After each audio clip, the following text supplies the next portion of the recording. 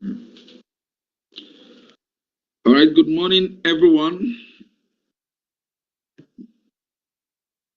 Can anyone hear me? Yes, sir. Good morning, sir. Can anyone hear me? Good morning, everyone. All right, good morning, everyone. Good morning, sir. Good morning. Can anyone hear me? Good morning. Mr. Henry, are you there with us? Good morning, sir. Can anyone hear me? Good morning, everyone. All right, good morning, everyone. Good morning, sir. All right. I know you will say loud and clear now. Can anyone hear me? You want to prove your platform. Okay. Mr. Henry, are you there? Members on the YouTube, are they also connected? Can anyone hear me? Good morning, everyone. Good morning, everyone. Those are registered via the Google Form. All right. I know you will say loud and clear now. Can anyone hear me? All right. Prove your platform. Mr. Henry, I think with this, members on the YouTube, are they also the secretariat from the faculty? Are you all there to support the program so we can start? I think I can say Sunny from the secretariat, I guess. We are here. Okay, yes, and we are gone, sir. All right, thank you. So I think with the program share, we should commence. We should commence. So can we start with the national anthem? Secretariat, please, can you launch that, please?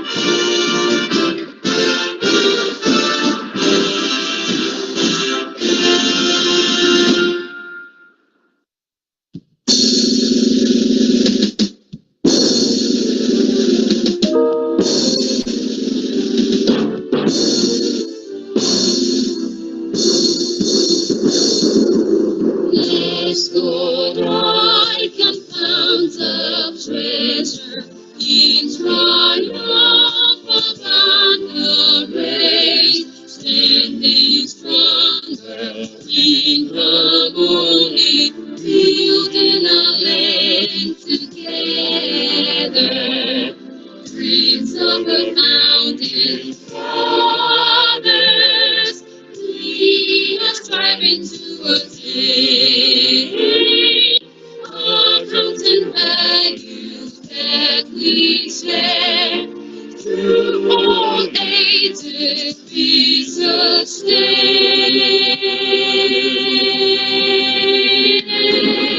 Institute of Chartered Accountants of Nigeria.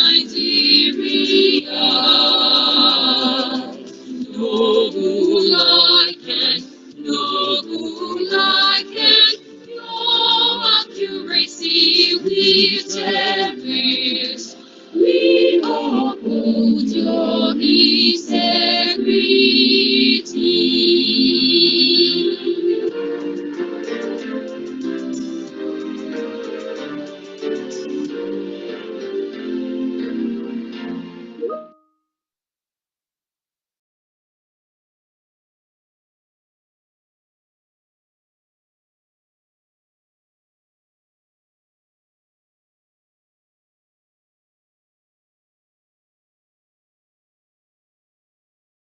You're muted, sir. All right, thank you very much. want to welcome each and every one of you to this Young Accountant Networking Committee webinar, the second in the series for this presidential year. I want to appreciate our 50th president and the distinguished council of the institute that approved that the committee should organize these webinars. I need to let you know that the council actually approved 5 seminars for this presidential year. And to God's glory, we successfully held one last month. I think that was in the month of November. This is the second. And hopefully, by the grace of God, we should be having another in February, March, April, or May to wrap up this session. So you need to keep tabs with the committee programs to enjoy the benefits that the committee has to offer the young accountants within the institute. Now, this was actually born out of the desire for the institute to add value to the lives of the young accountants. Prior to this time, a whole lot are being said that what is the institute doing for me as a member of ICAN. And that got to the ears of the council, and it felt we need to find a way of impacting the lives of the young accountants. Now, for the older accountants, these are being considered in different aspects in terms of value addition. And we also consider that if we are to add this value, are we going to bring all the young accountants together under a single roof? That might be too expensive to manage. And thank God for the IT through this webinar, before we can bring all our younger accountants together, impact in their lives, build up their capacity, build up their talent, build up their skills, and mentor them in the best way that they will so appreciate, believing that the institute and their council is not leaving them behind. All right. So once again, I want to say you are all highly welcome. We've scheduled about 3 major technical sessions for today, and we're also going to be having the part of sharing of experience from another senior member of the institute. And we believe bringing all this together will certainly add value to your knowledge, add value to your skill, and make you a better chartered accountant going forward. All right. So this will be my opening remark. I want to say thank you so very much for listening. Thank you. Secretary, can we call up the agenda? Then I believe someone is reaching out to the first presenter. I need to get a confirmation that he is here with us before the president comes in to give his opening speech.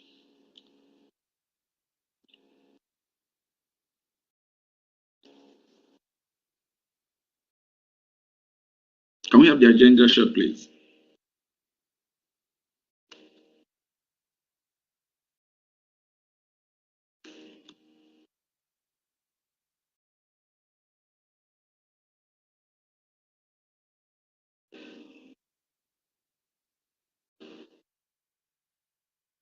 It's loading, sir. Secretariat, can you hear me?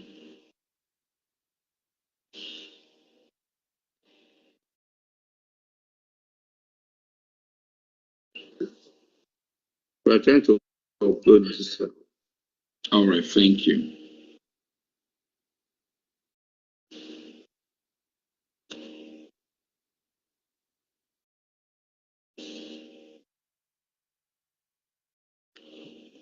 And in terms of recognition, our dignitaries, as they're joining us, will be recognizing them from time to time. All right. As soon as the president signs on, we'll allow him to give his speech. As we speak now, he's in Abuja, trying to have a meeting at the National Assembly. So once he creates the time for us, he will sign on, and we'll recognize him. Even if the program has started, we'll have a pause, take the speech of Mr. President, then we can move on from there.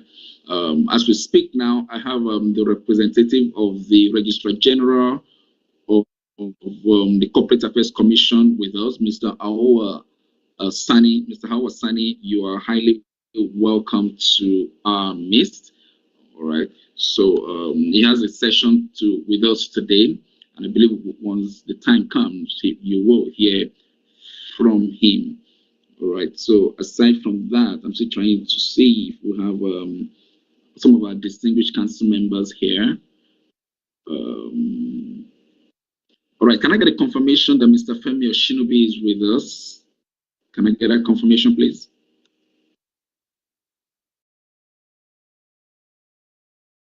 Sir. All right. So, Mr. Femi Oshinobi, we sincerely appreciate your presence, sir. Thank you so much for the time you've created to support the young accountant members of the Institute. Thank you very much. In a jiffy, you're going to join, have the platform to make your presentation. I think with this, we should go straight to Mr. Femi Oshinobi's presentation. As soon as Mr. President signs on, Mr. Oshinobi, please you indulge us to allow the President to give his short, then we can continue with the presentation. I hope that is fine, sir.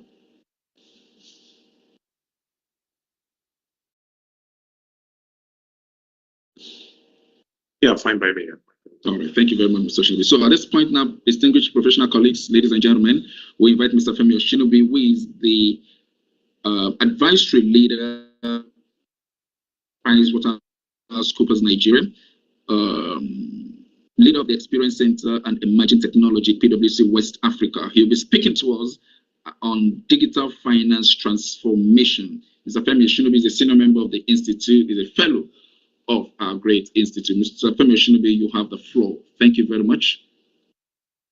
Thank you very much, and you're welcome. Yeah. I need to put my slides up, so I think this needs to go here.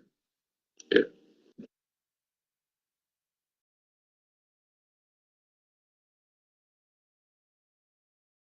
Can we stop sharing, please?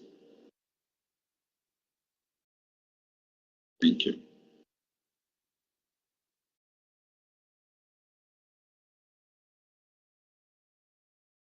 Can we confirm that my slide is up? Yes, it is, sir. People can. Okay. Good morning, and thank you for the opportunity, and good morning to everyone. And I think I've got 1 hour. I will try and manage that time. This is a topic that we can actually. I've spent a whole day on digital finance transformation. It's so I'll try and spend 1 hour and probably leave 30 minutes for Q&A.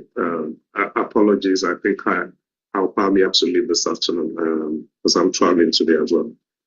So good morning, everyone, and good morning, every single accountant. I'm an accountant as well, but I'm talking tech. So very, if you're a few accountants, I've actually moved into this area, even though we're still practicing and finance and technology at the same time. So my name is Femi Oshinobi, and I lead a technology business beyond emerging technology, and I lead an advisory business at PwC across West Africa. That means tech, finance, strategy, operations, and deals, everything non-audit and non-tax. I lead at PwC across West Africa. I will go straight to the topic today, which is, it's termed digital finance transformation, but I like to call it the future of finance and the rise of the digital CFO. What we know as finance is changing. About 3 years ago, when I started talking about digital finance transformation, we're making progress. I think we made a lot of progress in the last 3 years, and I'm talking Nigeria. Where you go to the large corporates, most CFOs of today, that's their legacy, to digitalize the finance function. I'm going to talk about this topic, and for the younger accountants, it can be a bit scary, but it's the truth, and it's actually coming at a good time as well, so that we get ourselves prepared for what the future, which is now, I call it the future is now, so that we can get prepared as much as possible. I'm trying to move my slides at the moment, so just apologies so that people can see my slide. It's a bit, I don't know if there's anything part of the control that I need to do. It's the dates. Okay, just give me 1 second and see what's happening.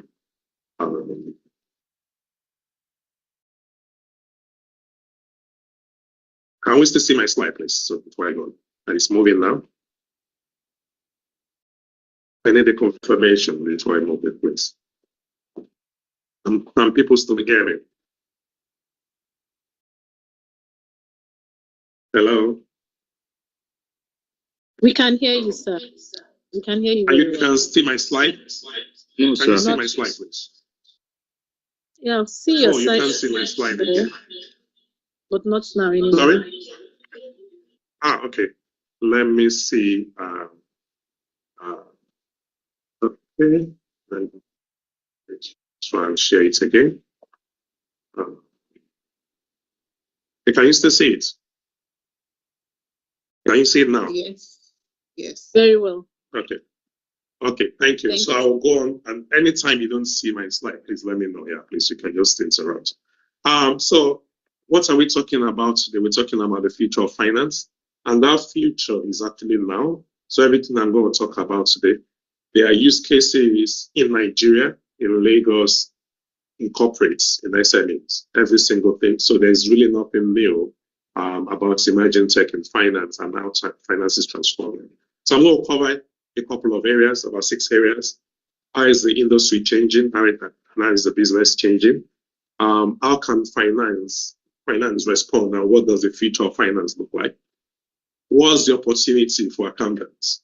Everyone in this room, how can we leverage on these opportunities? How do we organize ourselves as finance people? And what digital finance enablement is required? So how do you enable finance digitally?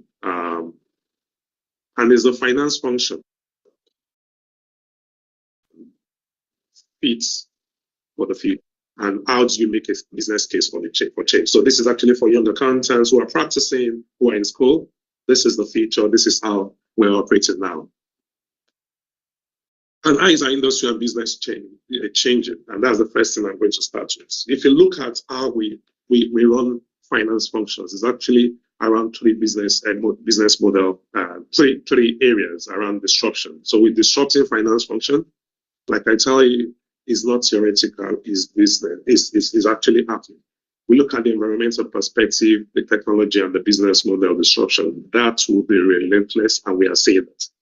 But I'll look at 6 models that are actually very operational, and I will try and describe them as much as possible to bring them to life.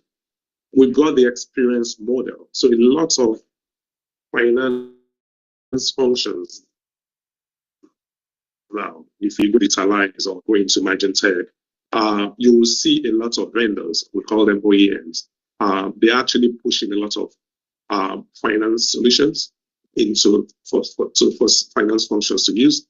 And most of the times, a good business case why we don't really have a choice but to go digital is actually that they are not as expensive as even the old solutions that we know. There are lots of finance solutions that you can actually experience. They would actually give you a solution in the cloud for 6 months and experience that. They get you into the way of digitalizing. So a lot of big corporates use experience model to get into the digital mode. So you can see OEMs or vendors who are ready to work with you for the next 1 year, just to make sure that you go digital, and every CEO and CFO, they are buying into it. We have the subscription model, which is like you subscribe to a particular module. So you go into maybe purchase to pay cycle, or you go to the supply chain management solution, or the finance solution out of an ERP. You can subscribe and you don't have to buy everything. So it's actually cheaper to digitalize when it comes to finance. So that's why there's really no way out. It's not, you don't have an excuse to your board to say, no, we can't afford it. You can afford a solution. You can size that solution to your environment. There's another model, which is actually access over ownership. You don't have to buy that solution. You just want to have access to a module that you need at a particular point in time. Maybe it's actually at the month end that you need a particular module to work. Maybe it's part of you can say maybe all your accruals or your prepayments needs to be, or depreciation. You do that particular thing, you buy that model, you pay for, have access to that particular area of the solution, just 3 days a month, and you can chip out every day. The ecosystem model, where you actually come together, right, in that ecosystem, and you have a particular solution that you can, all of you actually share the cost of that particular solution. And the on-demand model is actually around just demand for its budgeting in December, and that solution that will help you with the budgeting process. You do not need to pay for a year's subscription, or maybe once a month, and you need that particular solution to work for your business. You actually pay for that on demand. And the freemium model is typical. The biggest example is LinkedIn. If you are a big user of LinkedIn, you know that even though it's free for a lot of people, but to get some things around, you want to know all those big jobs available, you want to put adverts. So some people actually pay a lot for LinkedIn. But what they've done is actually give you the basic stuff for free. So you have lots of vendors of ERP and some other financial solutions who actually provide a freemium model for you to use. But if you want to do complex stuff, that is where you start paying. So there are several models available for the finance function of today. And so there is really no way out where you will run away from technology if you want to be a finance leader or a CFO, or even if you want to really succeed in our profession today. And all these things are layered by different technologies. Underlying all those things are analytics, but we have finance function of today. If you go to manufacturing companies, even in Nigeria today, they've started using drones for stock counts. So if you really want to understand inventory management now, drone is a technology that people have brought into play in actually doing stock count for salt companies, sugar companies, and all those things. You actually are building algorithms within the drones solution. You can actually do a more efficient stock count without the 50, 100 people that the finance people would send to say, want to do stock counts every single month and send people across the country. With a few drones, you can actually do your stock count better, and it's more accurate and faster as well. And you get return on investment quicker than having 200 people farming all over the country. You've got things like Internet of Things, robotics. Most of the reconciliations, even though we still teach people how to do reconciliation, which is good, but a lot of the reconciliations now are not done through the robotic process automation. If you go to banks today, finance people used to struggle, and operations people, where you have to do ATM reconciliation. You can imagine when you have 500 ATMs across the country and you have to reconcile every single day, and you find out that a lot of customers used to complain about, I tried to withdraw money, I've been debited, and I can't see, and the cash didn't come out. It takes days or weeks for you to get your refund. So a lot of us now get the refund is because it's actually not done by human beings now. It's actually done through the RP. And I can talk to all these applications. They are very relevant in finance function. I'll pick the last one before I move on, which is the artificial intelligence. It's actually a very common solution in Nigeria today, and it's probably the most complex. And it's actually we've taken AI into finance of today. We're using machine learning to do a lot of prediction, a lot of modeling for budgeting, even for fraud management. A lot of banks today have moved away from the traditional fraud system into AI-driven fraud management system. And that means that what this has done is actually to cut out all the false scenarios, all the false results that you get. And before, you will get every single day, you probably have a lot of false positives, about thousands in a small bank to 10,000 in a big bank. I imagine having a fraud scene or report to the CFO or whoever, or the risk management people, having 50 people in fraud management. Now it's actually called down to less than 10 people because there are very few scenarios that they would handle because AI is actually taking over fraud management. And a couple of other things as well that AI is actually been taking to credit scoring. Actually, credit scoring today, a lot of it now is moved to AI machine learning driven credit solution. So I will stop that at that because this we can actually spend the whole day trying to understand. But that is actually how we're taking digital into the finance of today and the finance of the future. And there is really no way back. So I tell people, oh wow, is there an option? I say no. The big four in the last 10 years have spent billions of dollars, each of the big four, on emerging tech globally. And they're very influential in terms of how the profession move forward. So if you're spending billions of dollars in AI, into analytics, into machine learning, just to do audits, and I'm not talking about other parts of their business. So audits is changed as well.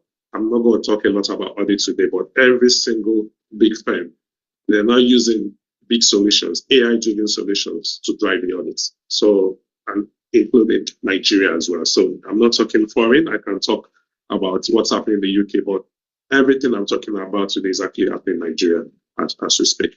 So I'll move to the next section, which is how can we respond and what does the future look like for us? We've seen that emerging technology, we can't run away from it. So we need to respond as finance people. Otherwise, we'll not be supporting the business as we should. So we can respond and change, how we add value to the business. But we go and look at it from 5 perspectives. One is finance workforce of the future, and that's very important. So the people you will see working in finance today, or whatever department you call it, if you still call it account department, wherever, are not the traditional accountants. Some of them are accountants, but they've been trained. So we are going to talk about the future of how we arrange the people we have. So you're going to see AI people, you're going to see a lot of technology people, you're going to see risk management people, you're going to see data scientists, and they're in finance function, and they will grow to become CFOs. So the CFO job now is no longer reserved for accountants. So if you look at the multinationals, and we encourage younger accountants to go and research. No CFOs now, global corporates are no longer accountants because those are people that actually understand business, technology, and some of them are accountants. We now need to start learning other things to become CFOs rather than just become chief accountants. Because there's a big difference. You either want to become a chief accountant or you want to be a CFO or even CEO. And I think CFOs are best placed to be CEOs. So you can transition from being a young accountant to a CEO if you actually can embrace the future we're talking about. So we're going to talk about workforce of the future, the modern workplaces, where as accountants, every single device on the mobile, you should be able to do your work. And exactly happening right from your mobile phone. I have every single thing that I need every day on my phone, on my laptop, on my desktop, and on the plane, because most airlines now have Wi-Fi. So we work on the move. We can do our approvals, we can do our postings, we can do every single thing via our phone. So that's the modern workplace for the CFOs or the finance people, the accountants of the future. Then we talk about process excellence automation. We'll go deep into that. What does that mean? I've talked a little bit about that around intelligent automation, analytics, how do we engineer the process? There's something called digital twins, how you replicate almost all your processes digitally, and so that you can see what's happening on the fly. Connected self-service, performance excellence, pre-configured cloud ERP. Almost every corporate now is going for this, puts in their ERP in the cloud, unless you pre-configure almost everything so that you do less configuration. And a lot of accountants are moving into the space as well, where they can actually manage the entire ERP space, understand how to actually do configuration and actually support the finance function going forward. Then predicting risk and regulatory. So we'll go into that, as we engage in the next 3 minutes. But let's start with the 3 most important things. So we can talk about technology. Every technology not supported by people and process will fail. So I tell people it's not just about technology, it's about the people and the process. But to me, the most important thing in any organization, even when in the finance function of the future, is still the people. Without having the right people in your finance function, you can bring the best technology, you will fail, you will not succeed. So we're encouraging, the stakeholders to actually upskill all their workforce. I have a lot of engagements now, and you see a lot of big corporates setting up digital academy. The first set of people, they're actually training and upskilling.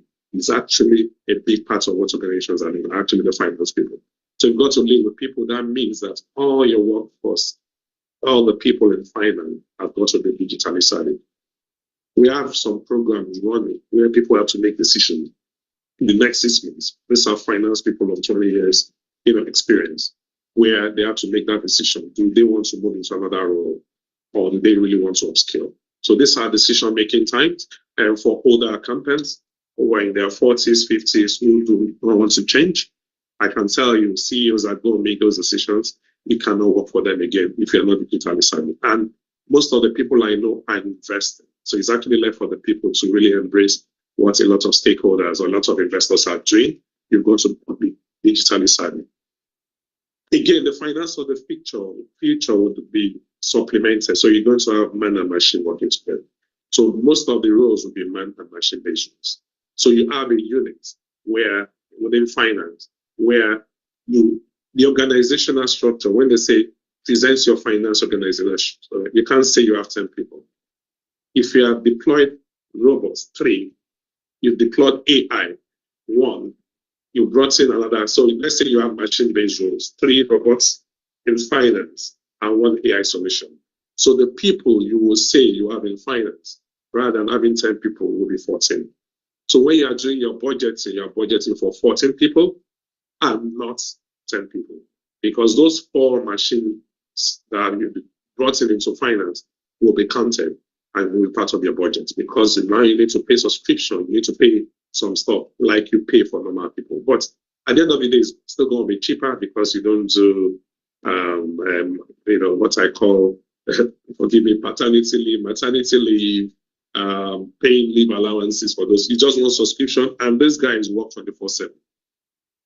They do not do 8 to 5. So when you have a robot, you set up for 24/7. When you have AI solutions, so if you wait, we're not turning back from this. So we're going to have teams where you have machine and human working together in this space. And is it in Nigeria yet? 100%. It's 4 years old in a lot of corporates, especially the banks, and it will increase. The FMCGs are going into it. We're doing projects with the oil and gas. They are going into it. Almost every serious corporate now having chief digital officer. And their aim is actually to digitalize the organization. And nobody's stopping them, including the CFOs. So beyond the machine, beyond upskilling the people, the workspace for your accountants are changing. So where I'm actually the experience center, where you have a lot of solutions, innovation. This is where the young accountants actually want to work. We have beds, we have what are called sleep pods. We have a lot of things. We have gaming room and everything. That is where the future people really want to work differently. And the corporate, the CEOs are getting into this. That the young accountants that we're going to get, that we're getting now, do not want to work the way we worked 20 years ago. And that's already happening. And the operating model, you have to decide, are you working in the cloud? Do you want to just subscribe for some stuff? That is how to live with people. Those 4 key things are very important. And again, for the CFOs there, for the finance managers there, we are still young, getting to the top and really having an effective finance function. I encourage us to build this model. Is already being built by top CFOs now. Second thing is actually leading with process. And that means that most of the processes are going to be configured in the cloud. So the next generation ERPs are, even including the SAP, including the Microsoft, are moving into the cloud. Microsoft Dynamics 365 is not on-premise again. So that means in the next 2 years, every single one using Microsoft Dynamics 365 has got to move to the cloud. SAP is doing all those movements. So, and why are they encouraging this? It's actually cheaper for everyone, number one. Most of the things that you need, most of the processes are simplified. So all the things that you need are being configured. So you don't need to make many changes. And it's easier for all these big OEMs to manage things in the cloud rather than flying people all over the world. Once you're in the cloud, they can be anywhere in the world to support you rather than saying, oh, fly somebody to Nigeria. So that's actually the way.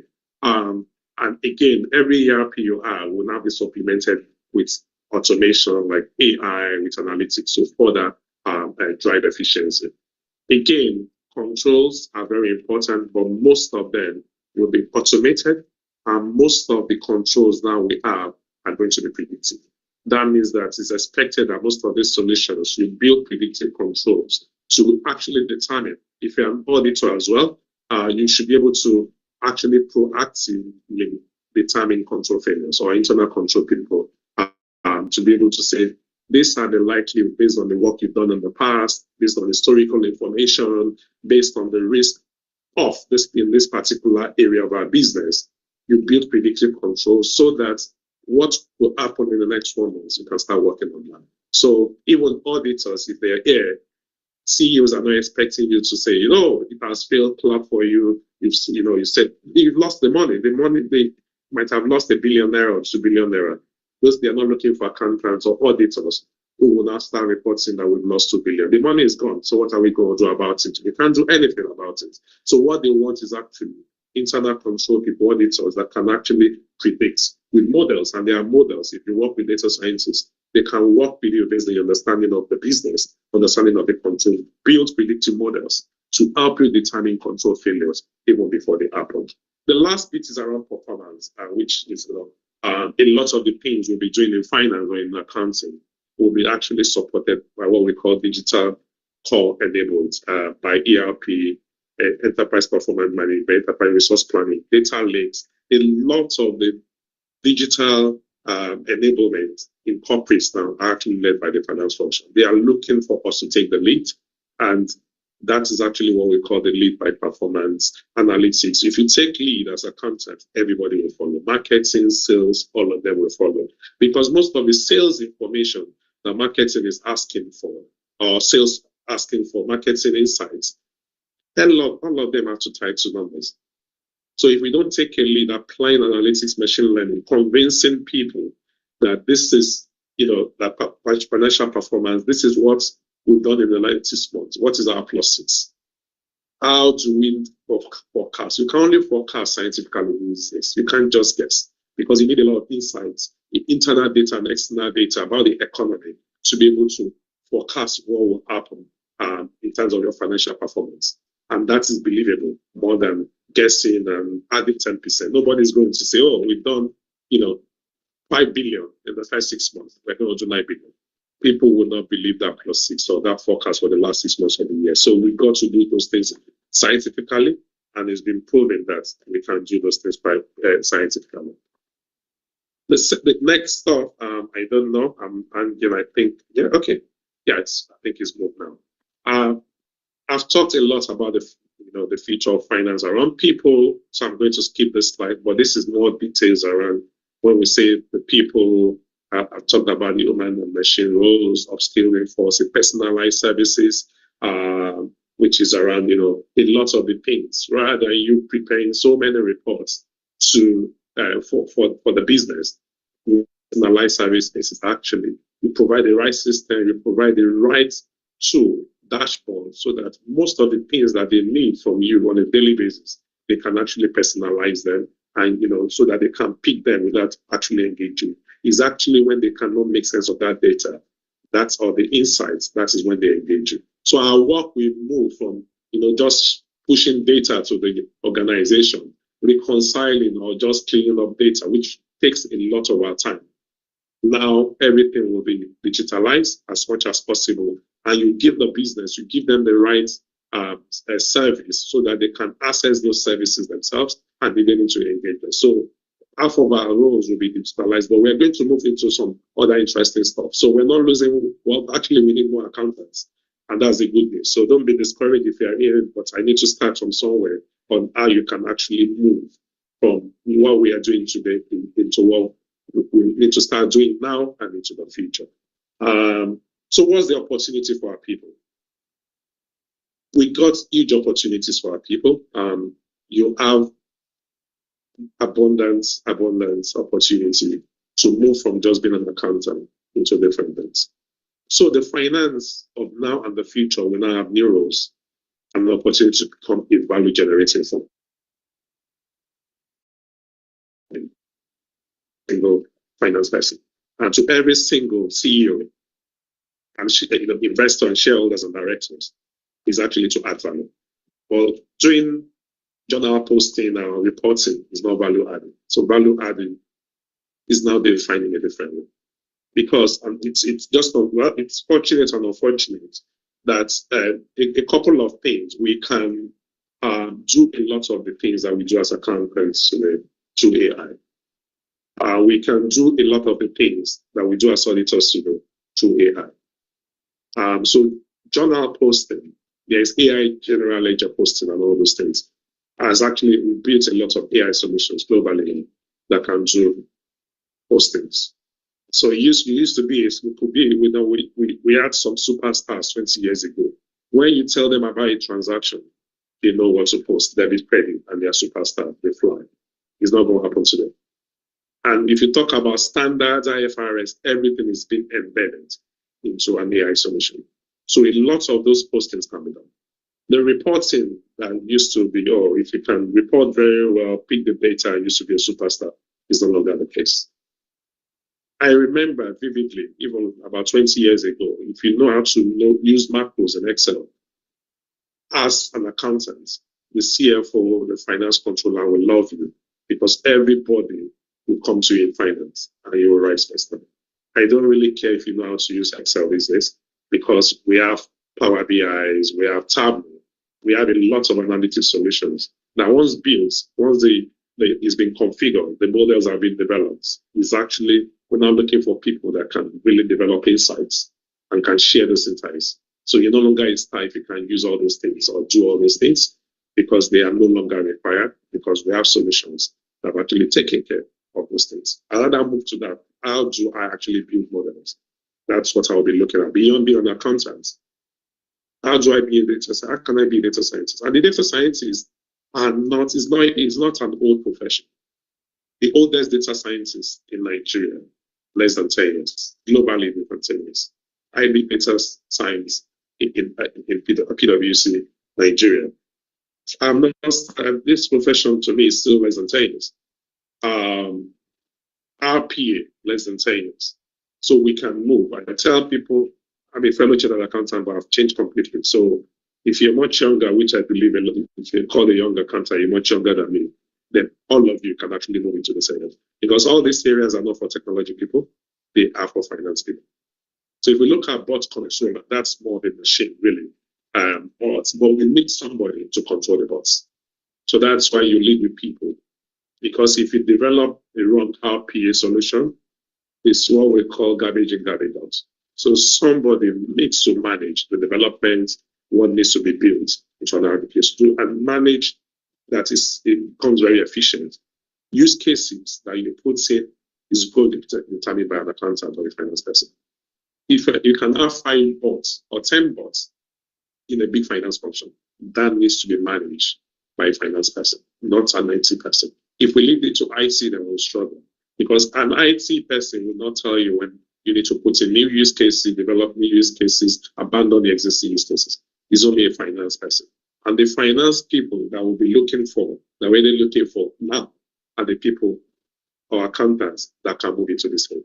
Data scientists, a lot of them are still statisticians, data scientists, but why don't you actually learn data sciences? It can be learned in a lot of academies available. As an accountant, as a finance person, learn data science, learn how to build models. We actually would prefer to employ an accountant with data science skills rather than a pure data scientist. Risk and compliance manager, everything, again, beyond understanding risk and compliance, technology is taking over. So if you're a risk and compliance person and an accountant, you need to go and learn a bit about digital so that you can actually commercial finance partner, a lot now of them still use Excel. Building models, changing models, you go to the business, they say blah, blah, blah, they don't want this, you have to rebuild the deal. It's no longer necessary. But there are modeling solutions there. built using Power Apps, Power BI, Workbench, Tab. Once it's built, those changes, and you build a lot of scenarios. So you go to the business, showing them how the budget should look like, how to spot for growth, cost reduction opportunities. People want changes on the fly. Even if you're in the boardroom as a commercial finance manager, they ask you, if we sell Coca-Cola at 300 naira than 200 naira, how will our margins look like? Or they want to be competitive. There is another cola in Ogun State who is actually taking over the market. You can, in a minute or seconds, tell the board to say, if we drop our price to that cola in Ogun State, how will our margin be? And are we ready to take the risk? Those answers can be provided to those questions while you're in the boardroom. So you don't need to say, today or yesterday, what happens when you get to the boardroom, when CFOs are making presentation? If they ask a simple question, it will be the next board meeting or emergency board meeting for them to be able to respond. But now, responses are wanted almost immediately. Another one is the digital finance needs. A lot of opportunities for finance people to actually be able to help with automation, because we are not going to lead any digital transformation program with technology people. So the opportunity for you to really, put yourself in what's technology in finance, how to do automation, go through some digital courses and really engage would actually be very, very necessary, because the future of finance will create roles. And those roles are actually created anyway. It's not even about the future. So we now have in global corporates, a lot of corporates now are in digital finance.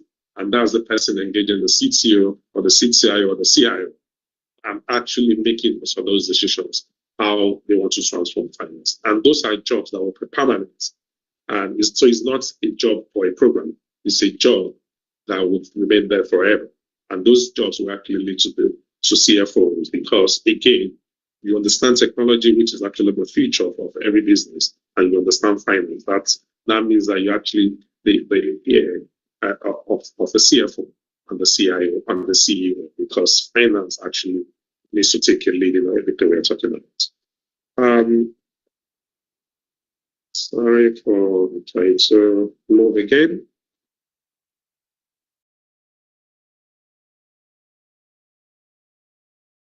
Apologies, I'm trying to move the screen. It's moving again.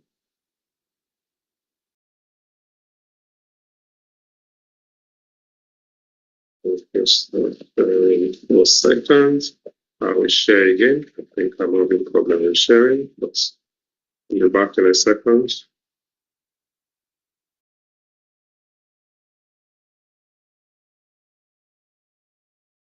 Can people see my slide again? Somebody should just before I leave. I think it's moving. Yes, we can see it. I'll consider. Okay, thank you. So we talked about a couple of things around the new roles that are available, which is part of the opportunities of our people. Our people have huge opportunities anyway. But what are the skills?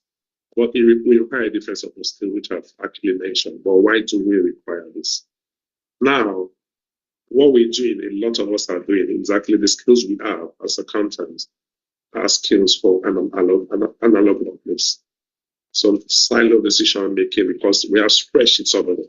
I was with a corporate in Nigeria, big corporate with a lot of subsidiaries, and we're going to transform digitally, bring in new area. We've actually kicked off the project. But everyone owned their spreadsheets, probably 300 in finance. So that means when people leave, and they struggle to close books even at this stage. And this is I'm talking $1 billion company.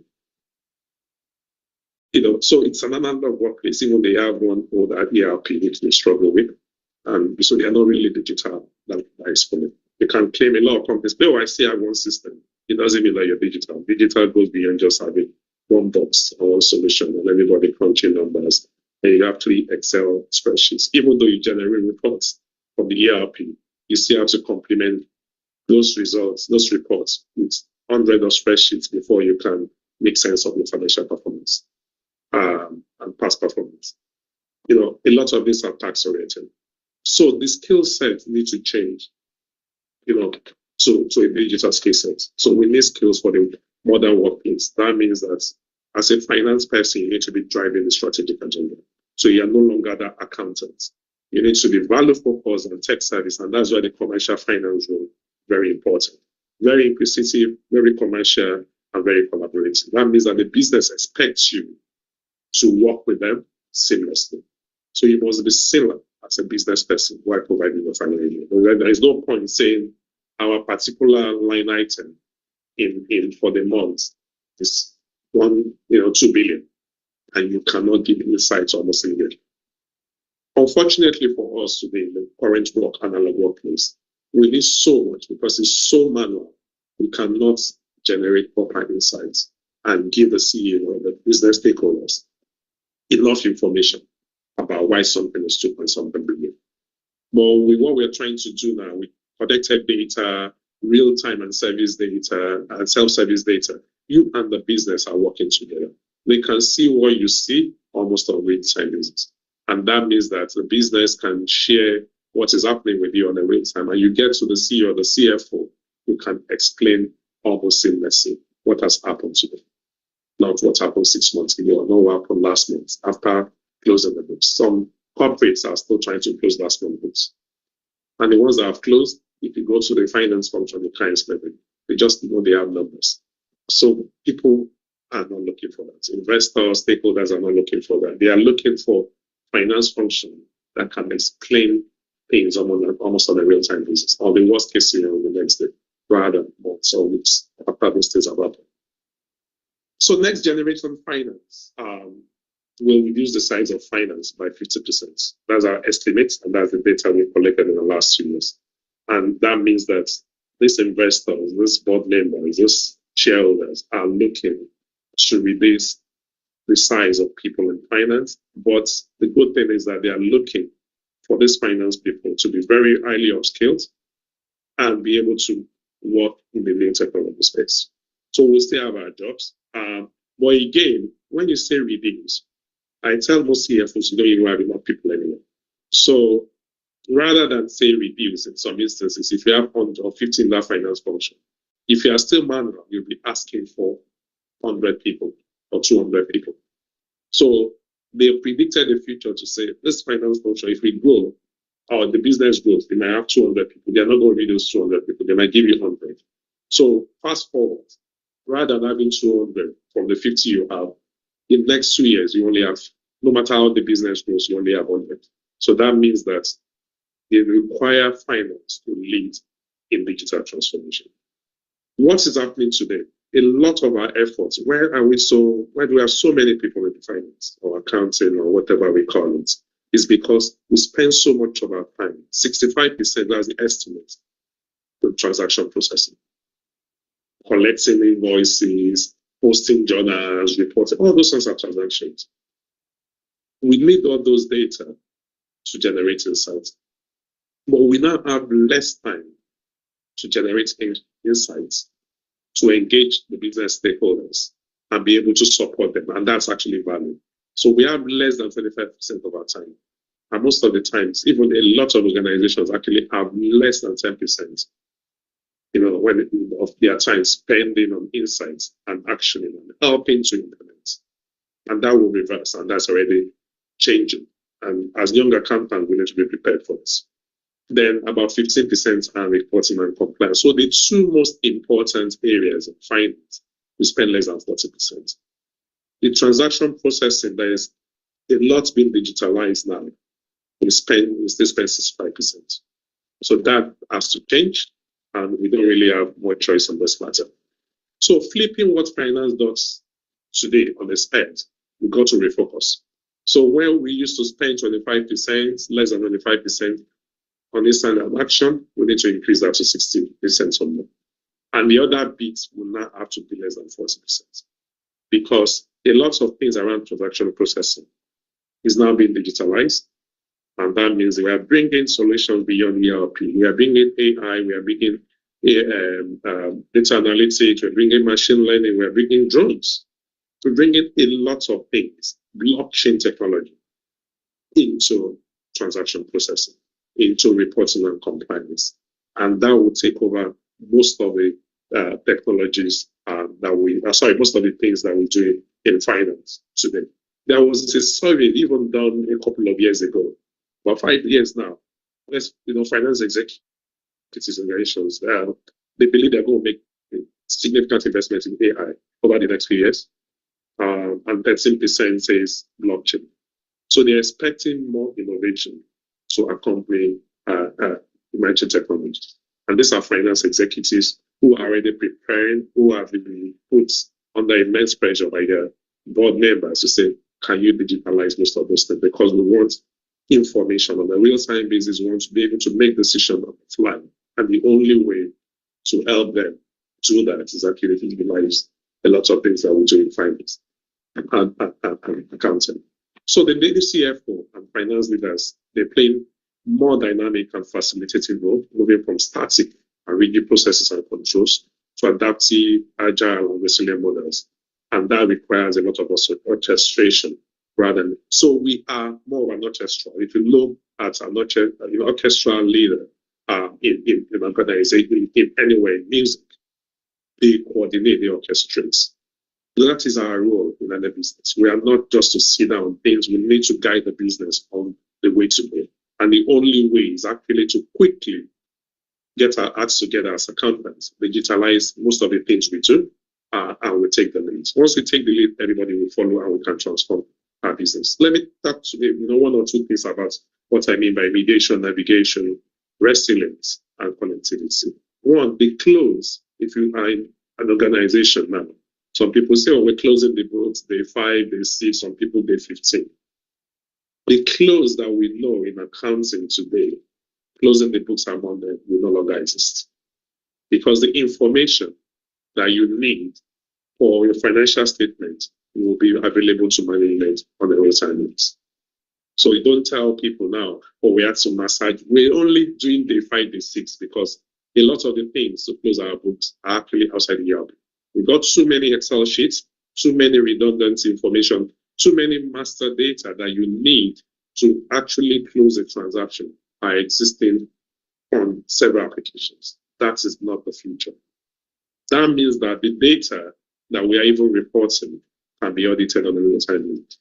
And that's going to reduce the time for externalities. And the auditors, the big auditors, are actually preparing for that. Where they have solutions that can connect to some of the things for the clients, so that you spread your audit throughout the year. You don't come and spend 2 months at the end of the year. You probably come and spend 3 weeks, because with the AI solution, you can actually plug in or get the data uploaded into your solution or downloaded into your solution automatically through APIs. That means that you can do a lot of the work remotely going forward. So that's mediation. That's the expectation. Then navigation is around real-time forecasting. And we talked about that using AI, machine learning for your budgeting to determine customer behavior, because there are a lot of external data that we're now expected to use to be able to do our forecasting, not just financial data and say, because we did this in month 1, this is how month 2 will look. No, you should be bringing in data around customer behavior, competitor activity, weather reports. If it's going to be raining in May or April, although because of climate change, things are changing. The rain that used to happen in Nigeria was June. Now I think it lasted till October. That will affect the beverage industry. That means the amount of Coke that people will consume in September will be different. So as accountants, you're expected to use that data to say the revenue, the sales for Coke in September or for Pepsi used to be 2 billion in a month, might be 1.5 billion because of this data. If it rains heavily, Nigerians don't drink Coke. That means that they won't be in the sun, they won't be in the bus stops. To buy Coke is not going to be that sunny. So those are the things that we are now expected to do as accountants, to be able to predict very, very intelligently. You can only do that when you have solutions that are connected to external data. And those data are free. We call it web scraping. That means that you can pick those data from the web, weather websites, which is available for free. So every single day, you have the solution in finance that will scrape the data, or maybe BBC weather or Nigeria weather reports, and use that to determine the sales for the month of September, when it's going to be raining heavily and it never rained like that in the last 10 years. So that's navigation. We've got to start looking at real-time forecast. And then talk about resilience. That means that you're expected to have solutions with embedded controls, with automated controls across most of your processes, where you can even have people that can, predict control failure, the risk and compliance, the internal control people can actually use that same solution to actually build, a resilient finance thing. And connectivity, so there will be no spread.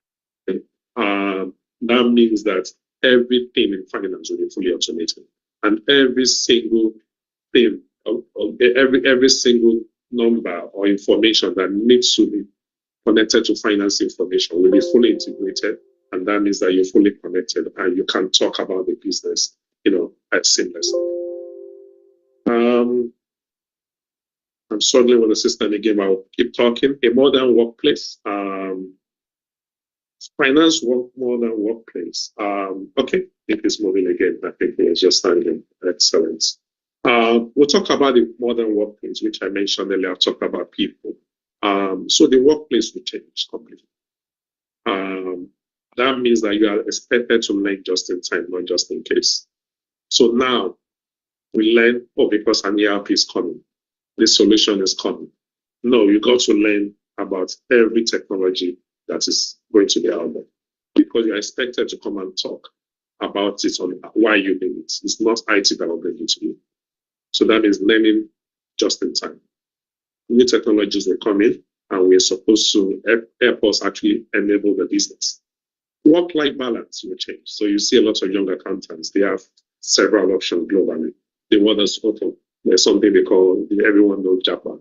So people now have options. So as leaders, you need to provide that work-life balance, including career break cycles of experience.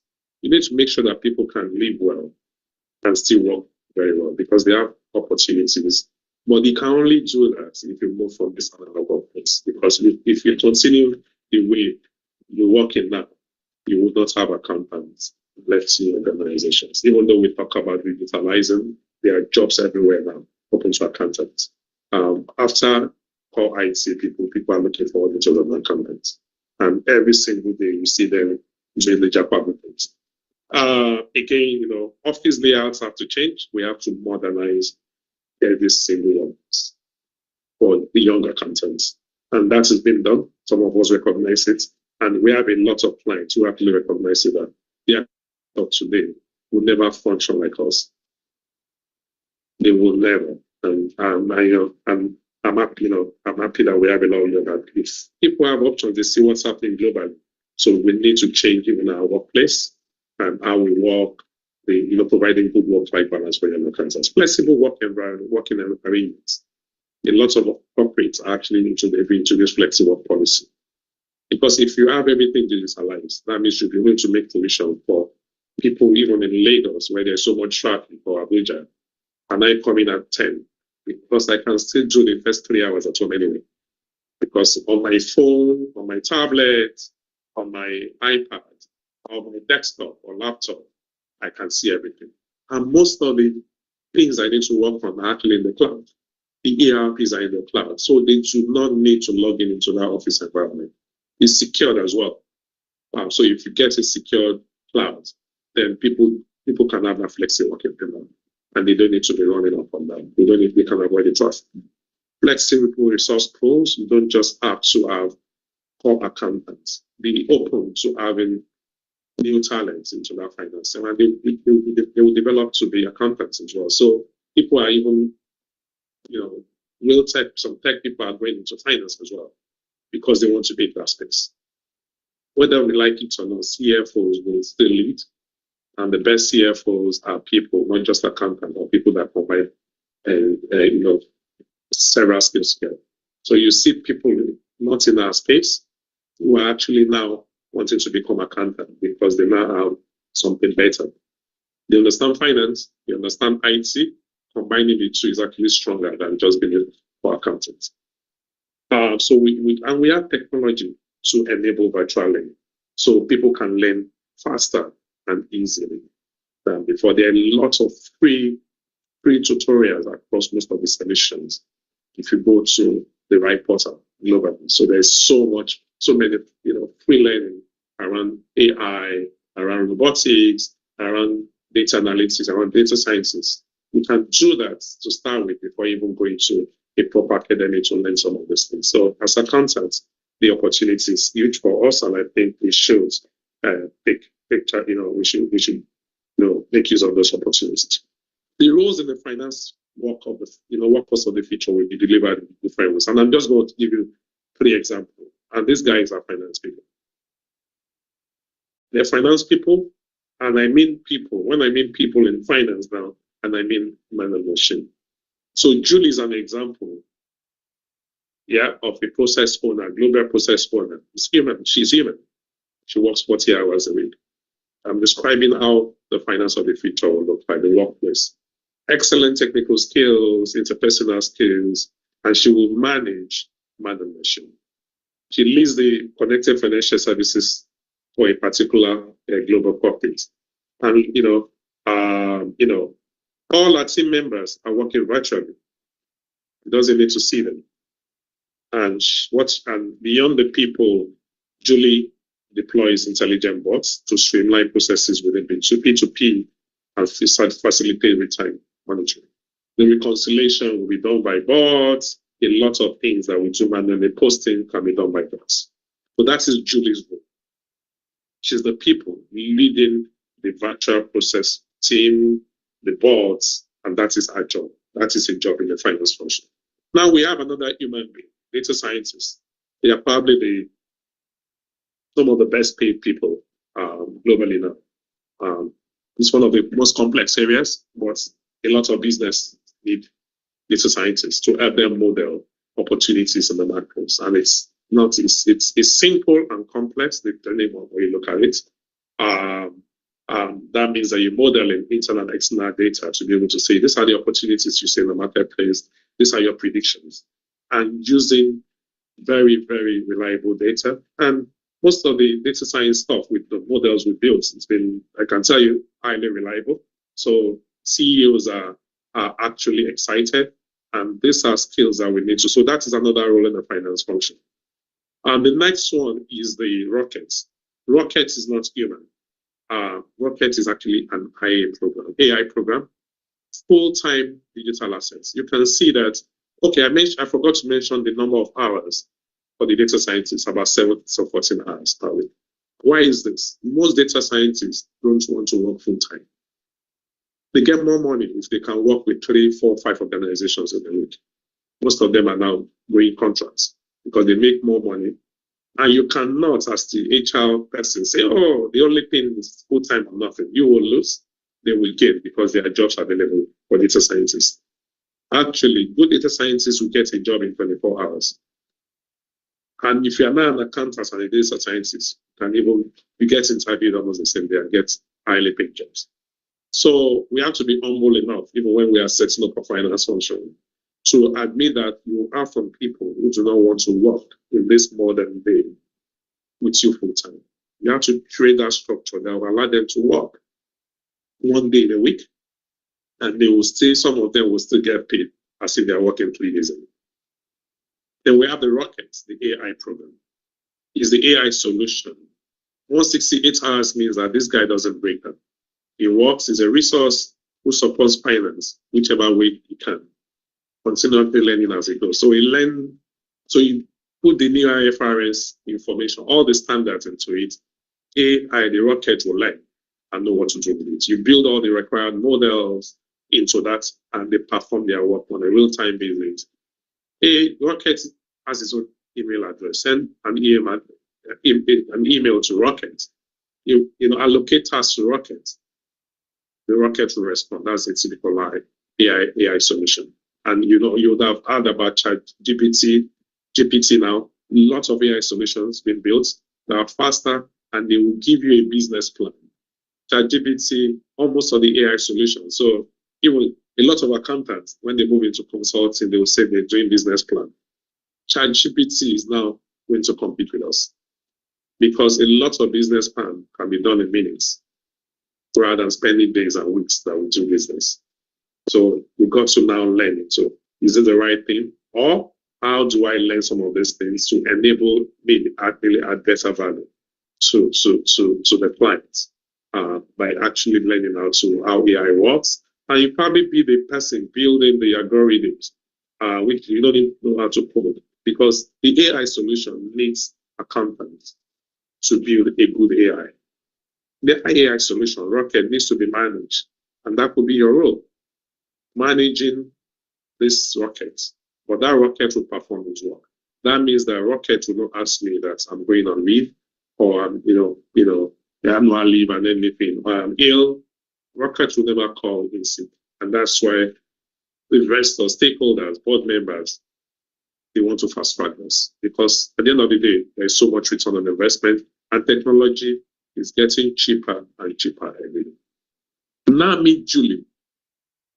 Connected, I'm going to rush through now because we don't have much time. Julie, Connected Finance Share Service PO. Look at her role. Even though it looks very simple, she's responsible. What she's going to do is to make sure that data, self-service data is available through dashboards for the business. They can track whatever financial information, operational information that they need. They don't need to be calling Julie and that's it. Give it to the business. The workforce of the future will now have bots and owners. Julie will be responsible to manage the man and machine together and to govern what they do and to make sure that everything is optimized. Julie is responsible to make sure that we have a configured cloud ERP that will enable the business. Process automation and excellence automation, they require dashboard, they require tools. All the efforts needed to manage this thing is actually under Julie. Performance excellence for each of those areas, how you can continue to improve the performance of the business and risk and regulation when it comes to prediction of controls and all those things. This is actually Julie's job function in a short term. So we are redefining job roles, and we have clients that we are doing that at the moment in Nigeria. So I'm not talking about the UK or Europe or the US. I'm talking about what is happening in finance. We have human capital people working with my team to redefine roles in some corporates in Nigeria today. And a lot of CEOs are determined to take this forward. And even in South Africa, in our firm there, we actually have a digital transformation team. And we have set up propositions just to focus on digital transformation because it's actually a big request from CFOs. So how do we organize ourselves? So finance function of the field would look so different. So if you look at those bubbles, this is today. That means the operations, the transaction processes, share services will be so huge. And if you go to the UK, a lot of the share service centers used to be in India. BT, for instance, they've downsized. Some of them have shut down the share service center because you don't need to put 1,000 people in the share service center in India posting journals. But that's what used to happen in Europe. Vodafone and Co. built large service centers in India. Most of them are shutting them down because of digital.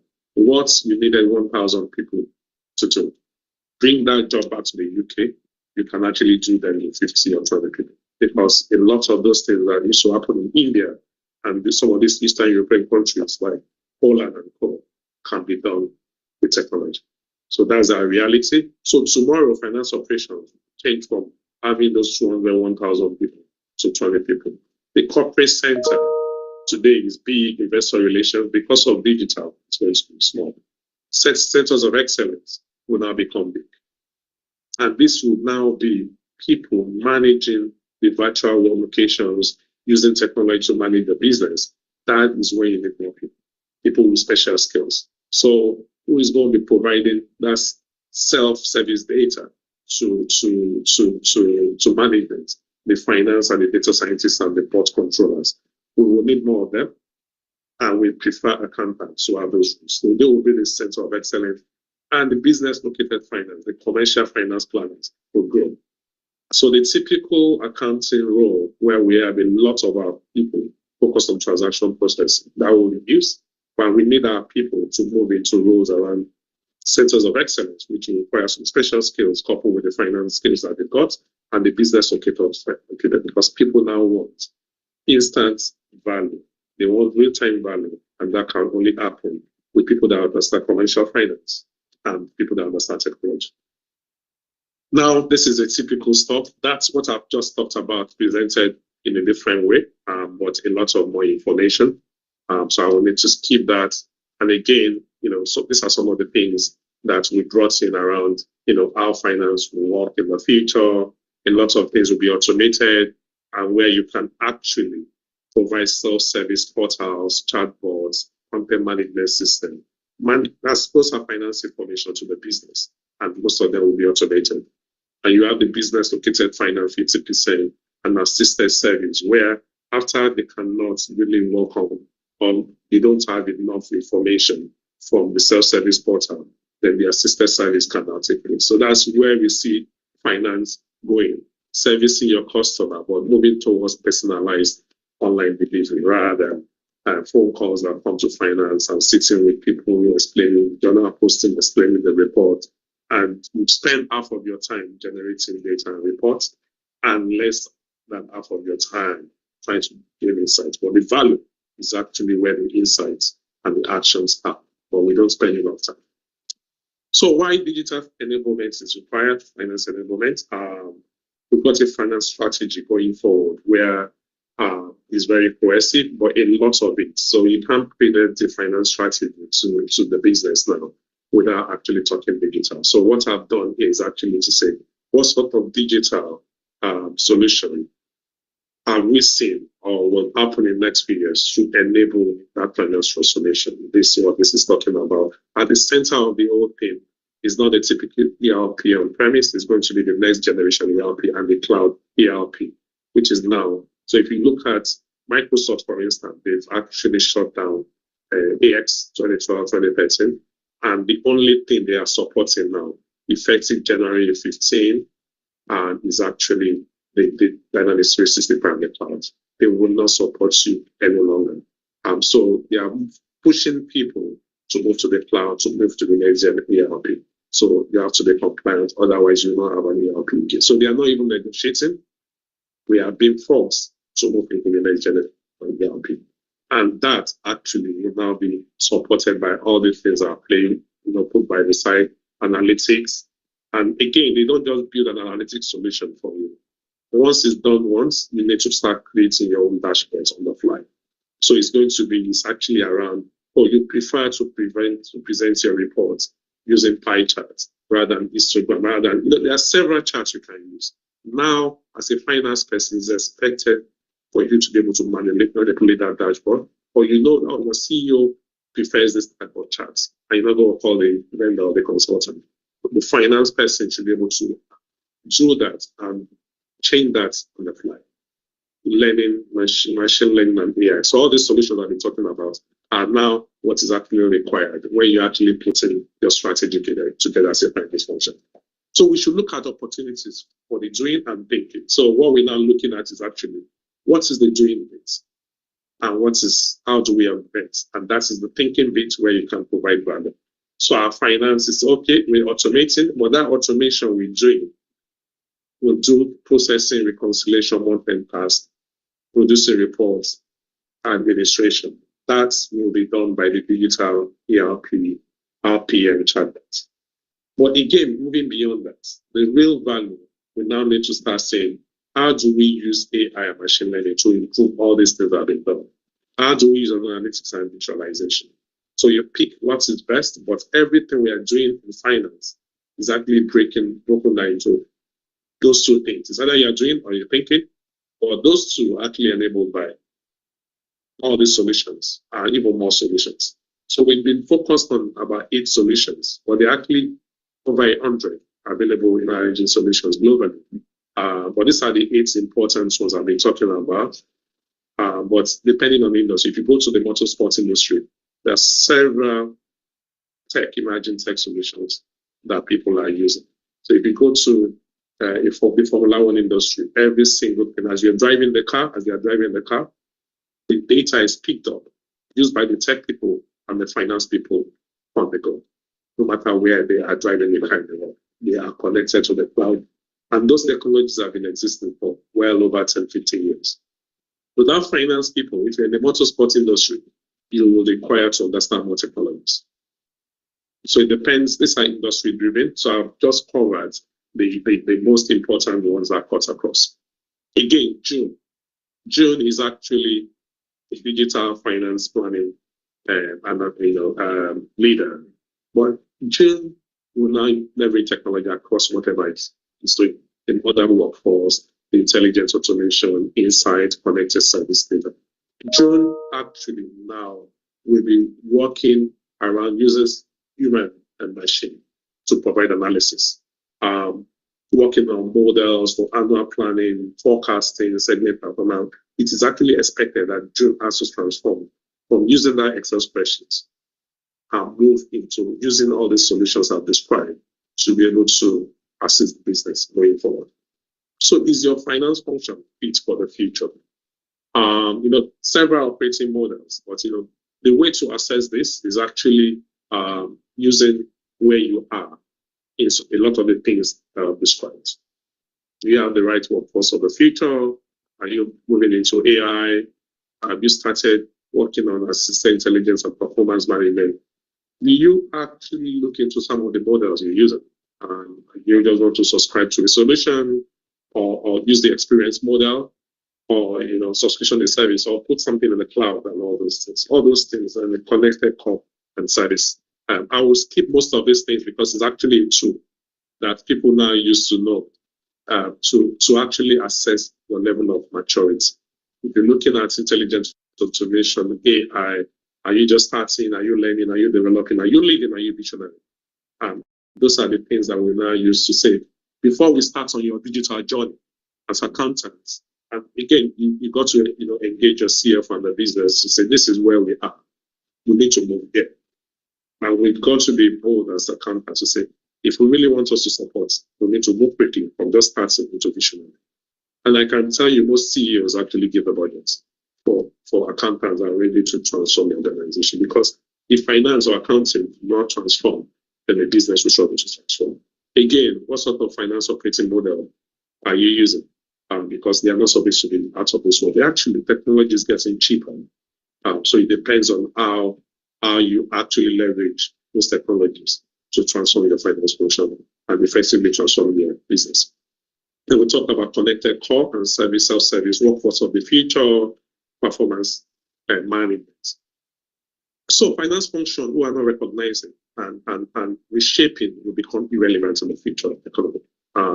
I can tell you for a fact we've gotten data where lots of CEOs and business owners are looking for finance function that are ready to transform. And we see some of the representations which were actually taken just at the start of COVID, and that statistics have changed dramatically now, where 27% of the executives interviewed actually want their finance function to deploy and implement RPA quickly. 48% analytics, 44% requires all your ERP to be cloud solution, sustainable cost management, target operating models. And most of them have doubled now. So I can almost tell you, but I don't have the source to post that more than half are actually requesting that their finance function should transform across all those things. We almost get into the end so that we can have time for questions and answers. So what's the day in the life of the CFO in the very near future? It's quite interesting. It's easy and it's difficult as well, depending on how you look at it. So that means that it's expected that while you sleep, 3 a.m., all your billing, revenue transactions are captured, so they don't need you. So it depends on the solutions that you've embedded in the organization. So a lot of things can be populated by bots, data captured, everything pushed into the finance data lake, which some people know as data warehouse. So that means every single information, finance information from all the systems can be pulled by a bot and fed into a finance data lake. This particular bot is supervised by a governance bot. So the CFO can have an automation CEO to say, okay, you have 10 bots, there's a governance bot tracking what the bots do, because they can ask the bots, is it secure? So you have a governance bot checking what is happening, to any of the bots. And the bots are like human beings. So this bot and one person that might be his role in the finance function to actually manage all these reports. Well, now have a government reports. While you're sleeping, that happens. Sales and booking dashboards are automatically set. So all your salespeople, marketing people can see the sales that have happened.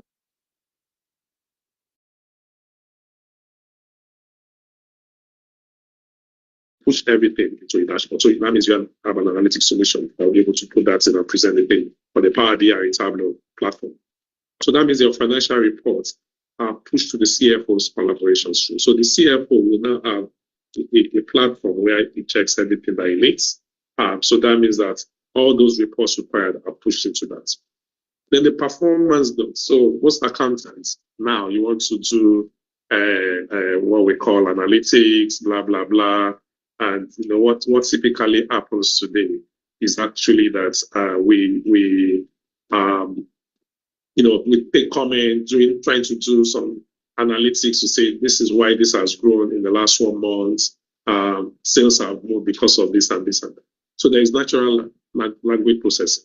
Those historical things on how you've explained those things away can be stored in an AI machine. And so with going forward, all those outliers are identified by machine learning solutions. And some of those nodes can actually be generated. And what you now need to do is actually to correct those things. But historically, you find out that most of the things, when we're describing anomalies or outliers, most of the explanations, if you go the last 5 years, are similar. So AI can learn those things, done by human, and they will provide those performance notes faster, so that by the time nobody needs to wake up and start, you can now change some things and update in the future, but most of the times I can tell you that they are correct. Then by 6 a.m., the CFO can even just, stop at a cafe or, breakfast room, breakfast. Most of those things, they listening, they can eat in and listen to those two, voice recognition software. So you can play most of those notes to really know about your business and, why the sales dropped from yesterday to today. Because a lot of the notes would have been done by the machine learning, natural language generation system. So you can listen. And you can, again, you don't need to pay the features about digital currency. So a lot of things can be done digitally. CFO receives approval requests from AI customer desk via AI assistant on mobile. You can do his approval, use biometric ID. And by 6:05 a.m. in a span of 3 hours, again, it utilizes voice recognition. So allowed to brand commercials for follow-up commentary. You can do a lot of things digitally and reduces the stress and all the reports that you need to read. So there are solutions in the life of a CEO that can transform you from having sleeplessness to things that will be done before you wake up. Then you can now effectively engage the business rather than spending time on reporting that takes most of our time. So what's the business case for change? Very easy to engage your CEO. This is my last slide, and we'll have time for questions. We can be very effective finance function, more effectively as a result of this change that we want to make. If you look at my left side, the bar is actually the current state of finance. That is the focus. We spend so much time in transaction processing and reporting. We spend less time in insights and action. That is the value add in the business. So we do advise, we analyze, we prepare, spend, but we need to increase that time. When we invest in new technologies to transform finance function, the IT cost is still the same. Because cloud will save you a lot, although you will bring a lot of technologies, but you will discard most of the existing technology. And the new technologies are actually cheaper. So buying thousands of servers for a corporate is no longer required to just manage an ERP hundreds, depending on the size of 50s or 10. Just get a space in a secure lab, in a secure cloud. And there are several secure clouds all over the world. and spend more time, move a lot of people. By the time you put investments in new technologies, you can now spend more time in more efforts on value creation. That means we can advise, put a lot of people to advise the business on the fly, analyze and prepare. That is what stakeholders are looking for. So less time. We'll still do some basic, but we got to reduce that time because we're now invested in technology. So we still need accountants to do some things in the way they are doing them, but we are going to spend less time. At that time, we continue to reduce. Overall, we have a lot of efficiency. That means that there is a lot of efficiency. I can now, as finance function, move into other areas, grow the finance function, things to do to add value to the business. So the current thing, that means we reduce the current things, but add more value and still have a lot of efficiency. And at the end of the day, you see that we have greater self-service, improved customer service, because all the stakeholders in our business are actually our customers. When we don't necessarily have external customers, then we are achieving, improving pricing decisions because we can predict, we can do things, we can know the real price for a particular product. Once we have the data that will support the marketing team and the sales team to determine the right price, you can reduce cost to deliver, upskilled function, confident people, confident accountants, and a lot more. I think I'm going to stop here. I think I've been able to run through the slides in 1 hour. So thank you very much, and I'm looking forward to the questions if they are available. Thank you so much. Thank you very much, Mr. Femi Oshinobi. That was a fantastic presentation. We want to say thank you for your time.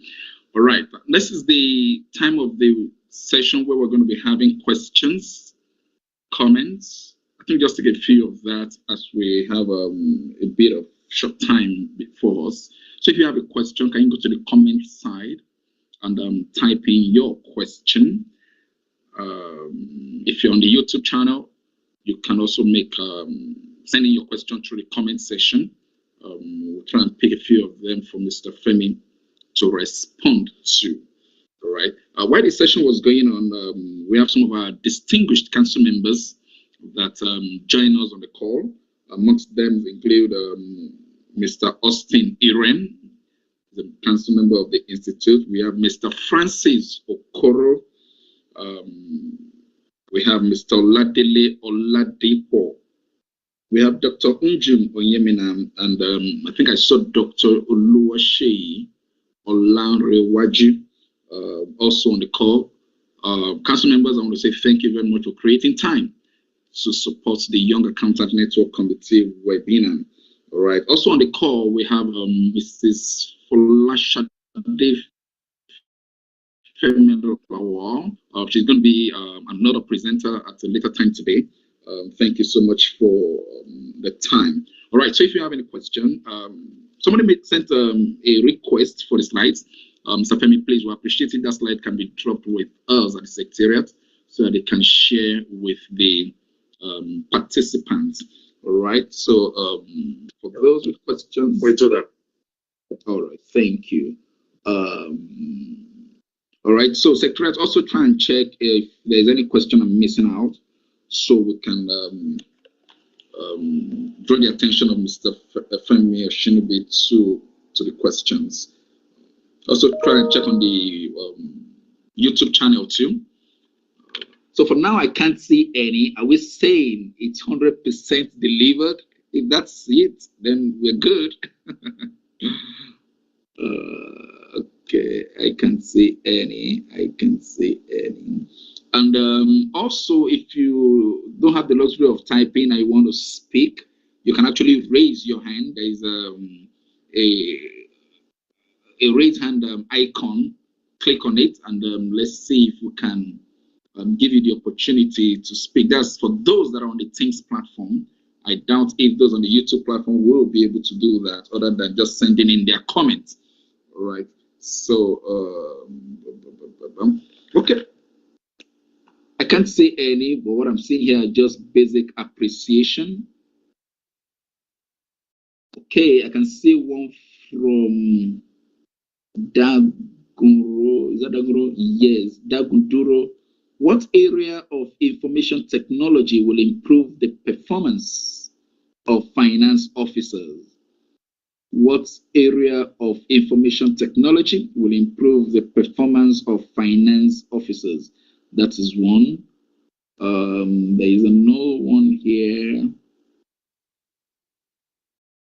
Okay, I didn't see the issue of regulations as regards the whole of this new development, as well as protection and cyber security. Okay, that's another question.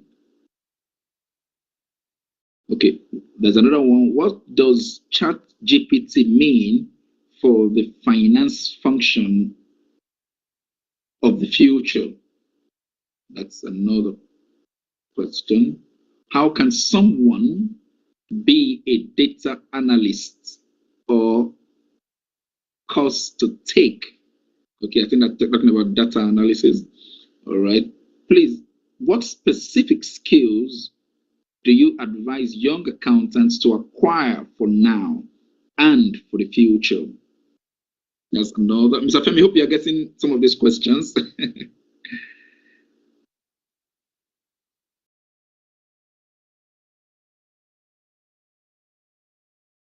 Yeah, Mr. Femi, are you getting the questions? I'm trying to. Okay, can you hear me now? Absolutely. Yes, absolutely. I can hear you. Okay, good. Please, how can we start with cloud data storage to aid proper data retrieval? That's another. So I think I should take a pause here. If we have time, we'll go through other questions. So, Mr. Femi, I'm going to leave the floor to you to respond. Thank you. Okay, thanks, and thank you so much. And thanks for all the questions. I will try and be very short because some of them are discussions for a whole day. So areas of IT that will improve the performance of finance or a finance person. So most of the technologies I've described, the emerging techs, I don't call them IT. I call them emerging technology because we've gone beyond an IT organization telling us what to do. You see a lot of the business function actually even understanding technology more than IT. So we're moving IT organizations to a role where they just support whatever we bring in. So as business people, as finance people, you need to determine the technology that you require to enable your function. So a simple one. So a lot of people will say analytics is good, very bringing in ERP on the cloud is very good, but almost everything. So blockchain as well. If you're a conglomerate, we have 40, 20 subsidiaries.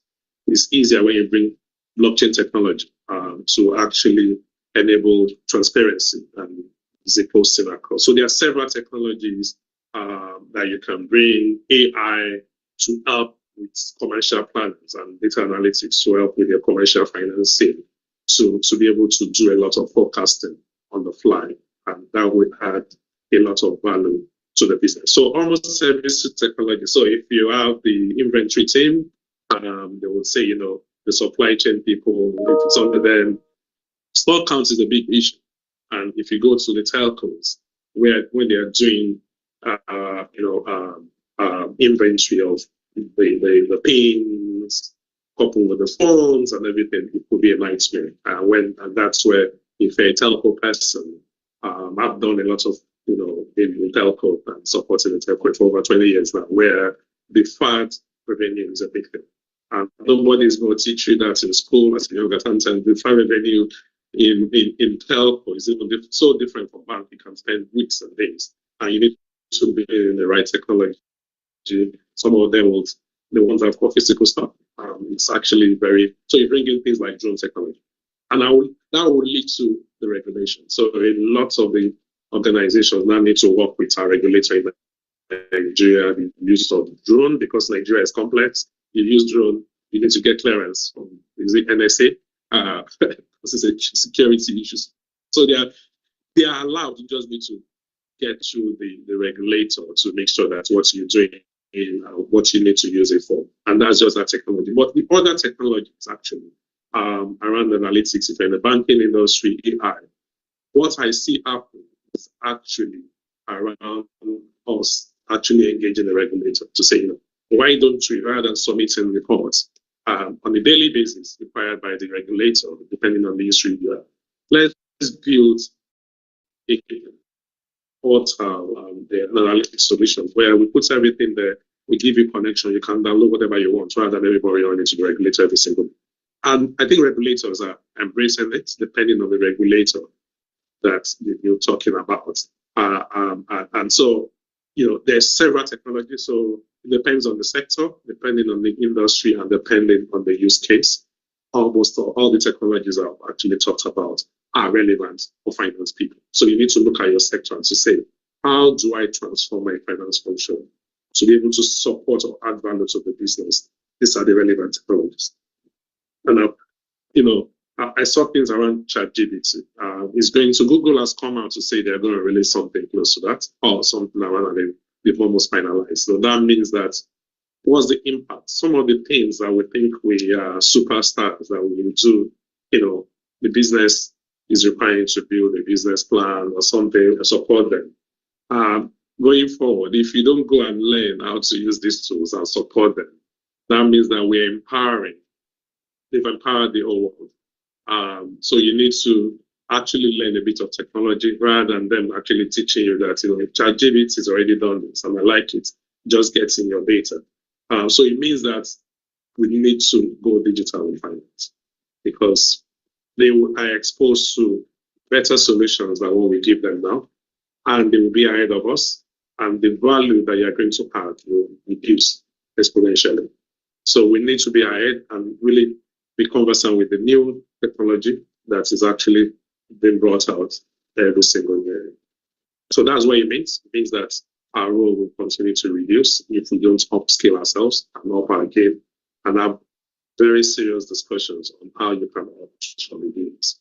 Data analyst, you can start learning on your own if you want to be a data analyst, but there are lots of academies available in Nigeria globally to actually move from being a beginner to an intermediate person to an advanced person, even when it comes to data analysis or data sciences. So then when it comes to cloud and other discussion, I can tell you, depending on the organization that you are today, you are likely there are discussions happening probably behind you about moving to the cloud because your ERP, most of them will not be on premise in the next few months, 1 year or 2 years. So that's why you will see a lot of people. And that's a job now. That is actually a new role that is highly paid, being a cloud architect or cloud engineer. These are new jobs available. And I tell people, most of the people that are leading in those jobs, even in their 30s, have only led being a cloud architect in the last 3 to 5 years. And some of them are amongst us here who are accountants. So these are not complex stuff, but that is where the world is moving into. Let me see if I can. I think I've covered as much as possible. Somebody says, as a reconciliation control accountant, what technology software do you advise? It's RPA, who and champion robotic process automation in your organization, in that insurance company. And you will still have a job because you're taking that lead. They need you to manage that. How do we build this and manage that robots? And your job will be easier, your life will be easier. And you don't, your costs, you save the company a lot of money. You can do, more value adding roles going forward. Thank you. I think I've tried as much as possible to cover all the questions. Yeah. All right. Thank you very much, Mr. Femi. So proud of that session. I'm so glad that you have the time to spend with us to develop us as young chartered accountants. I want to say thank you. And to do this effectively well, I'm going to call on the Deputy Chairman of the Young Accountant Network Committee, in person of Unjum Onyemena. Unjum, are you there? Yes, I am here. Thank you. Okay, good. Can you just appreciate our paper presenter for us in the Chiefy? Thank you. All right. Thank you very much for the beautiful paper that you have presented to us. It was very insightful, very interesting listening to the future of the finance role. For me, I'm like, I just want to be in that future right now because it's a future that has a lot to look forward to. Thank you so much for investing in knowledge building for us, for Femi Osinibi. I'm sure everyone on the panel and here is overwhelmed. And we're ready also to pick up your and to be forward looking even now to see how we can begin to add value if we're not adding value yet and go beyond the numbers, punching the numbers all the time, preparing data and data, getting some of the data. Now, even with our own little way, we'll begin to focus on creating value to the business, partnering with the business to help the business look better towards the future. So thank you very much, Femi, for all that you've done for us. We're really, really very grateful. And like we said, we'll be happy to have this slide so that we can dwell more on it beyond today. Thank you so much. And God bless PwC. You're welcome. God bless. Thank you. All right. Thank you very much. Thank you, Mr. Femi. We appreciate you as you sign out. All right. We're going to go straight to the next presentation, and that's the presentation of Alhaji Abubakar Garba. That's the Registrar General of Corporate Affairs Commission. He is here with us, ably represented by Mr. Sani. Mr. Sani, I want to confirm, are you here with us? Mr. Awa Sani, are you there? That's correct, sir. I'm here, sir. Thank you very much, Mr. Awa Sani. Mr. Awa Sani will be representing the Registrar General Corporate Affairs Commission, and he will be speaking on young accountants and opportunities in corporate, in CSC corporate services. All right, young accountants and opportunities in Corporate Affairs Commission corporate services. So, Mr. Sani, you have the floor to speak to our members. Thank you very much. Okay. Good afternoon, everyone. Good morning, everyone. Sorry. Good morning, sir.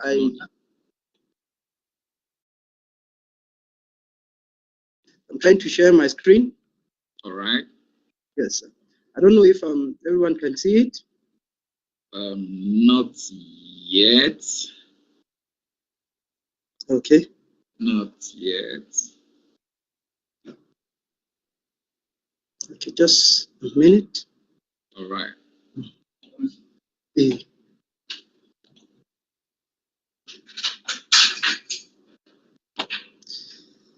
Can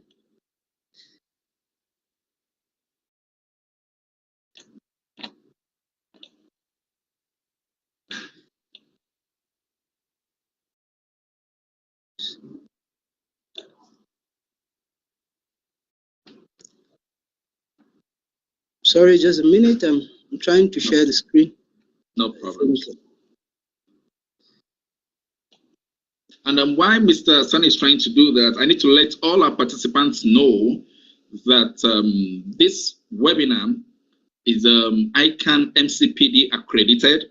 So at the end of the session, be sure that you're going to be getting MCPD for attending this webinar. All right. So, and that's part of the value that the Institute is creating. The program is free. You're not paying anything to anybody. The MCPD is also free. You get it at the end of the pre-data. All the paper presentations will be sent to you at the end of the program. So secretariat, please take note.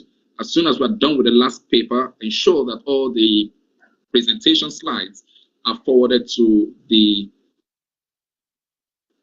It's very, very important, please. Right? And Mr. President sent his goodwill messages to all the participants. As I mentioned earlier, he's attending a meeting in Abuja with the members of the National Assembly. So kindly indulge him. He sent his regards and he wished us well for this program.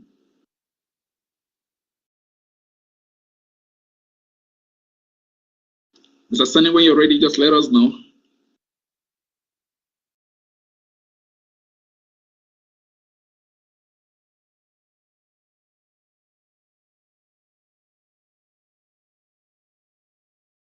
Henry, are you there?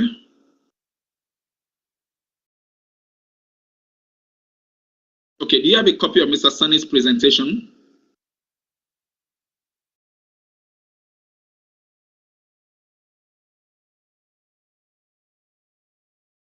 Yes, sir. Okay. No, can you share? Okay, fine. So we have it now. Okay, you have it now, right? Absolutely, sir. You have it now. So you have the floor, sir. Thank you. Okay. Good morning once again, everyone.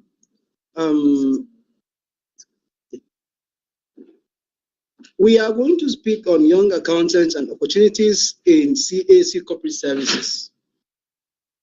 You know, as the saying goes, where it is not Panadol, it won't be like Panadol. So I'll try as much as possible to see I deliver, not like the RG would, but like I would. The opportunities available for professionals, especially those that we're talking to now, are derivable from the Companies and Allied Matters Act 2020 now. We would be making references to CAMA 2020, and I know as chartered accountants, we don't have problem with mentioning of sections of the Companies and Allied Matters Act. Section 8 of the Act specifies the functions of the Corporate Affairs Commission. I would mention the sections that relate to the opportunities or the topic at hand, the opportunities for young accountants at the CAC. We can see from the section that the Corporate Affairs Commission administers the Companies and Allied Matters Act. And this is done especially with regard to registration, regulation, and supervision of the formation, incorporation, and management of all entities. When we say all entities here, we mean companies, business names, and incorporated trustees. Not forgetting that the Companies and Allied Matters Act 2020, which was reenacted, has brought two major changes with respect to entity registration, that is limited partnership and limited liability partnership. So the formation, incorporation, and management of all these entities that I have mentioned are regulated by the Corporate Affairs Commission, and there are opportunities for accountants in this regard, and we will see it as we progress. We would also see that the Commission supervises the arrangement and the conduct of investigation into the affairs of these registered entities that I have mentioned earlier. We all know that companies, business names, incorporated trustees, and whatever that we have mentioned deal with finances. And we all know that most of us that are lawyers have issues with finances. So when there are issues that relate to investigation, these issues are very, very important issues for the companies, and they are issues where accountants can play a vital role, especially if they find themselves as chartered. Lastly, we would also see that the Commission supervises compliance by all entities. We know that when an entity is registered, there is a need to comply with requisite provisions of the law with respect to filings of returns and the like. Most of the time, you find spaces for chartered accountants to be company secretaries. So in that regard, or in that capacity, they've the compliance requirements for these entities. Okay, let's go to the opportunities available at the CAC, flowing from the provisions of this section. The provisions of the section, would, as we would see, or as we have seen, has provided opportunities for a chartered accountant as an accredited or as a professional in business. When you are a professional in the business, you are just operating like every other professional, opening your firm or the Corporate Affairs Commission engaging your services as a professional. But what if you are an accredited agent? Because it is the most important step to follow to be a recognized person by the Corporate Affairs Commission and the general public. So if you want to successfully utilize the opportunities available at the CAC, the first thing you need to do is to be accredited. And we will see the steps and the types of accreditation that is available for young professionals. You also require computer literacy. We have seen from the previous presentation that computer literacy is mandatory for all professionals now. So in dealing with the Corporate Affairs Commission, especially in line with its digitization policy, as a professional, you will only be relevant when you are computer literate. Last, you need to know the processes of the Corporate Affairs Commission. So let's talk about accreditation. How do you become accredited? And what types of accreditation are available to one? First is the registration agent. Hitherto, after the enactment of the Companies and Allied Matters Act 1990, we know it was subsequent to that that the Corporate Affairs Commission was established. At that time, all manner of people were transacting businesses with the Commission. But because the CAC is not expected to be a market, some professionals were designed to be accredited for them to transact businesses on behalf of the entities. These professionals are lawyers, chartered accountants, or chartered secretaries. These are persons provided by the law to be company secretaries of public companies. And this is also to create sanity in the system. This is the history of a registration agent. So if you are a registration agent and you are accredited as such, you can perform a lot of functions as one.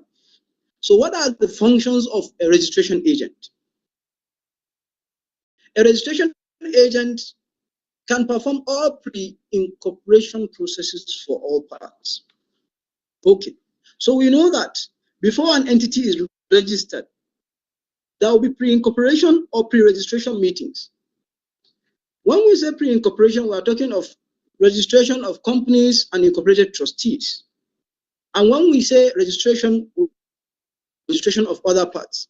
So from the stage of meetings to the stages of filing and making payments and documentation, Your services are very necessary, and especially as chartered accountants at EAC. So when you are accredited as a registration agent, you could attend the meetings and do the filings for all pre-incorporation and pre-registration of companies, business names, incorporated trustees, limited partnerships, and limited liability partnerships. You could also partake in or conduct all post-incorporation processes. That is where an entity is successfully registered and changes are expected to be made in line with the provisions of the law. You are expected to, as an accredited agent, conduct these processes. This is for registration agent. The other form of accreditation is accreditation as an insolvency practitioner. This accreditation with the reenactment of the Companies and Allied Matters Act 2020, it now specializes in insolvency practice. For those of us that have done winding up and liquidation of companies or receivership, we know that just because you've been able to register any form of company does not guarantee a successful participation as an insolvency practitioner. And that is why the accreditation is done differently. And the law also observes differently. As we can see, insolvency practitioner accreditation is restricted to insolvency practice only. Okay, we have mentioned accreditation. So how do you proceed with computer literacy? What do you require in computer literacy? For computer literacy, you would need the basic computer operation skills. You have to know how to manage a computer system, whether a laptop or a desktop or any portable device. And you have to have the requisite internet operation skills, because as we speak, almost 90% of the processes of the Corporate Affairs Commission are presently done online. So for you to be able to participate actively in the operations of the Corporate Affairs Commission, you need to have the requisite skills to use the internet. And lastly, in computer literacy, you will be required to be familiar with the enterprise registration software. With the coming into being of ICAN-ngr 2020, and also the experience that the Commission had with the COVID pandemic, which restricted movement and created scenarios of social distances and the like, the Commission had to come up with this enterprise registration software. Hitherto, registration was done manually. You come into CAC, you make your payment manually, you reserve names manually. Every process was done manually. The experience with COVID, in January 2021, the Commission unrolled pre-incorporation part of the enterprise registration software, which enables one to conduct all registration services without coming to the four corners of the Commission and without any reliance on a working day to do any business. Because the gaps that were hitherto available because of working days or distances or closure of offices have now been removed by the use of the software. So if one knows the use of the software and can easily navigate that software, it will be very easy for a professional to is the Corporate Affairs Commission. Okay. Now, how do you get accredited as a registration agent?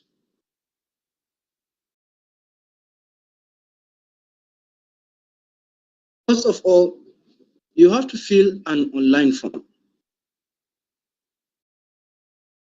This form is a manual form that is translated or made into an online form, which is expected to be filled by applicant.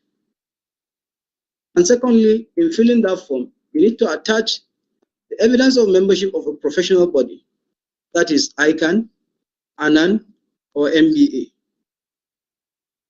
If one or where one does not have the evidence of this membership, automatically one will not be able to be accredited as a registration agent. The evidence of eligibility to practice for the year is also a necessary requirement and a prerequisite for accreditation as a registration agent. We also have situations where firms are accredited with the Corporate Affairs Commission. So instead of individual accreditation, we have a firm of professionals, a firm of chartered accountants who wants to register or be accredited with the Corporate Affairs Commission and conduct their activities in the name of that firm. That firm would be accredited when evidence of registration is provided. And then the prescribed fee as available at that period of time when the registration is being made will also be made by the applicant. Okay. When you're an insolvency practitioner or you want to be an insolvency practitioner, and for our information,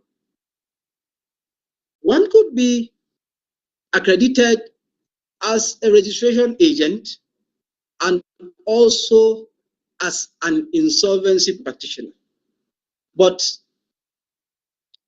the requirement for registration as an insolvency practitioner does not dispense with registration as a registration agent, and vice versa. So where you find yourself as a professional registered to conduct registration activities, that accreditation does not extend to insolvency practice at the Corporate Affairs Commission. And where you are accredited to do insolvency practice, that accreditation would not be enough for you to conduct registration activities at the CDAC. So each accreditation stands alone on its own. The insolvency regulations and the Companies and Allied Matters Act recognizes the role of this institution, that is Business Recovery and Insolvency Practitioners Association of Nigeria, BRIPAN, as very key before an applicant would be accredited as an insolvency practitioner with the Corporate Affairs Commission. So membership and training with this agency or with this organization is a prerequisite for accreditation as an insolvency practitioner with the Corporate Affairs Commission. In addition to the membership of either the MBA or the ICAN or the ANAN or the ICSAN. So requirements for accreditation as an insolvency practitioner with the Corporate Affairs Commission. The accreditation of a registration agent is done online, and all the documents that are required to be submitted by the Corporate Affairs Commission are uploaded by the applicant or the professional to the CAC registration portal, and the payment is made via that portal as well. But for accreditation as an insolvency practitioner, the registration is presently done manually. So one is expected to obtain the form, that is the Form 2, miscellaneous form, and complete it manually and submit it.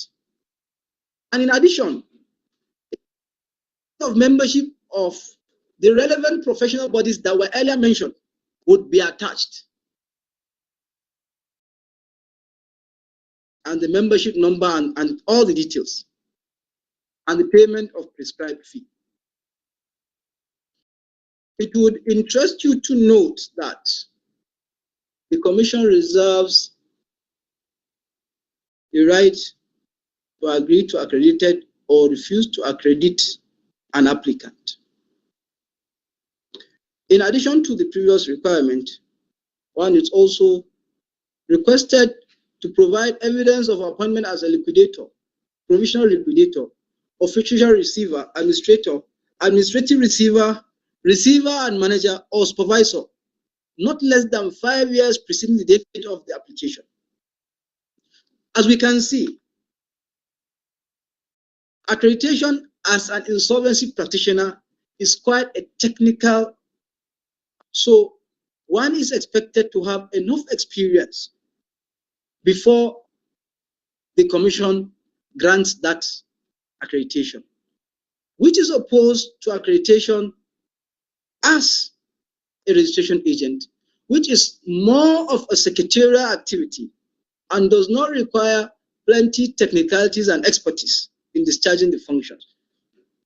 So there is no years of practice that is required and no membership of any other organization apart from the professional organization that one belongs to. So membership of BRIPAN is not a prerequisite for accreditation as a registration agent, while it is mandatory for an insolvency practitioner.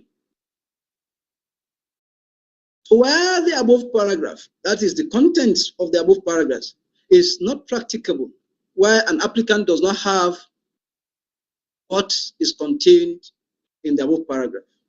Evidence of active participatory tutelage in insolvency for 5 years is a requirement. When you don't have evidence of appointment as a liquidator and the like, or functioning in that capacity for a period of not less than 5 years, preceding the date of your application, as an applicant, you need to show that you were a pupil or you are in tutelage in a firm of professionals or under the guide of a professional who has that requirement in the last 5 years.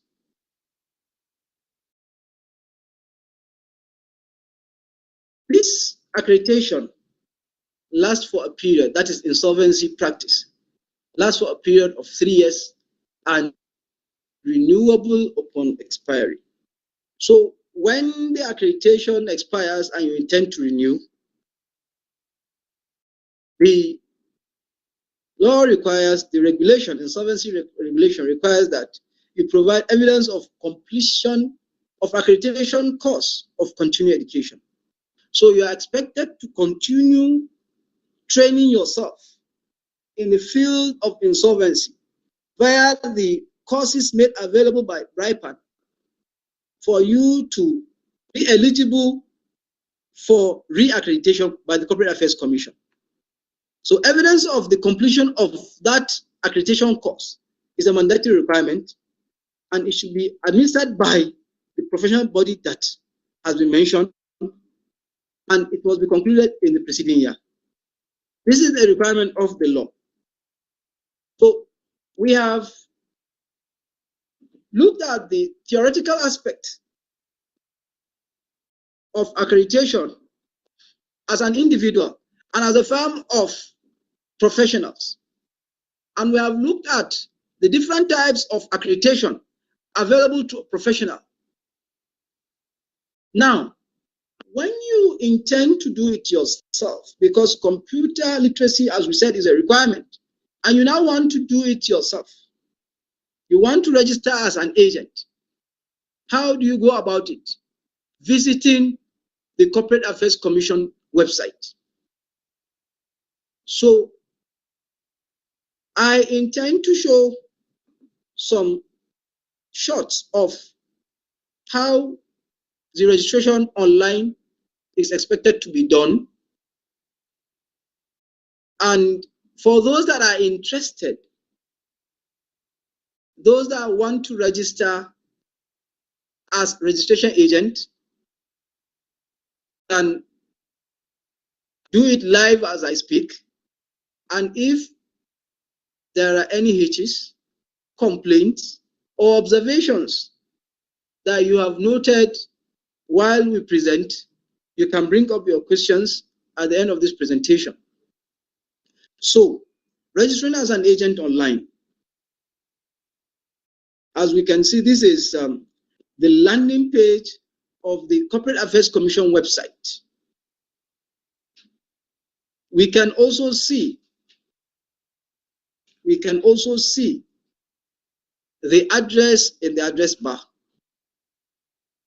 And we can also see the public search icon and the online registration icon. So if you click on the online registration, all that is available for you as an accredited agent or for a potential agent that wants to be accredited, you click registration. For the public search to your left or to my left, you only click it if you want to do due diligence on companies. For example, you want to confirm whether or not a company that is purportedly registered with the Corporate Affairs Commission is trying to transact any business with you, or you are approached by a third party that you want to confirm the status of registration of a particular company, then you click on public search. And that public search would take you to a window where you'll be able to confirm the name of the company as registered and as it is on the database of the Corporate Affairs Commission, the registration number of that company, right? The address of the company, that is the registered address of the company, and the status of that company, that is whether it has been complying with the provisions of the law and the requirements of the Corporate Affairs Commission. So you will notice that the company might be active or inactive or dissolved or in liquidation, as the case may be. You will also see the date of incorporation or registration of the company. And in case you want to conduct a registration activity after accreditation, and you want to confirm whether the name that you are proposing or the name you want to register is conflicting with an existing name, you can easily enter that name and be able to confirm similarity of that name with the contents of the database of the Corporate Affairs Commission. As we all know, the Corporate Affairs Commission does not register similar names. So when you have ABC in existence and you want to register ABC Limited, that ABC that was in existence, whether it's a business name or a limited partnership or a limited liability partnership, the law does not allow that name that you're proposing to be registered, except if that name that you intend to register is being dissolved and has indicated its consent for the name that you intend to register to be registered. So this is the landing page, and this is the public search and the online registration aspect. So for us, we'll click on the online registration, and the online registration will take us to this page. And you can see from the page on the top right, there is login and there is register. So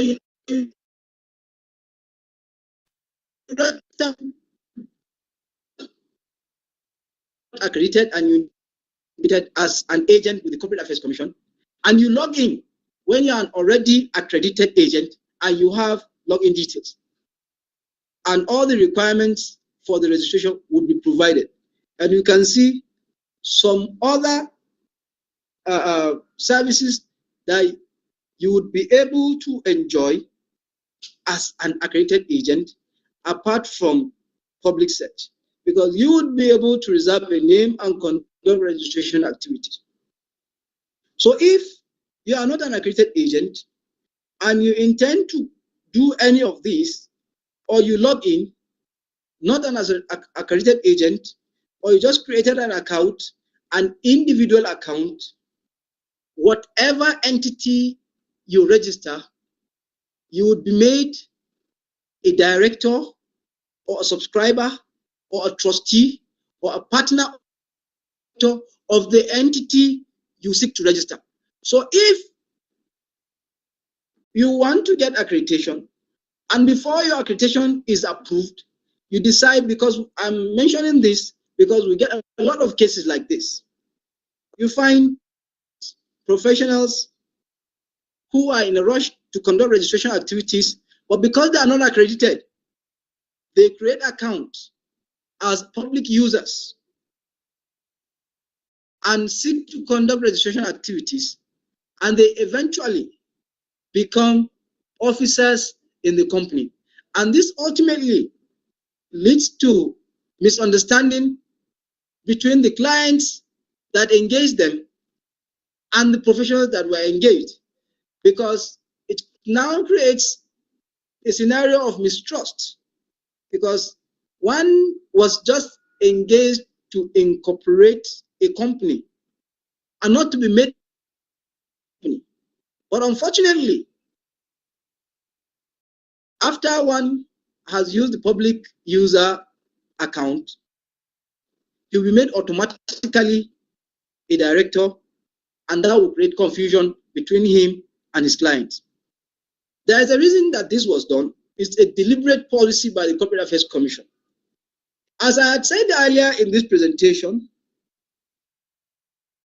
the issue of accreditation was deliberately made so that quality can be maintained by the Corporate Affairs Commission and professionals will be engaged by persons that intend to register for multiple registration. So if you look at it, you will see that it is a market that is strictly limited to some set of professionals: chartered accountants, chartered secretaries, lawyers. The only to it now, flowing from the provisions of the Companies and Allied Matters Act 2020, is the addition of the owners of the business, because some people cannot afford the services of a professional to register businesses for them.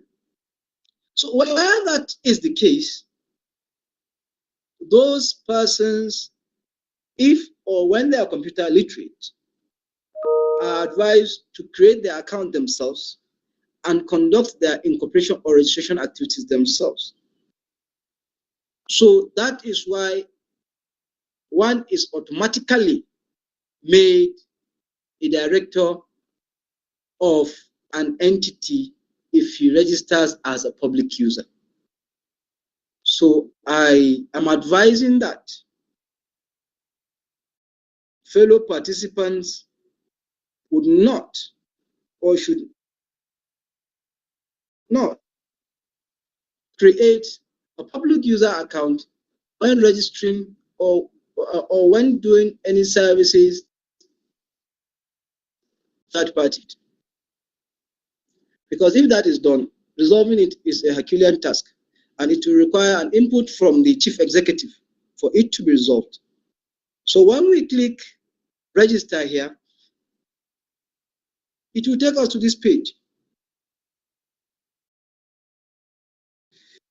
We can see from the icons available, you have the details that one is supposed to enter case he is. If he is not, you sign up. So the National Identification Number, which is the major verification tool adopted by the Corporate Affairs Commission, is a necessary requirement, and one's phone number.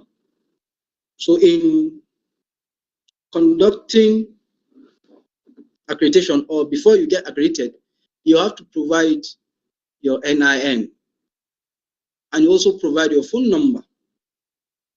And your application might be queried or resigned at any particular time, or when you submit for registration. So a verification officer would check the details provided by the applicant. And when that application is approved, or where the application is approved, the applicant will now have the opportunity of conducting all these activities that were mentioned from the beginning of this presentation till now in multiple times. Because when you are not an agent, you can only do the activity that relates to a company that you are interested in. That is whether you are a director, subscriber. If you are not, then you cannot conduct it for a third party, except if you are an accredited agent. So an accreditation would enable one to conduct each and every of the activities available on the CAC website, or each of the services conducted by the Corporate Affairs Commission. This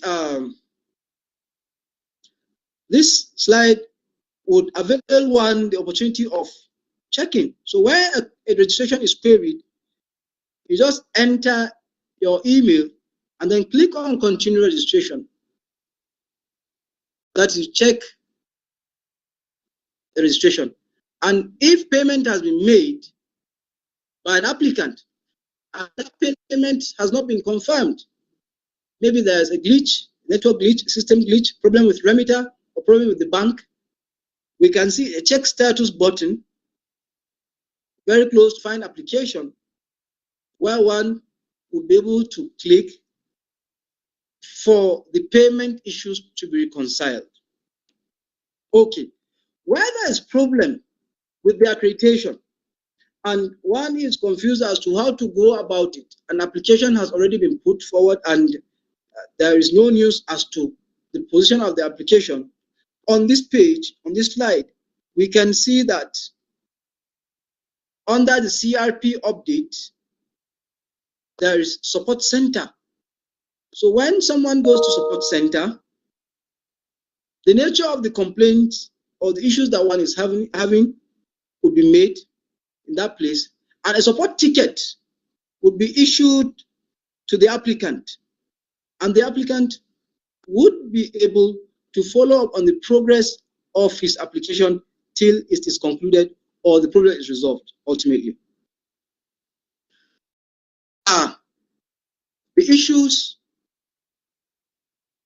that we are presenting now, and I would be ready to take questions and comments. Thank you very much. All right. Thank you very much, Mr. Sunny. We appreciate this. Now you are giving us business right from the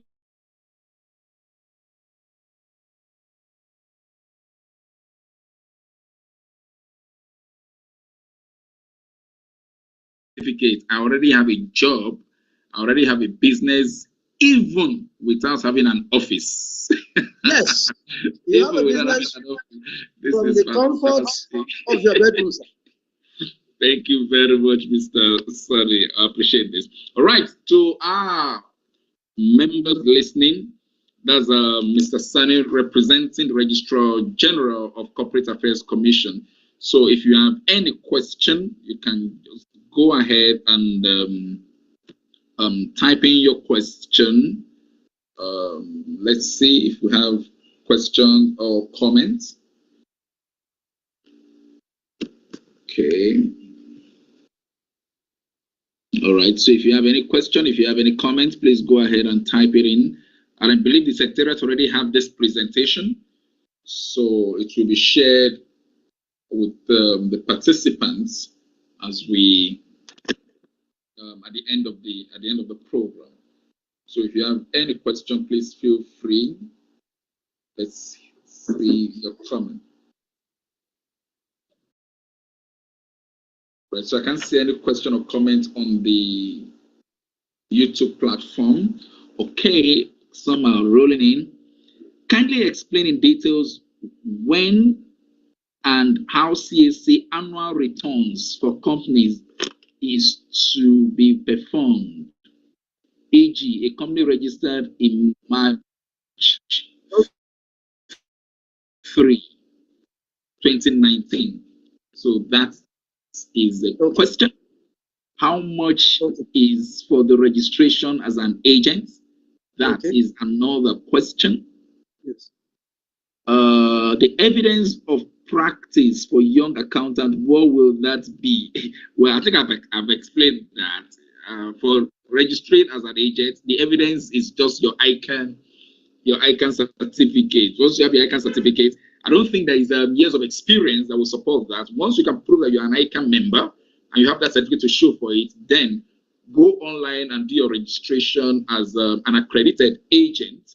Then I believe CSC will approve of that, because they didn't state that you must have a particular number of years of experience. What they need to do is what Mr. Sani has actually explained, your ability to use the system and to be able to do the online moves.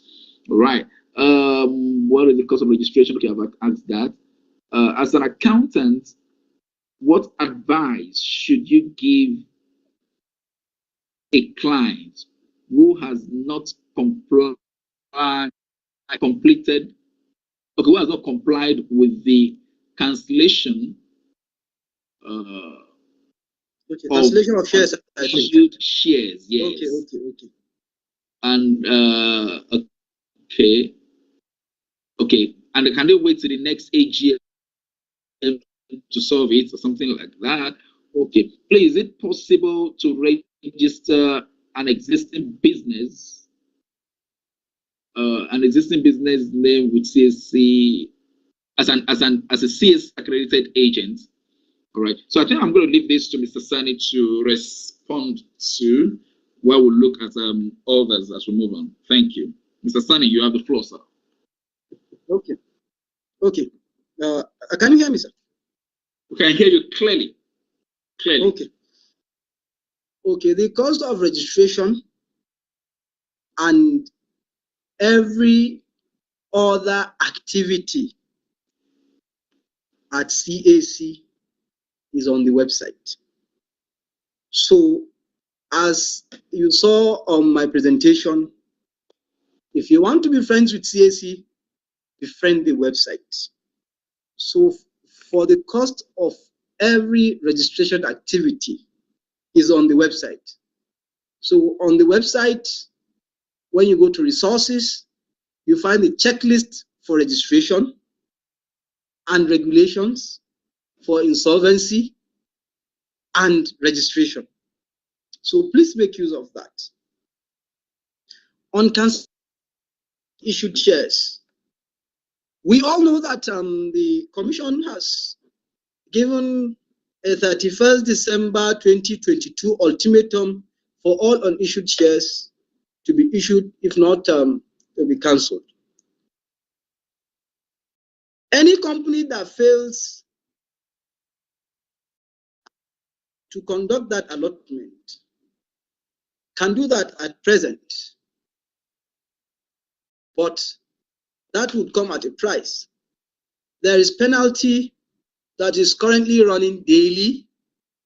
In case of private companies, it is 500 naira per director and the secretary of the company and the company itself per day.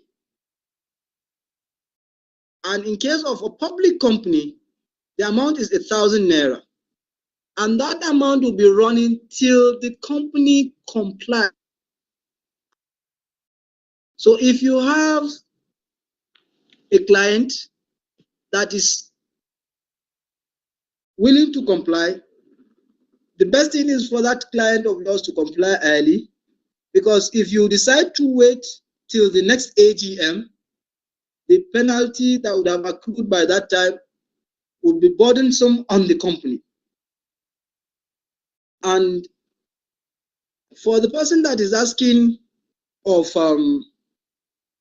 registering an existing business name, I don't understand, but if you mean that you have already started trading in the name of that business and you now want to register, I want to remind you that the law, that is Companies and Allied Matters Act, recognizes 28 days as the period for which your business can last without registry. So if the number of days surpasses 28 days, you'll be liable to penalty too. But that name would be registered by the commission subject to availability. So if you have not registered and you've been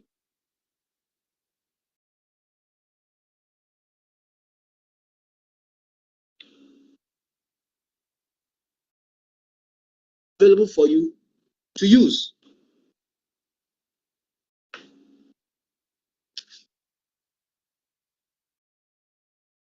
I think I have answered this question, sir. So I don't know if there are more questions. All right, thank you very much, Mr. Sunny. At the point, I saw the hand of Philip Eze. Philip Eze, are you there? Can you unmute yourself to speak?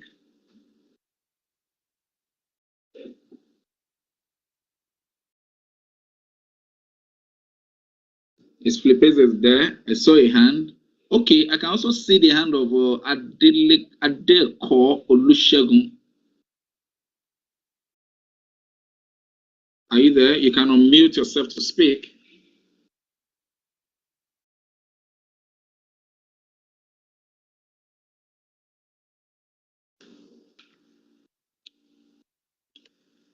Okay, that means it's not there. What of Emmanuel? Emmanuel, I can see your hand. Can you unmute yourself to speak? Hello, good morning, sir. Okay, that's Philip Eze. Please go ahead quickly with your question or comment. Okay. I had already registered on the website before I became an ICAN member. So I've been trying to register as a credited agent, but I cannot because my name details has already been used, and I can't proceed registration with the accredited number. I don't know how to go about registering as an agent. All right. So I think we should take orders. Mr. Sami, please take note of that. Or we take others. All right. Okay, Olusegun Adeko. Yes. You have the floor. Yes, sir. Thank you, sir. I also have a similar issue, but not so similar. I've been trying to register as an accredited agent, but I noticed that when I get to the to where I'm supposed to upload documents, my passport and my signature, I can't do that. It's graded out. So I've been trying to do that. I've raised tickets, called. They just said I should go. And another challenge is that I actually registered during the manual registration and I got my accreditation thing. But I was now asking that, is there any way I can transit from the manual one to the online one? But I can't find anything on the website that can do that. So I actually started a new registration. And when I get to the place to upload my passport photograph and my signature, I can't do it. You just tell me, it's just be rolling and saying uploading. And I've not been able to go beyond that, even though I have made payments. And there was a query that that I should upload my passport and my signature, but I can't do it because it's graded out, and there is no way for me to access those icons. So I don't know what the commission can do. Thank you. Thank you. I believe Mr. Sani got that. I can see Lawal Augustine. Is it? Can you mute yourself to speak, please?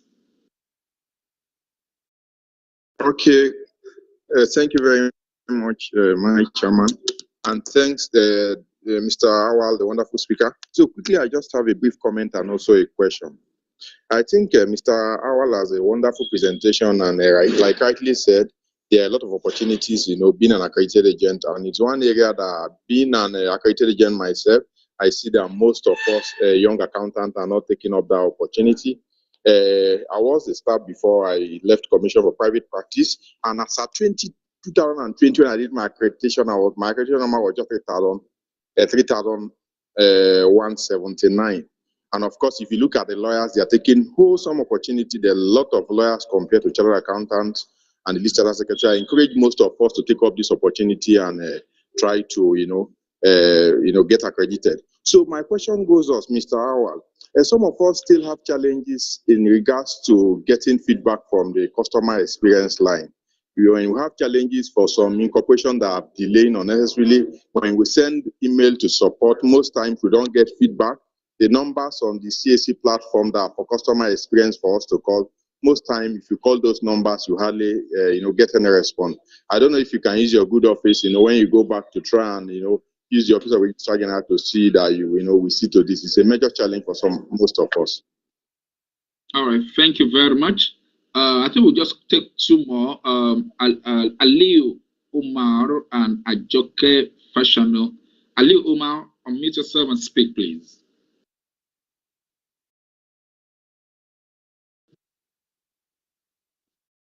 Good afternoon, sir. Afternoon. Well, I want to take this opportunity to thank the Institute for organizing this webinar, and I also want to thank Mr. Awal for this insightful presentation.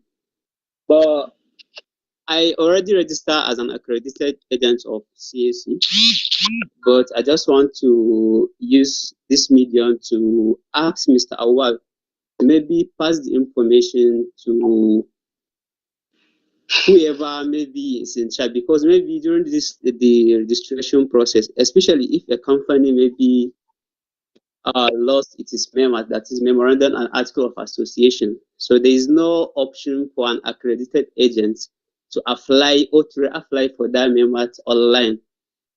That agent, he has to send an application to Abuja from wherever he is. Maybe if he's happened to be in Lagos, he has to send the application to Abuja before they can approve the application and reissue the memorandum and article of association to that particular company.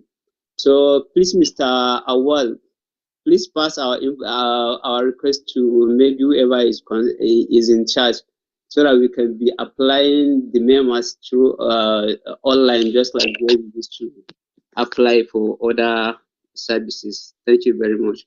All right, thank you. And finally, Ajoke Fashion, you have the floor. Unmute yourself and speak, please. Okay. Good afternoon, everyone. I really appreciate this opportunity to learn more.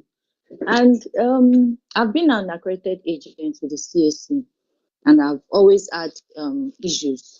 So to add, someone already mentioned that the feedback system is very poor. The lines don't go through. Just to add to it, to all right, confirm thank you. that what I'm saying is true. And then aside from the feedback, I noticed that whenever I file for companies, small companies, and even when the revenue I'm filing is less than the threshold for small companies revenue, CAC will sometimes send back additional charges. It's always in 5,000 for the company to pay, even when the response, the revenue is not up to the threshold. So most times I wonder, because you now have to go back to the clients telling them there's a query of additional 5,000 naira, and they'll be like, but this thing is not supposed, but there won't be anything we can do. We just have to pay it to be able to file the returns. And it is, I think it's something they need to work on. If it is to increase the threshold and let everyone know that yes, this is the threshold, or you maintain what we have and we'll only pay when it is above the threshold. Thank you. All right. Thank you very much. Mr. Sunny, you have the floor, sir. Thank you so much, sir. And thank you. I think we really have active participation. The CAC is already being engaged, sir. Let me start with the feedback that a number of people have mentioned. That is an area that has been noted, and because of the complexity of government procurement process, a standard call center was only put in place in December 2022. So I can now say that for those of you that have been having challenges before now, I think if you try it today from 8 to 5 p.m., we have a standard call center that is active, and the Commission is trying to upgrade and integrate it to a world-class status, but this is a gradual process. But the challenges that customers are facing, especially professionals in that regard, has been appreciated by the Commission, and it is being addressed. And this is the stage where we are in addressing that issue. So Mr. Emmanuel registered already as a public user, and he now wants to register as an accredited agent. You see, it's a deliberate policy by the Commission that your national identification number will be provided. This is because imposters were previously using people's profile to transact businesses. You find people that are already deceased, but because they have entrusted their login details to other persons, those persons who have those login details will continue transacting businesses in the name of the deceased people. That was why from 2021, the Commission now went on a revalidation drive so that if you were previously accredited and you now want to use this new portal, you have to present yourself afresh and your details will be validated and then you'll be accredited. So I would advise Emmanuel to write to the Registrar General and provide the facts and provide your email address and phone number, and a staff of the Corporate Affairs Commission would contact you. And for Olusegun that was facing problems with upload, I don't know if you can provide, you can give the details to the Secretariat so that we can look at the problem, because the problem sounds peculiar. If we check to see if the problem is not from your network or it is not a user ability issue, and the Commission will get back to you on that. So please provide your details and the complaint. And if you have already complained using the support ticket, let us have the ticket number, please.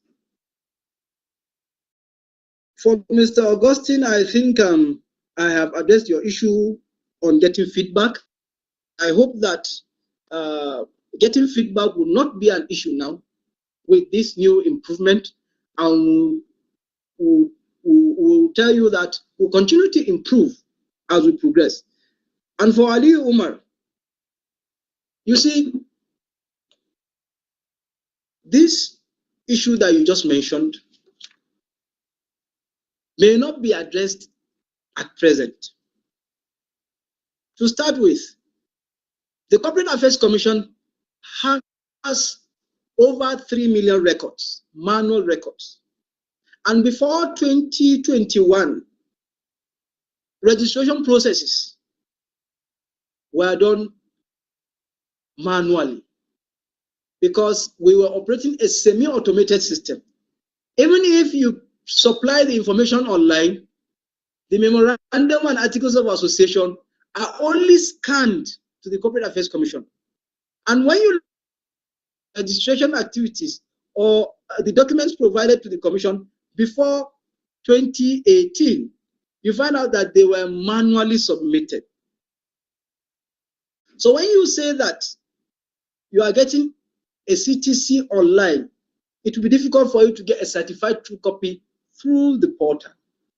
But for you to obtain a certified true copy for registrations done from 2021, that is not a big deal. And I am sure it has either been deployed or in the process of being deployed as we speak. So we are talking of applications or registrations that were already done manually. The details are manually kept by the commission. So it is either we scan those details to the customer or we provide copies of the certified true copies as requested.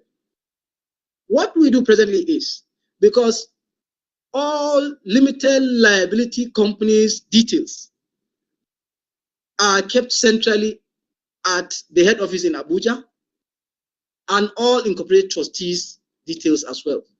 So it is only details of business names that you find in the respective offices where they are registered. So these are the only details that the state offices can provide. So when you want the details of memorandum and articles of association, that is a certified true copy, that application must come to CAC. And at present, what is expected is that you send an email to ctc@cac.gov.ng. When you send that email with the evidence of payment, you would receive your certified true copy of the documents that you requested for. Yeah. So it eases all the bureaucracy that existed, because we are now we are transiting to an online registration. This may not be easily attainable, but it is something that we may look at a future date. Thank you for the suggestion. For Ajoke, that is complaining about 14 days about annual returns filing. You see, whether a company is a big company or a small company, we'll still look at the date of the resolution. So if the annual returns is filed after 14 days from the date of the annual general meeting, that annual returns may be susceptible to penalty of late filing, even though it is not a big company. So it is expected you file the annual returns within 14 days from the date of the AGM. I don't expect an officer of the commission to query an application that was filed online. And if that happens, you can escalate through any of the mediums available to customers. Thank you very much. Thank you so much, Mr. Awa Sani. Thank you. We sincerely appreciate your time. And warmest regards to the Registrar General for allowing this opportunity to hold and for young accountants to learn about the great opportunities that does exist from the Corporate Affairs Commission. I want to call on Mr. Austin Irem. Austin Irem, are you there?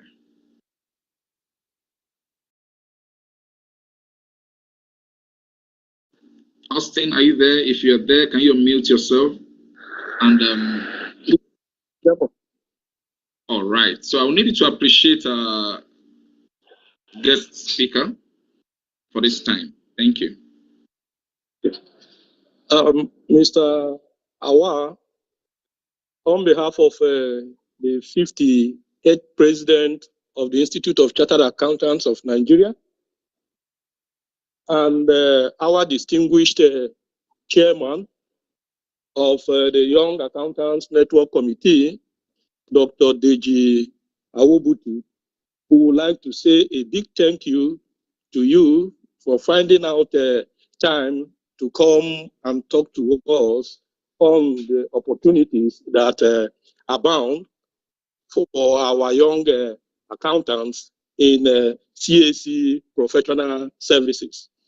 We also like you to extend our regards to the Registrar General, who, knowing fully well that he will not be available, sent an able representative, because we've been richly enriched, we've been richly educated. You know, I know that after this session, some of us will actually take up the opportunity of consultancy in CAC. Thank you so much, sir. Thank you, sir. Thank you very much, Mr. Awa. Once again, we appreciate you, and I know we always have you to revert to whenever our colleagues, our members have challenges. All right, thank you so much. Thank you for having me, sir. Thank you so much. All right, thank you. All right, distinguished and professional colleagues, we are going to go straight to the next session, and that is a session that had to talk on personal effectiveness and time management. Personal effectiveness and time management. And to deliver on this session is Deputy Chair, Dr. Unjum Onyeminam. She's the CFO of ICAN-ngr Insurance. Dr. Unjum, are you there? She's also a council member of our great institute. Can I get a confirmation, please? Are you there? Yes, my chairman. I'm here. Thank you. Thank you. So we're going to yield the floor to Dr. Unjum now to present on a session. If you have questions, as usual, you can raise your hand and you can make comments on the chat box. And for those that are viewing via the YouTube platform, you can also make your comments, and we'll find time to read it out for the resource person to speak to. Dr. Unjum, you have the floor now. Thank you. Thank you, sir. It's my pleasure to be here this afternoon and to take us all on the topic personal effectiveness and time management. And in taking this topic, we're going to go through various subtopics, and these are the things I have here: personal effectiveness, and then we'll dive into the principles of interpersonal relations as a key motivator to employees, time management, stress management. These are all component parts of what will make a young accountant really effective. So why do we understand these principles? Why are we talking about personal effectiveness? Why do we want our young people, our young accountants to equip themselves with this knowledge? With personal effectiveness is an important quality to have if you want to stand out in the workplace. Anyone who wants to distinguish itself, his or herself, has to be personally effective. If you want to impress people, if you want people to always refer to you, have you there as their number one person, then you have to be personally effective. People who have good personal effectiveness skills are better to work with because they are motivated, engaged, organized, and consistently deliver what they have promised. If you want to really succeed at work, have personal effectiveness skills will make, having the personal effectiveness skills will make a very big difference. Now, with interpersonal relationships, you get it gives you a direct impact on the organizational structure. Where you have misunderstandings and confusions, there abounds negativity in the workplace. So conflict does not allow the workplace to achieve its organizational goals or its strategic objectives.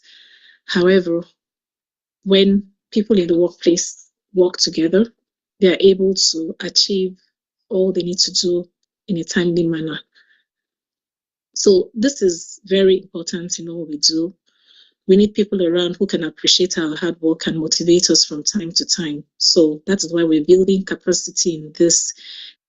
It is essential to have some trustworthy co-workers and managers at the workplace who not only appreciate us when we do some good work, but also tell us our mistakes. So Again, when we're discussing about stress, we're discussing about stress because almost everybody is affected by stress today. There's a lot to do, even in Lagos.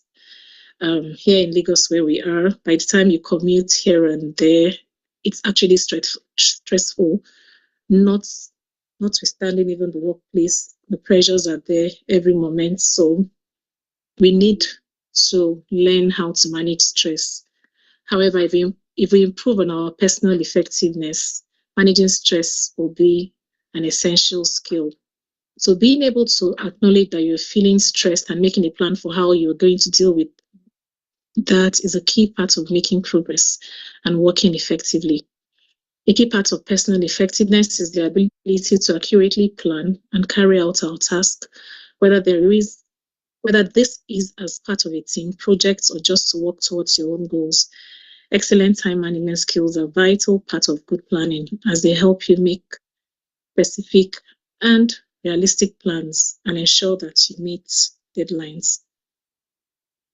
Now, in speaking to personal effectiveness, what are these qualities? Why are we talking about this? We continue with the why this discussion at a time like this. Really, organizations will always, if organizations want to hire people, and especially those of us who are young people, who are young accountants and want to develop a career pathway, then organizations look out for the skills that are listed here. They look out for people who can demonstrate that they have built up themselves the skills of personal effectiveness. Organizations will look for people who have good communication skills. You can't actually be very personally effective without a good communication skill. Organizations will also want to test your ability to manage time properly. They want to also identify your skills when it has to do with stress management, teamwork, conflict resolution, empathy, willingness, motivation to learn, and problem-solving skills. However, today we'll be dwelling on the very first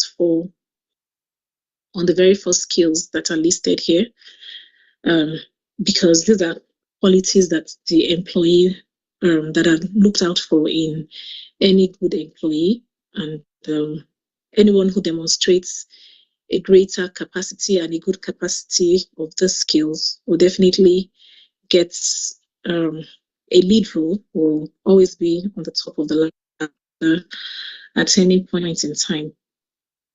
Now we go into discussing what is personal effectiveness. Personal effectiveness is your ability to get the best out of yourself. So you look at the word, it's personal, and it's you bringing out the best in you. No one is going to help you do that. It's personal. It's very personal. It's very individualistic. It's all about you. It's about getting out the best from oneself. It is the ability. McCrimmon in 2018 says it is the ability to make a positive impact on others by conveying ideas and information clearly and persuasively. It encourages managers to develop self-knowledge and apply this to their behavior, both in relation to their own job and in the role of leading and managing others. Personal effectiveness inspires managers to continuously develop and upgrade their set of skills, knowledge, and behaviors to be appropriate for effective leadership in the 21st century. Through reviewing progress within your area of managerial responsibility, you will improve your own opportunities and prospects, as well as build the ability to identify the strengths and the weaknesses of others. So this is personal effectiveness. It's internal, it's within you, it's all about you. In considering personal effectiveness, you also need to understand that personal effectiveness has its own component parts.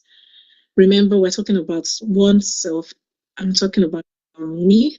What are the components of me that I need to keep thinking about when I consider the concept of personal effectiveness? So the component parts of personal effectiveness has been identified to be ownership. You have to take personal ownership end to end. It's not something you push responsibility on someone else if you have to be personally effective. So something goes wrong, something goes well, you take that personal responsibility end to end. You discover the stated or unstated needs. You nosedive into the problem personally. You make those discoveries. No one helps you to do that. And then it's a result-oriented effort. That's personal effectiveness, taking ownership of the entire process. In execution, there's another component part that has to do with execution. You not only take ownership of both taking ownership of both the assets that come from it and liabilities that come from it. Whatever you have discovered in the discovery process, there is an execution. You have to execute, and you have to execute with speed, you have to execute with purpose, and you have to execute with perfection. You take personal responsibility for these things. You own the process, you execute the process, and in the process, you exercise some discipline.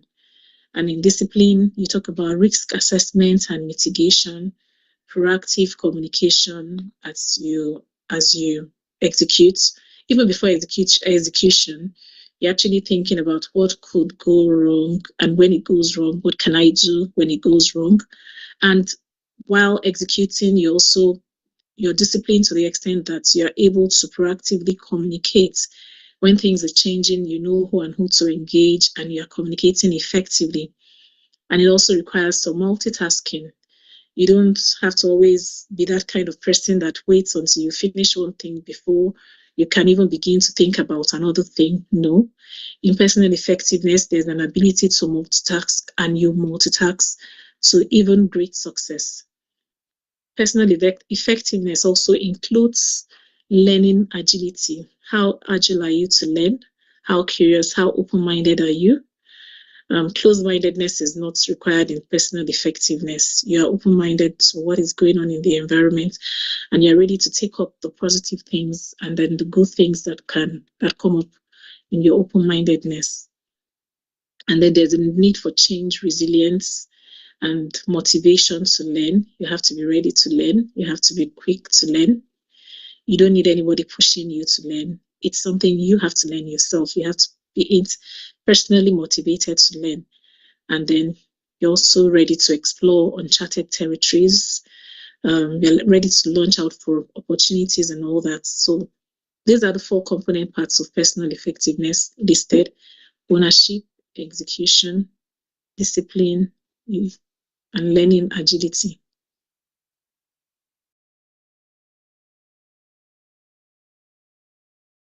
Okay, so what skills do I need to be personally effective? What skills? In personal effectiveness, you have to develop determination. There has to be some determination. You're not waiting for anyone to to push you. It's you. It's all about you. You are determined that I have made up my mind. I want to be personally effective. I want to be successful, and I will give it all it takes to be successful. I'm going to beat up myself to be successful. It has to come it comes inward from your inside, from internally. You do not wait for anyone to push you. It has to do with self-confidence. It's still within you. Self-confidence is all about you. You do not wait for the outside person to give you confidence. The confidence comes from within.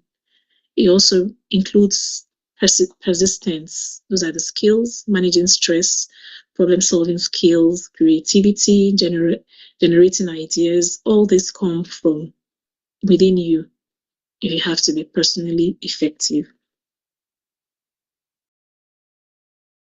So when we talk about, I'll speak to being that of self-confidence. So when we say self-confidence, what is self-confidence? Self-confidence is the belief that success is possible. So within me, I know success is possible, even when I have failed maybe many. And I can say for sure success is possible. So that is self-confidence. I know I'm going to succeed, whatever it takes. Self-confidence is not something you are born with. You don't have. Some people actually just have built it. Sometimes one could think is innate, but really it's not something you are born with. It's something you develop. So self-confidence is a decision. You make a decision. You decide, just like we say, it's a determined decision. You say, okay, I want to be confident about this. Even when the situation seems impossible, it seems there are no opportunities, inwardly, you've made up your mind that I've decided I'm going to be confident in this situation, whatever it takes. Self-confidence is your opinion of yourself. You really don't need anyone to tell you that you're confident. Within you, you know you're confident. And it helps you just push on to success as a young person. So here I also have, there are other kinds of confidence. So self-confidence is a kind of confidence, doing what you believe to be right, even when others mock you. You're not bothered about ridicule. Ridicule is not an issue in when confidence comes in play. If ridicule is far from it, you're confident and you're confident. That's all it takes. You know, oh, I'm so sure, I'm confident. Whether I'm mocked about it, because someday the results will be clear to everyone. Everyone can see how confident you are. It's being willing to take risk and go the extra mile for better results. Admitting your mistakes and learning from them, recognizing and being able to articulate your strengths, what you are good at. So you make the mistakes and yet you are able to pick up from your mistakes and say, oh, I know that's a mistake, but I know I can still do well. You fall once, you can still rise again the second time. You even fall 7 times or 10 times, you know that you will rise again. So that is confidence. Whilst low self-confidence is not required, it's not something we should actually be talking about, but you can, when there's low self-confidence is behaving or acting based on what others would think.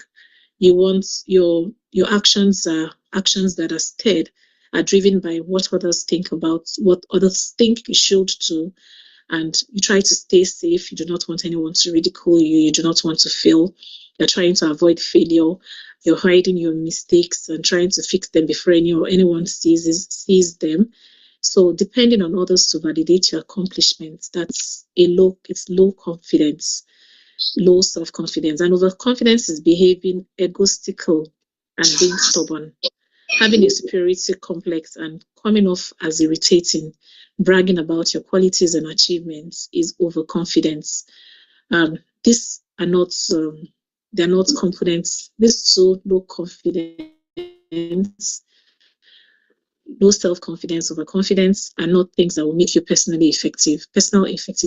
Being personally effective requires just your self-confidence. And where you find yourself in the quadrant in the level of low confidence area or the overconfidence area, you can work on it and change your pattern. Now, if you identify the fact that you're struggling with low confidence as a young accountant, you need to begin to psych up yourself and tell yourself, oh, how do I overcome this? And then these are tips for you to overcome them. You have to accept yourself the way you are, accept yourself as you are, and then believe in yourself. Remember the fearlessness you had as a child.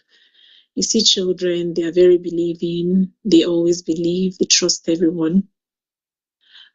They're trusting in their parents, and yes, some children also scare away from strangers, but you have to believe, there has to be that self-belief that you can do it. You have to be fearless. You have to create your own self-image of something positive about you.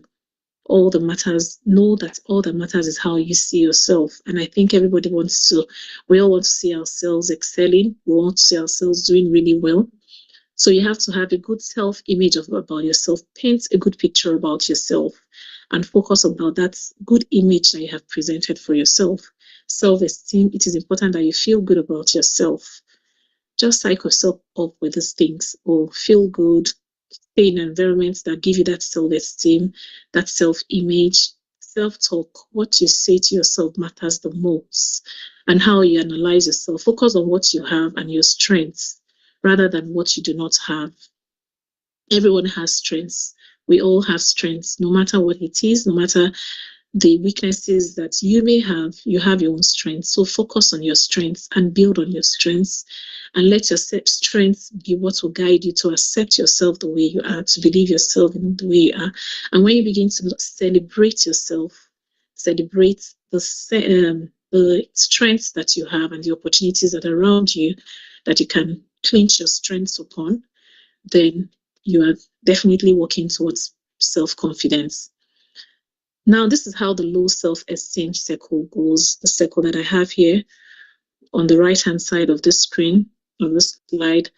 When there's lack of self-confidence, there's always negative self-talk, there's always a low achievement, there's negative perception of self and others, and there are unhappy relationships.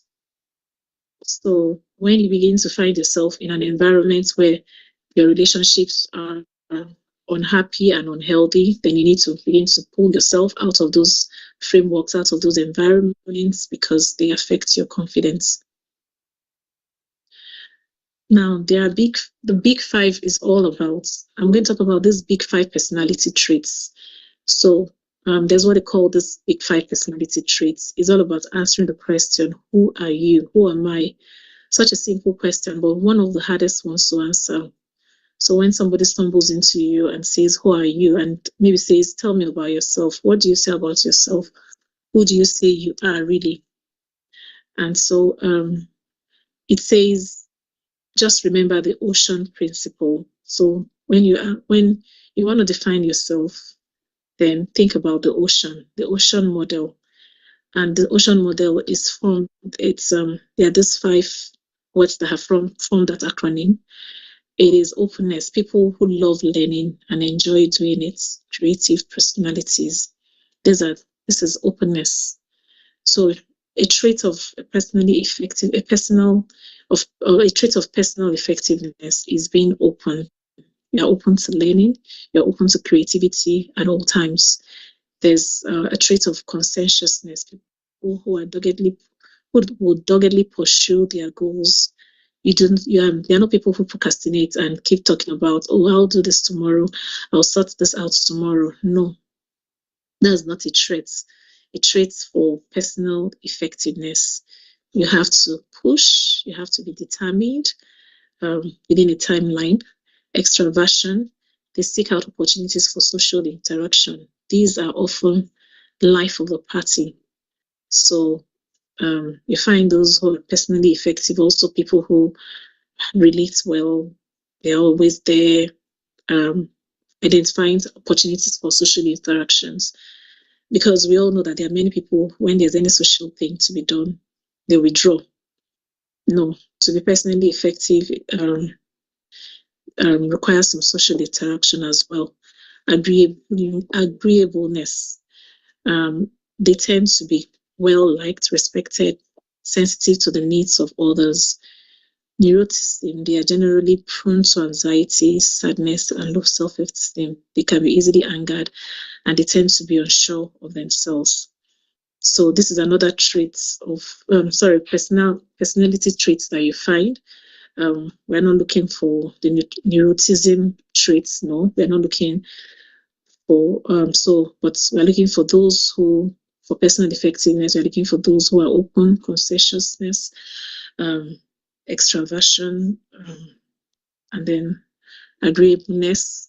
That was sadness and anxiety. No, that's not it. But these are traits that people find, and then you can work on them. Keep building on the positive ones, and then downplaying on the ones that do not define the kind of person that you want to be. So that's speaking to personal effectiveness, and then we go to effective communication principles. In this, when we talk about effective communication, what are we speaking to? As a young accountant, to succeed in life, to grow really quick above your equals, then you have to demonstrate the effective communication principles, which is the process of exchanging ideas, thoughts, knowledge, and information such that the purpose or intention is fulfilled in the best possible manner. So it's an exchange. When you talk about communication, it's not just you talking to people, but it has to be an exchange of ideas, thoughts, knowledge, information, and the purpose for which it is intended has to be fulfilled and in the best possible manner. It is, in simple words, nothing but the presentation of views by the sender in a way best understood by the receiver. Because it's not all about you; it's all about those you're exchanging your thoughts and your discussions with. Are you presenting those views in such a way and the manner that the receiver receives them well? For communication to be complete, there must be feedback from the receiver. So for you to say, I have effectively communicated, then the receiver must give you a feedback that you have done so. Now, what are the characteristics of effective communication? In communicating effectively, your message must be clear. It has to be correct. It has to be complete. It has to be precise, and it must be considered reliable. And it has to consider that person who is receiving your message, and it has to come courteous. It has to come some kind of courtesy. So these are characteristics of effective communication. If any of them is lacking when you try to communicate, then know that something went wrong and you need to readdress that situation. So communication, again, I say it has to be clear, it has to be correct, it has to be complete, precise, reliable, because it has to consider who is the receiver, and it has to be full of courtesy, meaning it has to be respectful, and whatever information or exchange of ideas that you're passing across to the receiver has to be respect. There has to be respect in it. When you address it, people, you don't address people in such a way that when you leave them, they don't feel good about themselves. So your communication has to be effective so that the receiver feels good at the end, is able to understand where you're coming from and where you're going to.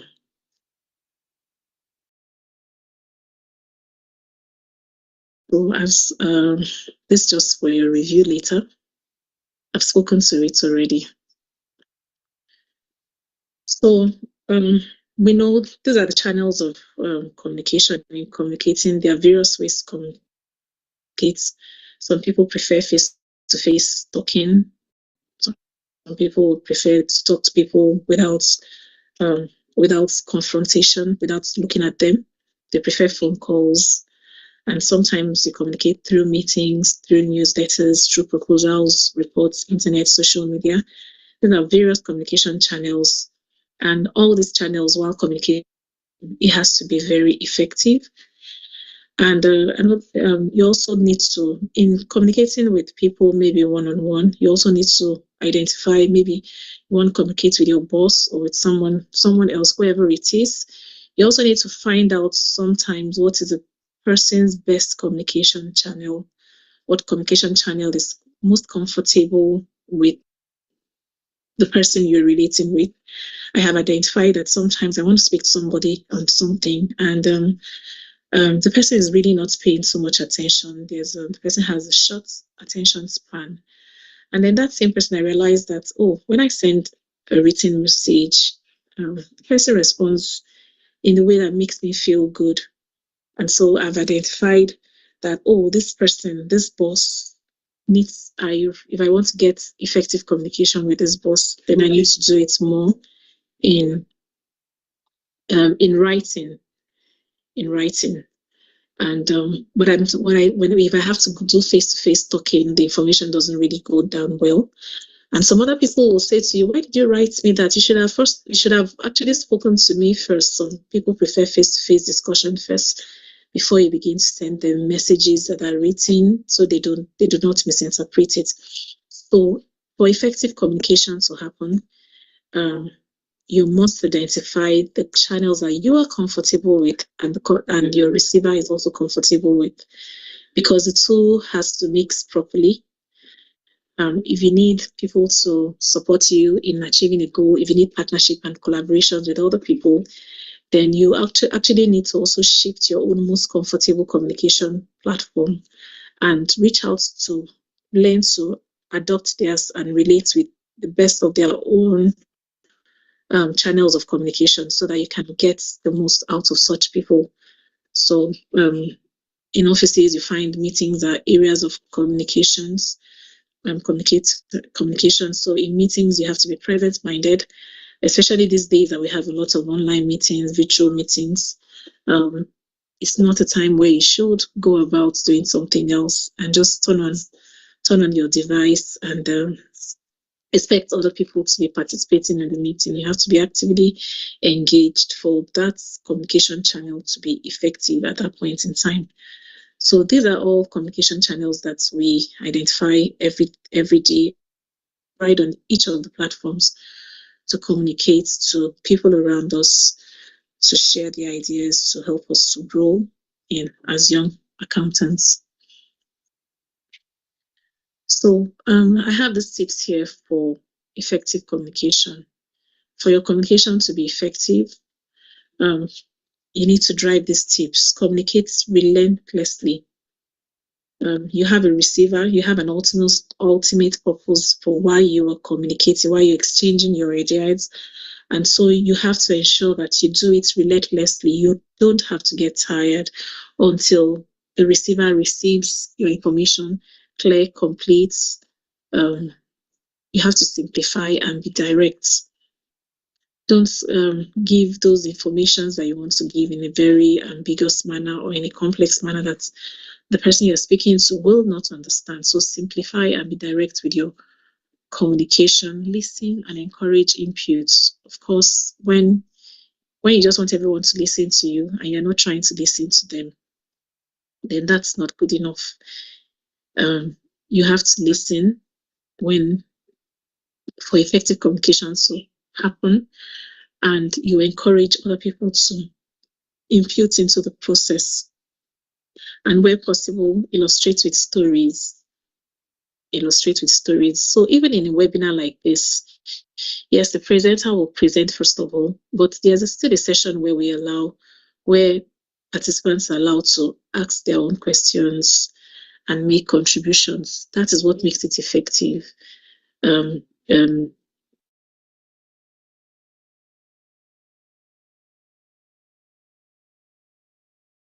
Becomes questionable, or was it that the presenter will begin to wonder, did I really speak well? Did they really hear me? Did I communicate appropriately? Or did anything really go wrong? So illustrate with stories.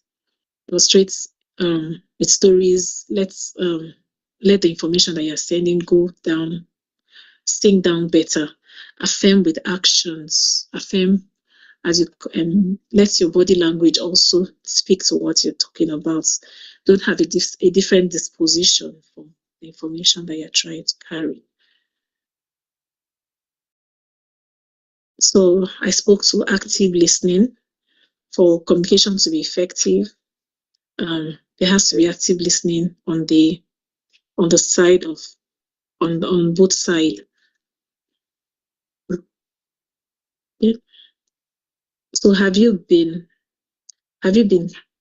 been in a situation where you are speaking to someone but they are not listening? They rather quickly reply you than listen to what you have to say. Active listening is an important tool in effective communication. Communication is not just about speaking, but listening. Active listening is the act of listening and comprehending what the speaker is saying. It is the process of listening attentively while someone else speaks. Paraphrasing and reflecting back is what is said. Okay, paraphrasing and reflecting back what is said and withholding judgments and advice. That is active listening. Listen, listen, and listen. And let whoever you're listening to know that yes, you're listening as well. So in active listening, it involves some patience, it involves objectivity, questioning, and feedback are all important in active listening. And in communication, there's what is called the Mehrabian communication model. It says that it's about this act, putting in the entirety of you into communication. Communication is not about just what you have to say. It's not about the words, but about even communication goes beyond just the verbal communication. Albert Mehrabian, who is the who postulates this model, says verbal communication has 7% of words, and then the tone, there's a 38% of tone input in it, and then the body language is something else entirely. It takes the greater proportion of the entire thing. So this is part of the reason that chats and emails are less effective than telephone calls, which are less effective than video calls, which in turn are less effective than face-to-face meetings. So a couple of things that you can achieve. You'll find out that sometimes when people have very important discussions, they will say to you, no, I'm going to do this face-to-face. I'm going to do this face-to-face now. I want us to discuss face-to-face. And that happens a lot of times. They'll say, oh, we need to talk. So many times you can speak, yes, but sometimes it's important that there's this facial, when there's face-to-face talk, it's more effective in the long run. So what's in your words, it predicates your tone and your keywords are there. Those are you find predicates tones and keywords in words. And I'm looking at this circle here, and then there's a tonality in your communication, how your tone projects to who is receiving from you. I know many times you hear people are talking to you and you're like, oh, why not talking in calmer tones? Your tone is hard, and the person will say, oh no, my tone is not harsh, because that's modulated tone depicts something else. It sends a different message. So your tone sends the message of either your temper or how you feel about what you're saying at that time. And then there's more body movements, your face, your arms. These are the physiological part of your communication. So we have to watch all that. We have to be conscious about all that while communicating to people.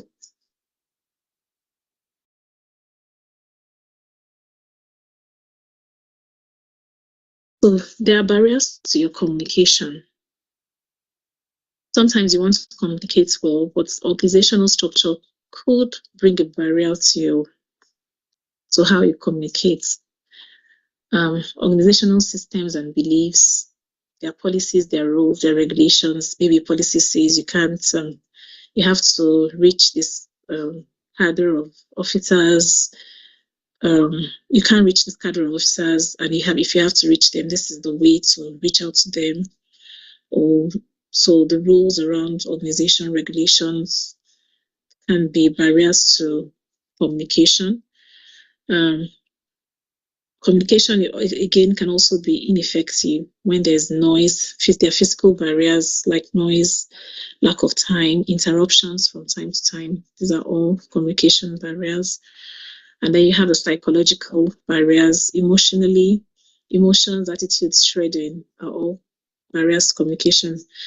This morning I heard some people were supposed to complete a form, and someone was saying, oh, this form takes less than 2 minutes to complete, and the other person actually admitted, yes, in just 1 minute you can complete this form.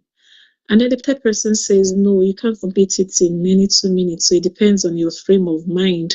So those are the emotions.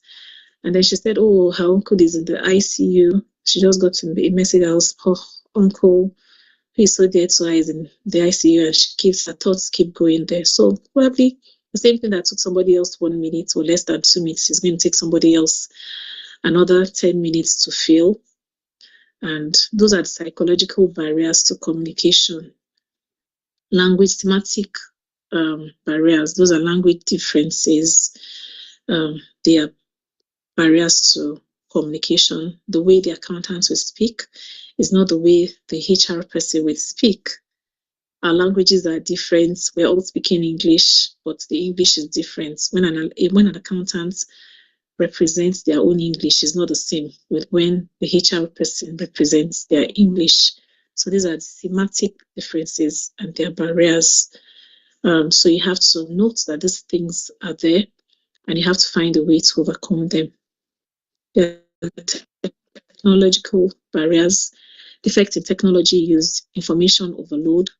So this morning we just listened to the future of the finance, or finance in the future, and the future of any young accountant today is dependent on how much you understand what the future holds for the finance role, and how you adapt your skills and your personality towards being a part of that future. What you do with it, with your today in technology, determines how you survive in the future. So if you take it seriously and you keep upgrading yourself, improving yourself, upskilling yourself, you find yourself succeeding also in the future.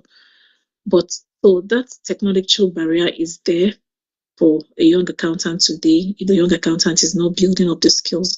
But as you keep building up on the skills, you will definitely launch in successfully into the future. So overcoming communication barriers. Here I have language. Recognize that language has different levels of meaning. People respond differently to the same words, especially if the words are vague or general. Feelings. Try to present your arguments rationally and emotionally, and accept that other people may have strong different perspectives or feelings about a subject.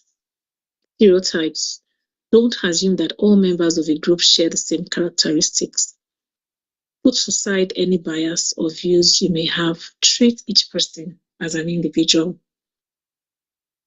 You have to have all this in mind. Prejudice. Never make a judgment before knowing the facts about the situation. Acknowledge that you're usually working with incomplete data. Don't think you know it all. Don't think you have all the information. There's nobody that has all the information.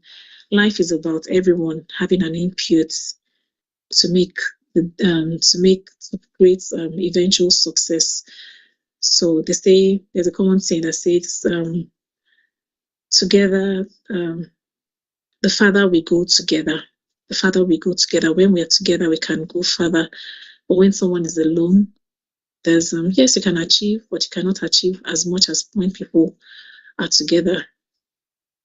So always know that you have incomplete data. Culture, be aware that different backgrounds, education, and experience give people different expectations. Your way of seeing the world is not the only one. So everybody sees the world in different ways, and you need to learn to accommodate it while communicating. So you're not seen as rigid or not understanding others. In communication, I talked about the receiver side. You have to ensure that there's feedback. That's what completes your communication process. Feedback is information about performance or behavior that leads to action to affirm or develop that performance or behavior. The aim of feedback is to build up relationships. If you speak to someone and then you just say what you have to say and then you go, you haven't even given the person the opportunity to say anything to you. Neither have you given the person opportunity to know that you are listening as well. So if you want me to listen to you, why wouldn't you listen to me? So every good tone deserves another. So if you want people to listen to what you have said, then you have to give them an opportunity to also believe that they have been listened to. So giving feedback to be effective in giving feedback, the feedback sandwich method is highly recommended. The feedback sandwich consists of starting your feedback with praise, then you follow it with a corrective feedback if it has to do with correction or criticism, and then you close again with praise. So yes, you want to correct someone, something did not go well. Yes, something that went well in the first instance. So you praise, find something to praise the person on, and then you can send in your corrective feedback, and you can also send in your criticism, and but end the game with praise. You can find a way to praise. There will always be a way to end that thing with praise, and let the person feel good about receiving that criticism in the first instance, and the person will definitely go and attend to the criticism in a better way. And then receiving feedback. So feedback is about giving the feedback and receiving. There is something called the feedback staircase. This talks about the different emotions we experience when we receive feedback. And that takes me to the next slide. So these are the various emotions that stem up when you are receiving feedback. You can decide to come up with emotions of denial. You can deny the feedback. Problem? What problem? You can begin to defend yourself. You don't want to understand the feedback that you are getting back to yourself. You try to explain the feedback. I know, but I did it because. Then you try to understand. I see what you're talking about, and then it effect a change. If by the time you understand, you know whether you want to effect a change or whether you need to explain, whether you need to discuss again with the person. So, but not, it doesn't have to be defensive. It doesn't have to, you don't have to explain away the feedback. Just understand what the person is trying to talk about. These are various emotions that come, and understanding emotion, a change emotion, and explain it away, defend or deny it. So change, cool. This is what I'm going to do about it. So these are emotions that spur up in giving the feedback during the feedback process. So what are the effects of giving and receiving feedback? When we work on these two component parts, there's greater openness in relationships. There are fewer surprises. There's increased trust and less game playing. Then on interpersonal relationships as a key motivator for an employee. We'll talk about when we consider interpersonal relationships, we see that we're saying here that every human activity is basically driven by motivation. Work motivation is a condition or an energy that directs employees to achieve organizational goals of the company. The development of organizational communication is one of the most dominant and important activity in organization, and it should be able to motivate employees. When in interpersonal relationships, you find affiliations there, you find social assumptions, people are connecting, it happens between two or more people. So these are all things that you find when you have interpersonal relationships ongoing. In interpersonal relation is the relationship between people, usually as a result of communication or interaction. People in an organization usually have experience of communication with number of ways, and the number of ways we have looked at them, communication channels. So in communicating messages, it could go vertically between levels of hierarchy or move horizontally to other people who have the same level. So if there's vertical communication, it communicates through the authority line down upwards, and then there are those in the same layer of hierarchy, and they are communicating at the same level. Non-verbal communication has an influence on motivation. Non-verbal communication can help employees in understanding the information and establish a sense of comfort in working. In addition, the work environment also gives impact on work motivation. If employee motivation is good, then the purpose of an organization will be achieved. Non-verbal communication is always found in daily communication in an organization.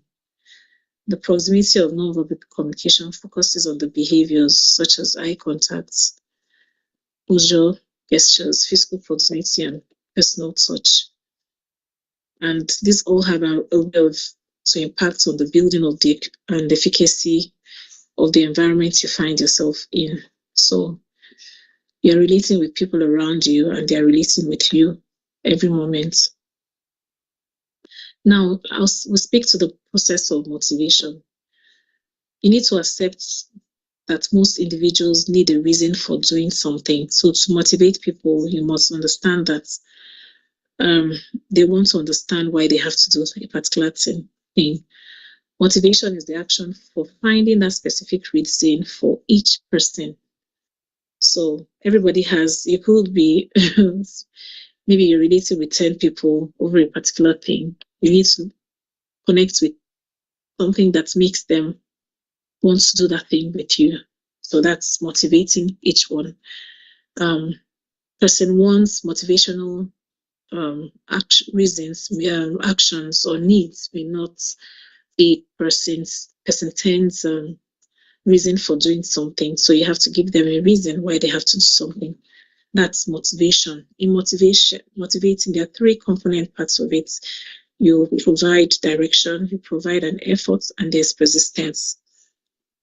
So what exactly is the person trying to do and trying to achieve, and how much doggedness are they going to put into doing it, and how long will it take the person in trying to do it?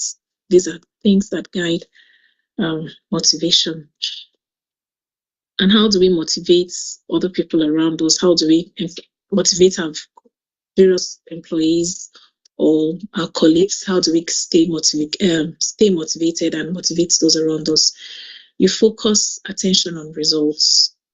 You don't have to keep watching the person's body language, or there's a result to achieve. So focus on what you're trying to achieve in all politeness, in all courtesy, in clarity of purpose, and the things that we had discussed earlier, knowing what they want and focusing on the results, challenging others with an inspiring, realistic, and shared vision. Everyone has to be sharing and collaborating in achieving the desired goal, seeking consensus and commitments to goals. And then we also need to balance idealism and realism while trying to encourage other people. And you demonstrate business skills in motivating and encouraging those around you to achieve the end goal. In encouraging the team, you use consensus as opposed to command, coercion, or compromise. Of course, when you use these other things, you're actually eventually like losing them, and they don't feel good about themselves after you've left them or in those kind of situations. So you have to make sure that everybody is together, there's consensus. And you can see that in that diagram there. Everyone is reaching out to the same objective. We're encouraging ourselves because we agree on the same purpose at the end of the day. Accepting that. So in communicating, you also in encouraging people, in motivating people, you identify the fact that conflicts are inevitable, and you meditate on the conflicts, and meditating conflicts on rational grounds. You mediate on conflicts on rational grounds rather than emotionally or with favoritism. Conflicts will always come. It's part of the things you need to understand when encouraging the team. Conflicts are inevitable, but what you should be that person's position to always mediate conflicts on rational grounds, supporting decisions based on knowledge and technical competence rather than personal whims or the prerogatives of rank, then encouraging emotional expression while emphasizing task accomplishments. So you have to encourage them to also express their emotions. And in expressing their emotions, everyone is still focused on achieving the objective. So in creating an effective work atmosphere, you owe yourself and you owe the people around you that responsibility to create an effective working atmosphere. You have to be accountable for the norms that drive behavior in the work group because you're part of that work group. Design and manage the people's side of the work environment, which provides context and meaning for the people. Make ideas tangible and communicate facts and concepts in an understandable and encouraging way. Enable people to make decisions without constantly having to appeal to a higher authority. You need to learn to manage than people seeing you each time, instead of you getting to manage them such that they are motivated to do what needs to be done with you. You go appealing to other authority, come and help in this situation. That doesn't build you up to the next level of success that you're looking forward to. By making your colleagues or employees feel important is another way of motivating and encouraging your colleagues. Ask for people's opinion, contributions on matters relating to achieving the goals. Ask them, what is your opinion? What are you saying about this? I want to hear you. I want to hear how you perceive this, your perspective about this. Ensure employees' welfare. You're not just thinking about yourself. So I'm not speaking to owners. We're speaking to ourselves now. We're young people. Many of us are not yet maybe owners of businesses. Many people are working for someone, working somewhere or the other. So you have to ensure the welfare of other people around you. You have to think about them. We have talked about this before. Communicate with employees regularly. There has to be a regular interaction between your desk and the desk of the other person. Ask employees how they are doing outside the job. Sometimes just ask, how are you doing? How is your family? How is your mother?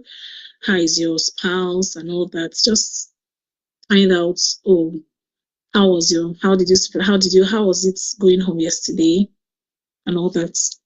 So make them feel important, make them feel you actually care about them. Now we go to time management. I hope I haven't run out of time. So in time management is a process of planning and exercising conscious control of time spent on specific activities, especially to increase effectiveness, efficiency, and productivity. So these are all the constituent parts of time management. It has to be that you have the time allotted to a particular task and you're able to do it effectively, efficiently, and it's very productive. The results that are intended, you deliver them at the end of the day. It involves a process. Building good time management habits is a process. It doesn't happen in one day. It's a conscious effort. It requires conscious planning and awareness of your time management habits, distractions, and their impact on our achievable goals. So, time management. So, you are here in this webinar. How well are you managing the time, the little time that you have in this webinar? What are the distractions that you encounter right now in the webinar? How are you able to manage it at the same time? Those are what you mean by time management. You have time allotted to something, and you are able to envisage the distractions that will come, and you're able to make sure that, irrespective of those distractions, you have a way to mitigate those distractions, and you are able to achieve the goal that is meant for the hour. Specific activities must be built around specific, well thought out assigned tasks. So you have a task to deliver within a time frame, then you must build activities around it, specific ones that are well thought out for you to achieve it within the timeline defined. So in time management, there are also barriers and things that could make an individual fail with managing their time well. If the objectives are not clear, you will run out of time. If you overload your schedule, you will definitely run out of time, because that schedule, nobody's going to be able to achieve it. It can be disorganization. No matter how much you have scheduled your work well, and then there are no overloads. If you are disorganized, then time management becomes an issue as well. And then where you're not able to say no, everyone should develop the ability to say no. Saying no doesn't mean you're selfish. Saying no also means that you're trying to manage your time well. So you have to learn how to say no in time management. You get to work today, you're at work, and someone begins to call you, or something is going on, and one fire is burning somewhere. You have to find other ways. Fire cannot be burning every day. So if fire is burning today, tomorrow fire burns again. You have to say no. We have to find another way of managing the situation. So it's a skill. Many people do not know how to say no. They want to be everything to everybody, and it's not possible. They want to be everything at every time. You must be able to say no. Failure to prioritize. If you haven't defined your priorities right, anything will go. And so these are all hindrances and obstacles to time management, idle time and interruptions. These are, if you need to manage your time well, for your time management skills to be effective, then you must be able to address all these matters. There's this time management matrix that is usually used to discuss matters like this. And then looking at the quadrants 1, you see there it's a quadrant that is tagged important necessities. They're important and they're necessities, they are urgent, they are do without. These are activities that you cannot avoid and absolutely should not avoid. So spending too much time in this quadrant will lead to stress, anxiety, and fatigue. So be proactive. In order to spend less time in the quadrants, individuals will be proactive with spending more time on the important activities before they become urgent. So you have to spend more time on those activities because those activities end up becoming urgent. So I hope we're able to see that difference. So they are important, but don't let them wait till they are urgent. They are necessities that you have to address. So the quadrant 1 are all necessities, and you need to address them. But don't wait till it gets really bad. So common activities there include deadline-driven activities, crisis, medical and other emergencies, pressing issues, and last-minute issues. Also, in that important area, you find issues that are around not so urgent. So quality and personal leadership is required there. So, and how do you do these things? This is the optimum quadrant to spend most of our time. Activities in this quadrant include planning. They include investing, strategizing, creating, learning, finding new opportunities, relationships, and building on them. Spending quality time in this quadrant will lead to discipline, self-awareness, clear vision, balance, and reduce crisis situations. So here you are building relationships, you are prospecting new businesses, and trying to build those. You spend time there. You really spend. They are important, and you're trying to build quality relationships at this point in time.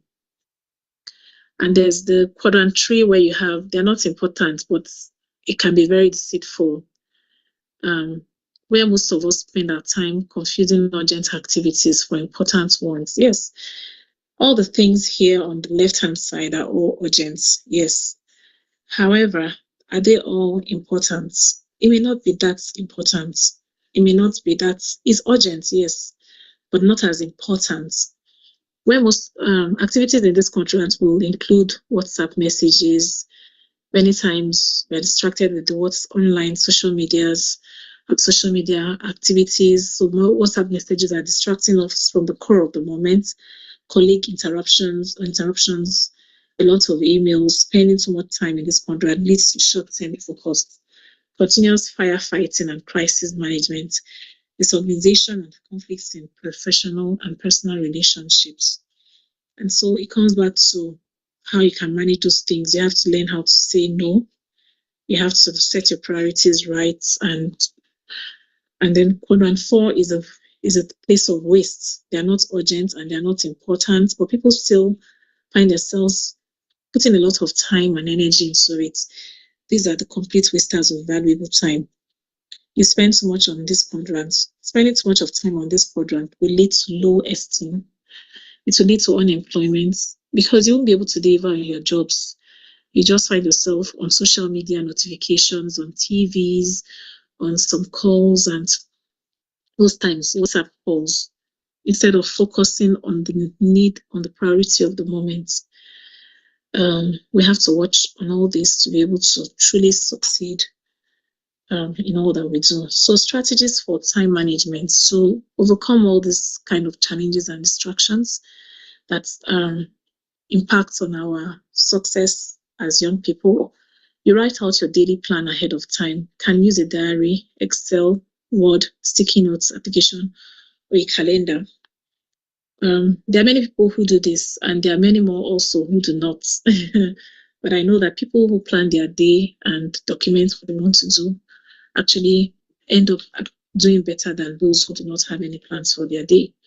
Your daily plans must be smart, that is specific, measurable, actionable, reliable, and time-based.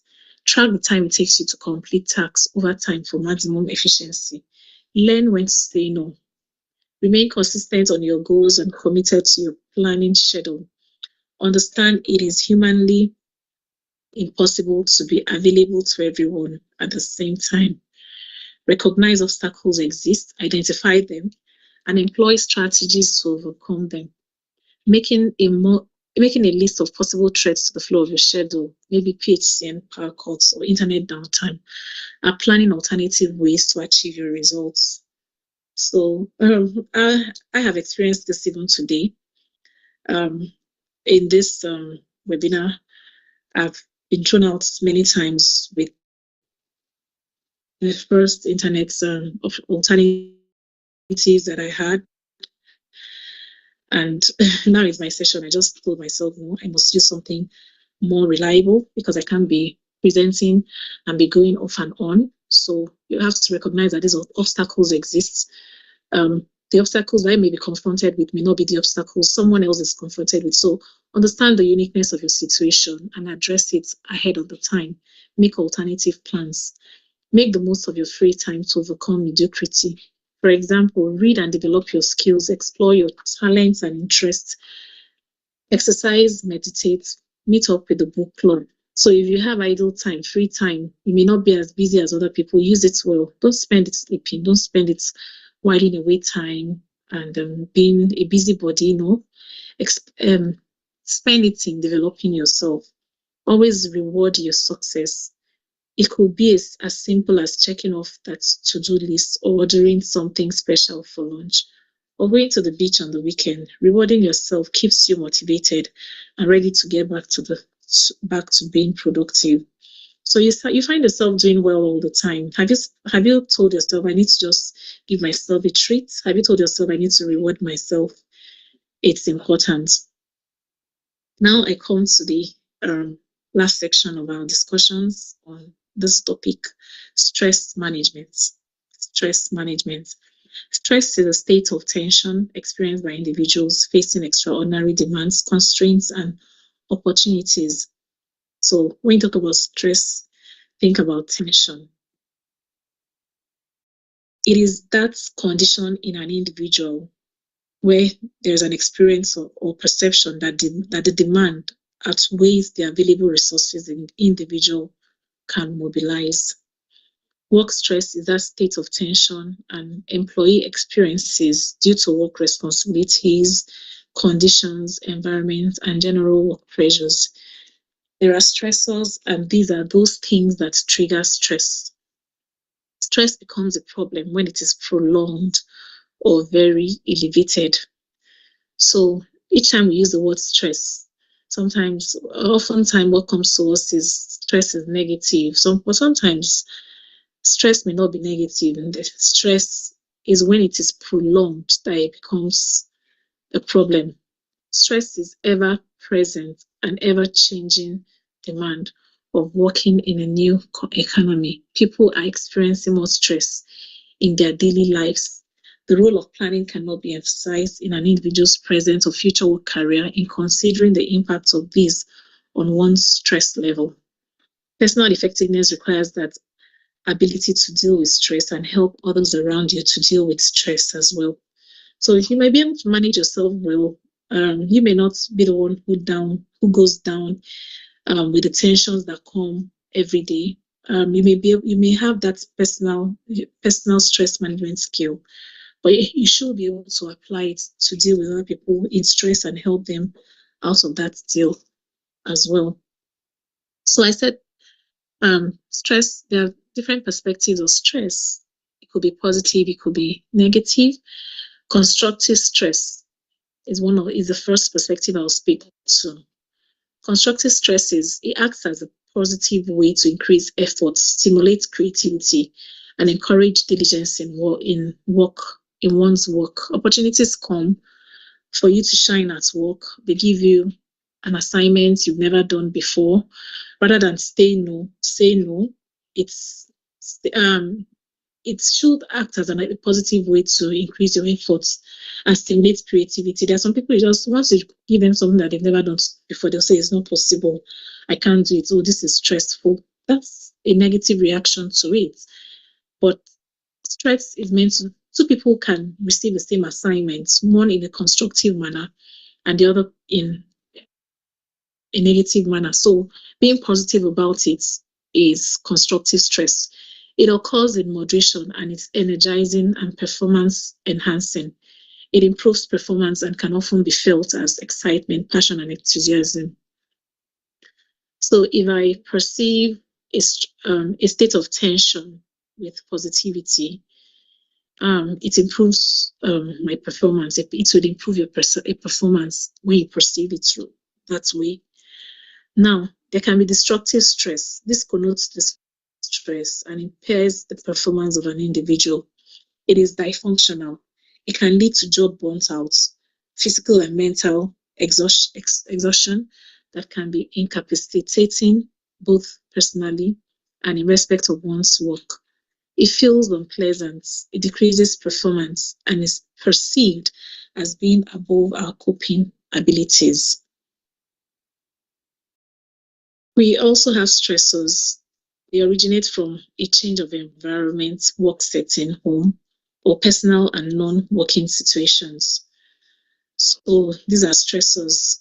The personal factors that lead to that are stressors are unmet expectations. You have listed the expectations for yourself, yet they're unmet. And then needs, capabilities, and personalities. These are personal factors that could be stressors. Familiar factors, these are dysfunctional family settings, e.g., when there's a marital schism, issues with children, those things could be stressors to we humans in the workplace. So you must know that these things are there and you must learn how to manage them so they do not have a negative impact on your productivity eventually. Environmental factors, lack or deficiency of basic infrastructures could bring stress to one. So, and then you have the work factors as well. The long hours at work, high personal expectations, unrealistic work deadlines, difficult bosses or colleagues, unwelcome or unfamiliar workplaces, uncertainties, office politics, downsizing, excessively high or low tax demands. All these listed here are work factors that are also stressors. So there must be a way out of it. It is wide. So here we'll speak to the tips that can help you manage stress. How all these things will always happen. Family issues could come, your own expectations could be unmet, work issues could come. There are things you may not be able to control, but they all impact on you every day. They all control your level of stress, especially chronic stress, usually for the purpose of and for the motive of improving everyday functioning. You need these tips. So there's a mindset strategies that you have to deploy, and there are physical strategies that you have to deploy as well. In your mindset, you have to keep positive attitude, accept that there are events that you cannot control.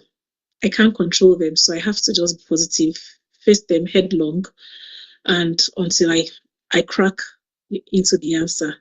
Be assertive instead of aggressive. Assert your feelings, opinions, or beliefs instead of becoming angry, defensive, or passive. Just stay positive. Physical strategies for managing stress. Exercise regularly, eat healthy, well-balanced meals. Make time for your hobbies, interests, and relaxations. Just make out time.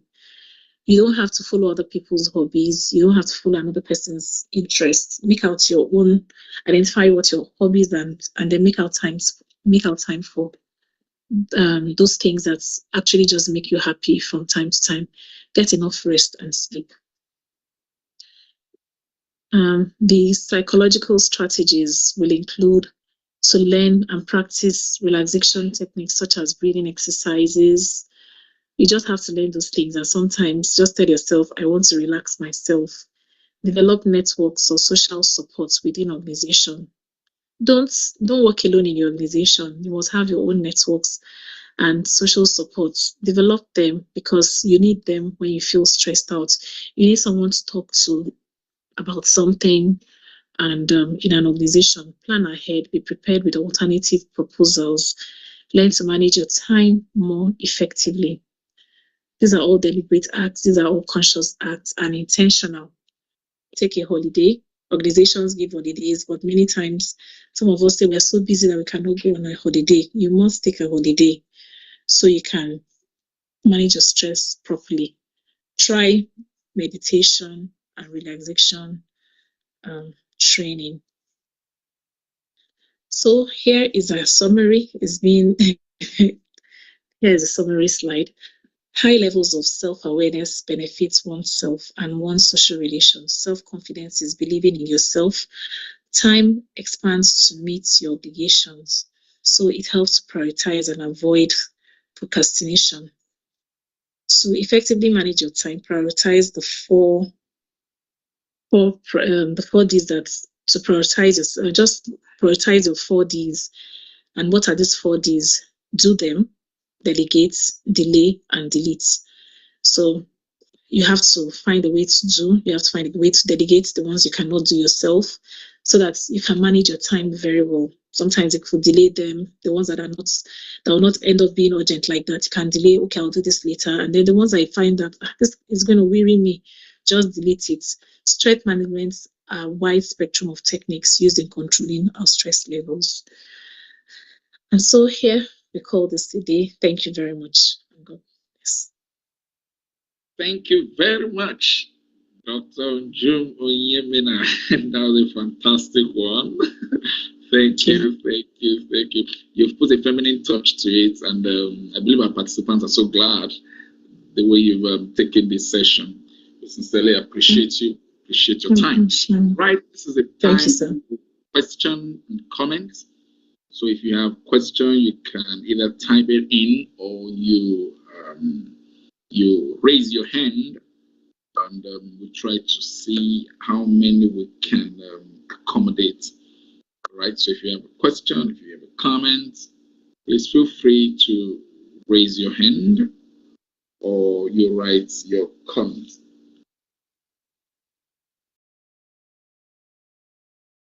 Yeah, someone made a comment about the material. I'm sure the material will be with the Secretariat any moment from now, and at the end of the program, it will be circulated to all of you. It will be circulated to all the participants. So please take note of that, okay? You will get the material from those that are asking for that. All right. So if we don't have any comment, can I see any hand? Is there any hand up, Secretariat? Please, can you help confirm if there is any hand up? Okay, I cannot see any. All right, so I want to believe this has been effectively communicated and the time well managed. Can we check the YouTube platform and be sure that we don't have any comment therein? Let's check.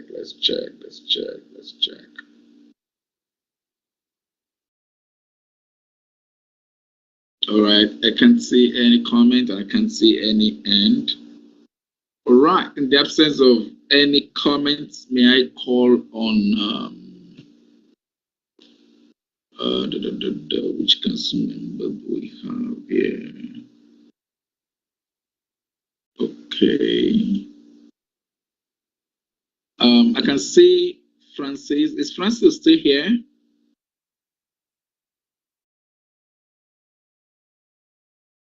Is Francis still here? I can still see you online. All right. Okay. I think I have to do the appreciation myself. So, Dr. Joe, we sincerely appreciate you. We want to say thank you. Sir, there's a participant and hope. Okay. Let's see. Who could that be? Who could that be? Just a moment. All right. Alex. I think that's Alex Onyoku. Alex, you can unmute yourself and speak, please.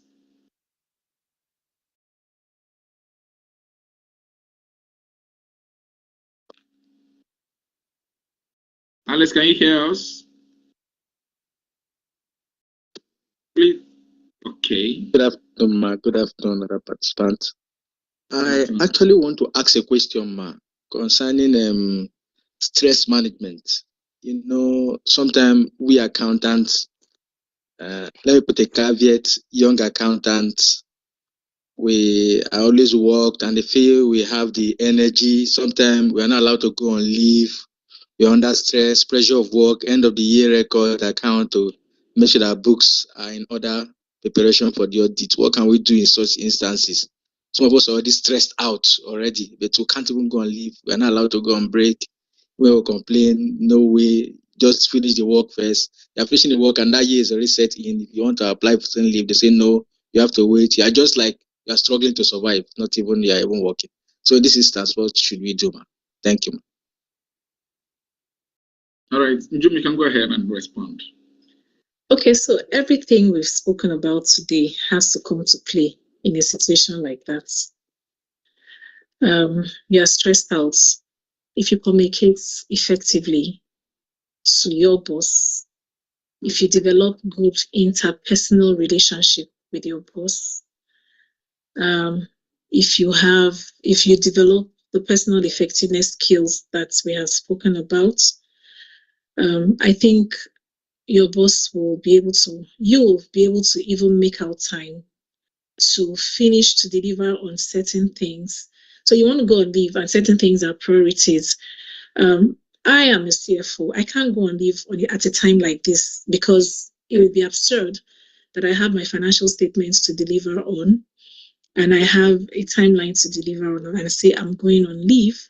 So if I have to go on leave now, then I need to say I have delivered to this extent and I'm even still able to continue delivering even when I'm not around.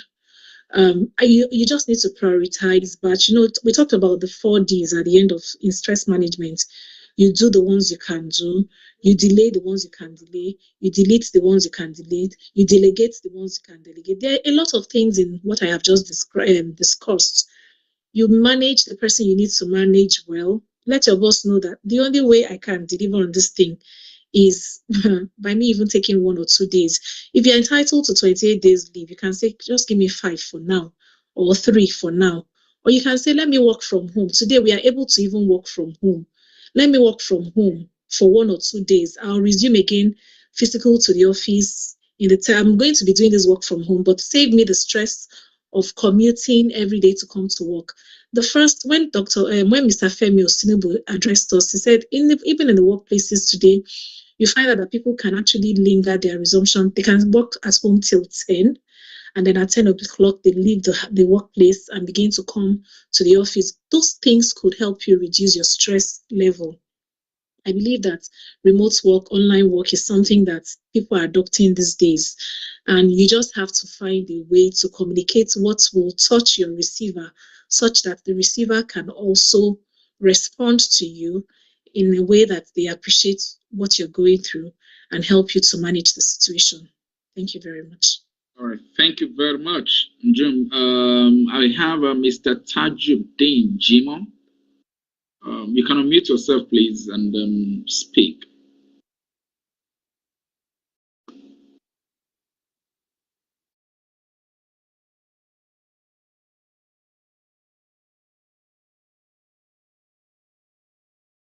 While we're waiting for Mr. Taji to unmute himself, I also wanted to note on the first question that you use the word complaining. Complaining doesn't work when you have to for someone who is personally effective, someone who manages time. Complaining is a negative part of it. So where you want people to understand you, collaborate with you, receive from you properly, then you shouldn't talk about complaining. You should find a positive attitude towards that situation so that it can relate with you. So whatever will make you not complain, take it away, and embrace that which will make them relate with you. Thank you. All right, thank you. I think Mr. Tajuddin has lowered his hand. In the course of your presentation, you stress the part of courtesy, which I believe is extremely important in effective communication. You try to speak to the other party over the phone. You don't know who the party is. You've not seen him before. You don't know the status of that individual. And the next thing you do is to pick up the phone and say, "Hello, how are you?" How do you react to cases like that? And most especially in this part of the world, where respect is held in high esteem, you believe the younger should accord some level of respect, either younger in age or younger in status, should accord the superior with honor, with respect. And I think it's vice versa. Even the superior also should be able to, communicate with real courtesy and manners with the other participants. Anyway, that's just by the side. Dr. Nji, want to say a fantastic thank you for your time, for the effort, for the presentation. I know a whole lot has gone into preparing for this section, and thank God you were out of no time able to create time for your committee, which is the Young Accountant Network Committee, where you serve as the deputy chair and a member of our distinguished council. We don't expect anything less. We want to say thank you, and we believe whenever we call, you will always yield the call to service. Thank you very much. Thank you, my chairman. Thank you, fellow colleagues, council members, and thank you all presenters and the very distinguished young accountants for giving me this opportunity to listen to me. And thank you very much. I know this will go a long way helping each and every one of us. Thank you. All right. Thank you very much. So we'll go to the final session of our webinar for January. And that session had to do with sharing of experience. And since the commencement of the program today, our resource person had been with us. She's none other than Mrs. Folashade Femi Lawal, FCA. She's a senior executive and digital payment expert from First Bank of Nigeria. So, Mrs. Folashade Femi Lawal, are you there? Good afternoon. Can you hear me and can you see me? Yes, we can hear you loud and clear. Thank you very much for joining us. So we yield the floor to you, madam. My pleasure. So good afternoon, professional colleagues, and thanks to Dr. Deji Awubotu and the leadership of Young Accountants Networking Committee, Yanis, for inviting me. It's always a pleasure to be in the midst of my professional colleagues. And like my father always said, no matter what you become, whether digital transformation experts, whatever we become, we must never forget our source, which is, I can't make me what I am today. My colleague is on the call, Lazarus. Can he start presenting? So it's to share experience And I hope he has the access to share. Please, can you enable Lazarus Innocent to share? Okay, and I think Jim, I don't know if you've stopped sharing, so that Okay, I we think can she's still sharing. Yes. All right. I think Lazarus then. should be. Awesome. Yes. Thank you. Right. So today, I'm impressed with the way we have managed time. A whole lot has been shared. My former colleague at PwC, Femi Oshinubi, has opened the floor with very great messaging communication. So please, so we will start with, so this is who I am. Can you pause on a little bit about my background, which I believe must have been shared? If you go through it, you will see the various phases and transitioning. Having worked with product innovation, product development, credit control, strategic planning, technologically savvy as an accountant. And I've learned to initiate significant advancement in electronic product development. I'm emphasizing that because as an accountant, our focus and our mindset is usually different. I did my articleship with PwC, but thereafter, the thirst for more, as they say, never settle. Please move on to the next slide. So where we are at, the last presenter, doctor, did a fantastic job. I actually learned some tips. The DDD, do, delay, delegate, or delete, is so critical for even executive at C-suites to apply to managing themselves effectively. Each and every one of us, we are all faced with a series of great opportunities that brilliantly disguised as impossible situations every day. Sometimes it will be impossibility to be able to get fuel from the fuel station for you to be able to find your way to the next appointment. Next slide, please. And that also takes me to what we know. But now we need to have a double check. As young accountants, the world is your stage. Rethinking the accounting process. Our accounting profession is a traditional profession, but not anymore. With what we have heard today from Femi Oshinobi and the other presenters. But we know that traditionally, we have established rules and principles. Now, with the current trend of globalization, businesses are faced with stronger regulations and numerous technological solutions and innovation. Like the slang goes, if you don't innovate, you become a dinosaur. And you know what dinosaur means? That means you're actually going into extinction. Whatever trade you find yourself or profession, your practice, if you don't innovate, it is like waiting for your lunch to be taken away from you. And our great accounting profession is also experiencing it. We are not an exception. And I always say it, the GAFA, which is the GAFA that has determined the direction of the global trends. Google, Apple, Facebook, and Amazon. They have changed customer appetites. They have changed the goalposts for any profession. Today, you are either carrying an Apple phone or you are carrying a device that operates with internet. Internet has helped us to be able to have this conversation, almost 300 of us. So accounting profession is also faced, but the challenge to belong, to be part of this change in rethinking and digitizing the way the accounting language is done. Next slide, please. Information technology redefined.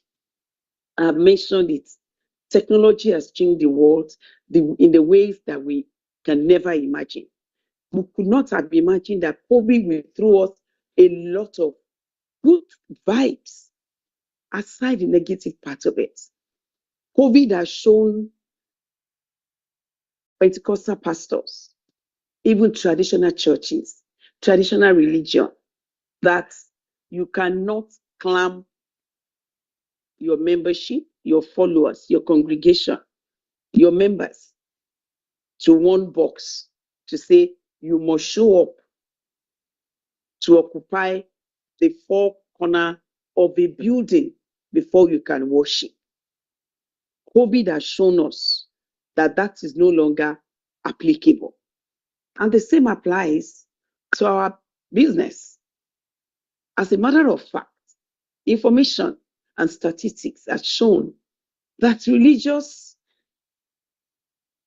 bodies are getting more offerings from digital members than the ones that overcome traffic to come and sit in the church or the worship houses. How is that for you as an accountant? The rising customer expectations in this fast-paced digital world and the advent of new technologies have become key driving forces of digitalization. While this transformation is inevitable, I've mentioned GAFA, the industry will face stiff challenges to deliver the right products, exceeding their customer expectation.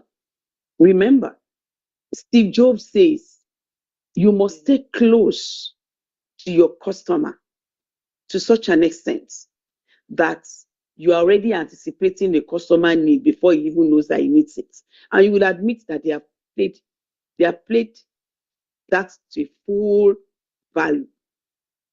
Happen before you think of what your desire may be, what the enhancement they need to give. They're already waiting for you.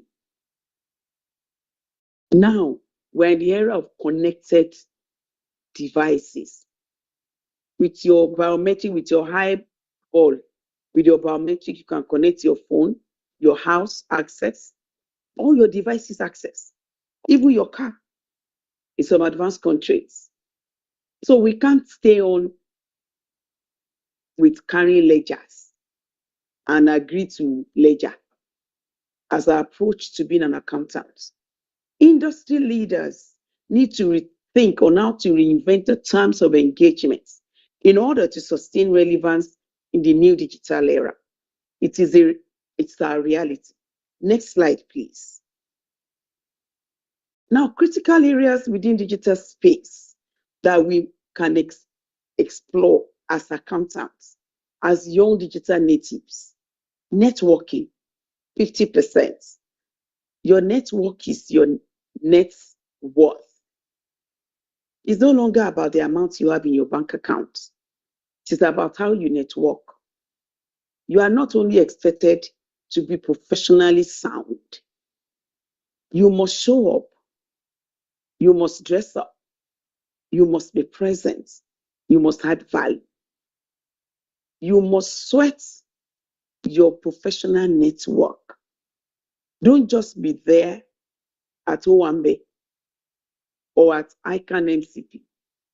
You must also be available. There were suggestions around LinkedIn. I appeal to you to actually take it a notch higher. Be available. Register for the premium version. Don't say it is too expensive. The amount of data we spend to follow Instagram. What is Akshake's next eat? It's about 21,900 or less for you to be on the premium. The premium package on LinkedIn opens up to you a global world of professional networking, cloud computing, storage, server administration, mobile device management, help desk, Internet of Things. I've spoken about that. Imagine technology. telecom services, IT software, and business services. These are pockets of opportunities. Next slide, please. Now, I want to talk about my transition, which is why we are here. As a student of zoology in the Great Ife, Obafemi Awolowo University, I came in with an intention to cross over to medicine. Medicine is my family traditional course.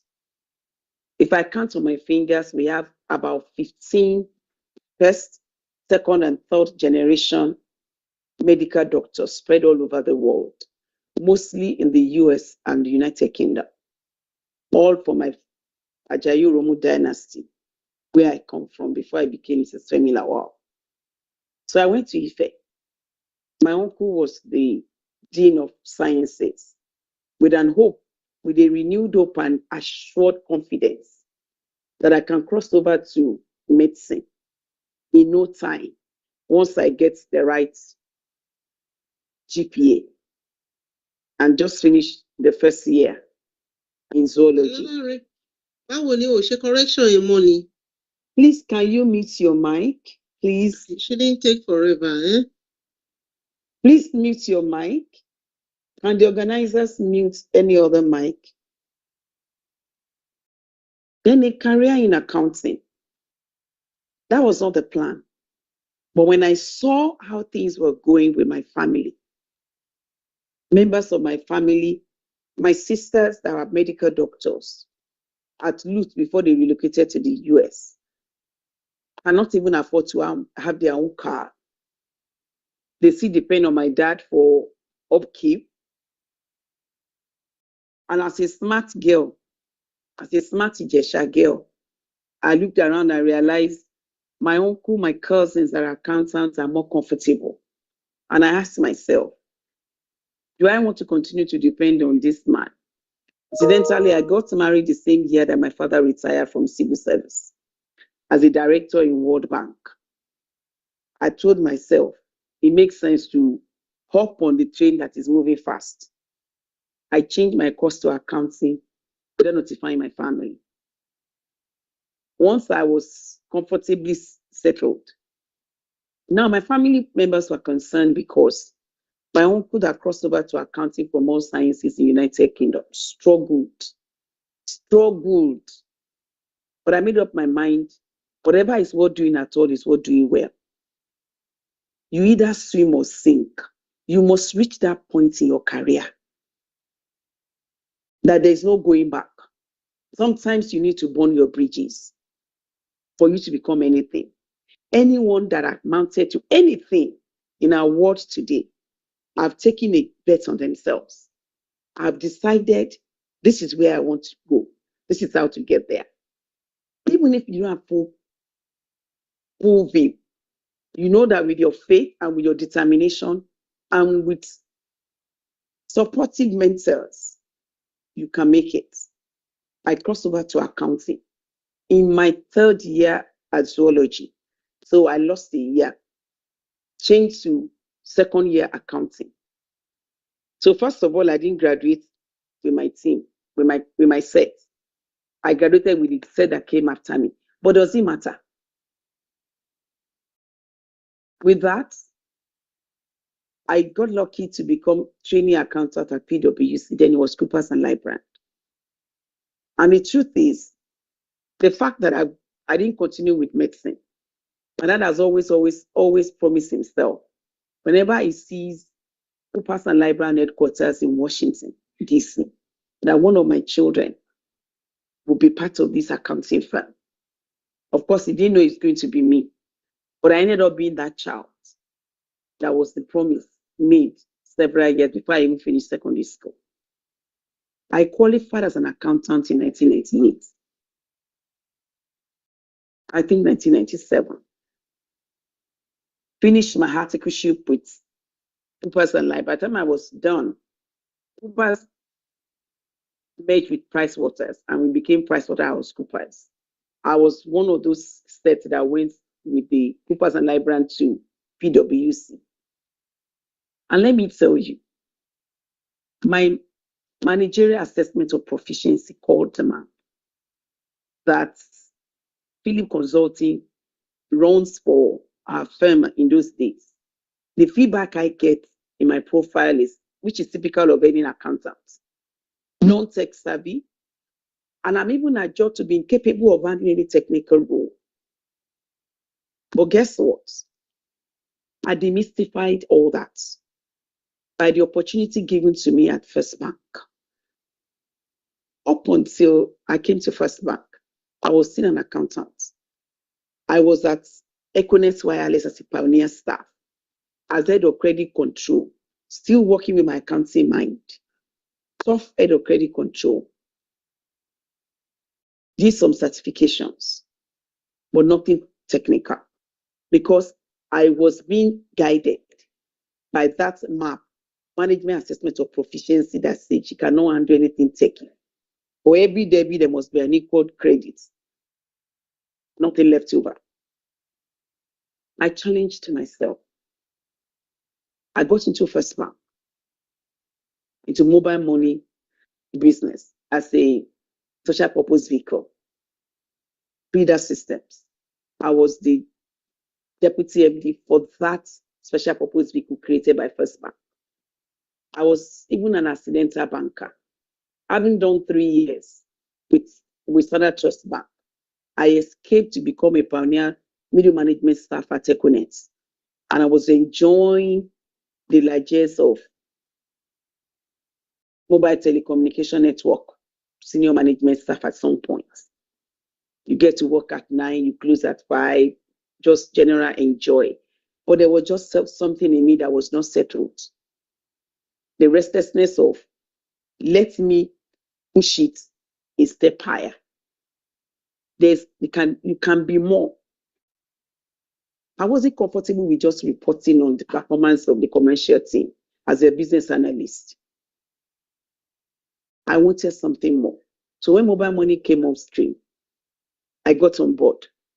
That was the first time I would be a business development manager, a business development officer in a bank as big as First Bank, because I was desperate for change. I embraced it. And I trusted God that I won't fail.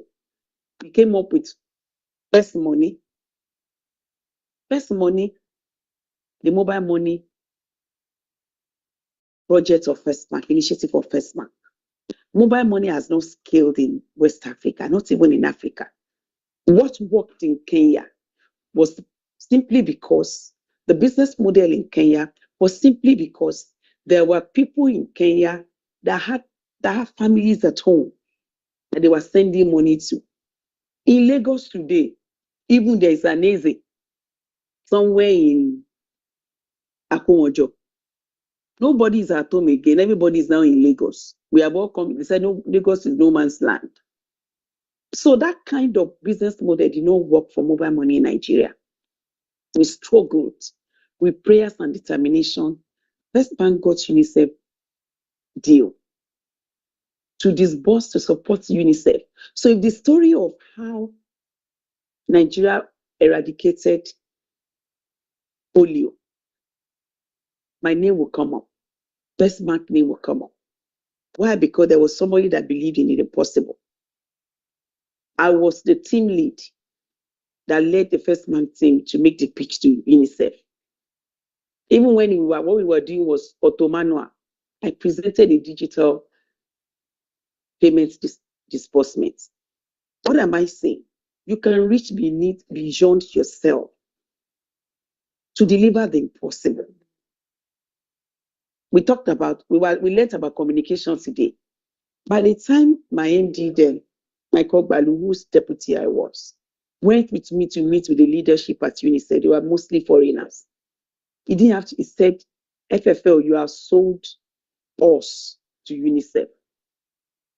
They needed to bridge the gap of lack of transparency in the 15,000 naira they paid to the voluntary workers at UNICEF end. These are rural dwellers up north, where angels fear to tread. The Borno, the Maduguri, the terrorist infested area between 2014, and we're just beginning to have the terrorist issues. We disbursed to those women on their phones. When we couldn't reach them by text messaging, they are illiterate. I deployed my experience at Econet Airtel. Started sending recorded voice notes, robocalls to the beneficiaries, people that would have gone to the interland, to the farmlands. By the time they decided to pick a call, what they will be hearing is in their own language, in Hausa, in Fulani, in Kanuri's language, telling them to go back home and pick their money from First Bank. Our branches were besieged with locals, people that have never seen sat in an environment with air condition. They go with their allergies and their children. Finish, in fact, inhaling the water on the dispensers. I got my management backing because they believed in me. That we will, even though it looks as if we have mystery shoppers, the branches that are accommodating those women might suffer a backlash because they have locals, they're occupying everywhere. But we were so happy to be part of it. And guess what? The success of UNICEF attracted Bill and Melinda Gates to be interested in supporting First Bank on the agency banking network. And that is why today, First Bank is the leader in agency banking. We were the first to get on it. We got $12 million grant by Bill and Melinda Gates. It was a result of one little girl called Folashade Femilawa that believed in the impossible. And First Bank backed me up. They put their might behind me. Today, First Bank has been celebrated as the leader in agency banking, empowering over 200,000 men and women who ordinarily wouldn't have imagined it is possible. Now everyone wants to get there. I went on. It was the success of that got the management to ask me, Shade, you believe in the impossible. Can you deliver on digital banking? And what they say to us sometimes, especially women, when you have an opportunity, don't say I will think. A typical man will say I will go and think. It will say yes, why not? A typical woman will say I will go and think about it. I jumped at it. Mind you, at this time I had twin infants, twin daughters. My last set of children, I have twin daughters that are now teenagers. They were infants when I took off First Bank work. So imagine having to cope with domestic support. Domestic support in Nigeria, they have not changed. They can be unreliable when they choose to be. Running a home with 4 children, being a high flyer, and now I'm a pastor. And I'm also someone's daughter. What am I saying? Rise to the challenge. I rose to the challenge. And be mindful of management assessment of proficiency that have categorized me as non-tech. They said if I would dine with the devil, we have a long spoon. I chose my long spoon. Thanks for a supportive husband. He ordered books on digital banking for me with a little savings from abroad. But there wasn't that so much of materials around. And when I would have struggled to go around to get the projects upstream, leg work, I had just 2 core staff and 1 contract staff. That's the digital banking team that I had at First Bank in 2015. But I had great support. Who is your mentor? Who is holding your ladder? Is he Wizkid or Davido or Ashake? Are they your inspiration? They've carved out their own niche. They won't take you there. But all you do is to tear down your leaders. You don't even know what is happening at the institute. So I continue to complain. Complainer don't get anywhere. Over weekend, as soon as I'll settle my family for breakfast on Saturday. I hop in the car. Sometimes my drivers are not available on weekends. I will drive down to First Market of this same marina where I'm projecting from. I will now begin to read those books that my husband ordered for me. I will read and read, and sometimes I feel that, in fact, my head has exploded. And I'll ask myself, Shade, who send you message? Stay on your lane now. But you know, no retreat, no surrender. Like Winston Churchill would say, we must challenge ourselves. I'm actually going to read some of his quotes before I finish this session, so that we challenge ourselves. What am I saying? There were days I will read and read and read and read and read and read. And I'll be here till late on a Saturday. After church service, I sing in my church every Sunday. I'm a member of RCC, the City of David. You must have seen my face in the choir. After I finish singing, I will continue reading. And there were days I'm driving home late in the night. Lonely road of Marina, at the risk of area boys challenging me in my fancy car. I can't even remember a word of what I have read. Panic will set in. Digital banking is brain block. Digital transformation is, digitalization is, I can't remember, but I kept at it. Today, those reading and overreading is what I'm enjoying, is what I'm drawing from to be relevant as a digital transformation expert. My initial dream was to be a CFO somewhere, drinking tea, signing off accounts, with the lots of frequent staff under me. But there's just that restlessness. I find that boring. The thirst to be better took me to where I am today. So what have I achieved? Senior executive as a digital transformation expert. I was one time head of digital banking, now head of card and messaging business. Sitting on top of one of the biggest card base in Nigeria, in West Africa. When I came on board within 3 months, First Bank hit 10 million base, becoming the second bank in Africa to hit that base. We won the Best Digital Bank of Distinction by Global Finance Awards 2016-2017. Encourage yourself. The Best Mobile Money Operator Award by EFINA, when it looked almost impossible. I recall my boss is asking me, Shade, this you said, can you people deliver? I said, we will deliver. We promised them automation. We will manually send the payments. They will get alerts, and then we'll start manually to post to their accounts. There were no agents who want to go and die in the terrorists at Sambisa and the rest of them.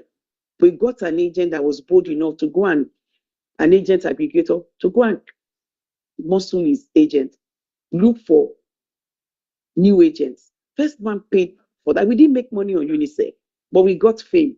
And then we were rewarded with Bill and Melinda Gates $12 million grant, a whole lot. And what does that fetch me? Visibility. We live in the impossible. Saying impossibility is nothing. Next slide very quickly. So I want to share nuggets. What facilitated a successful transition for me? What? Determination.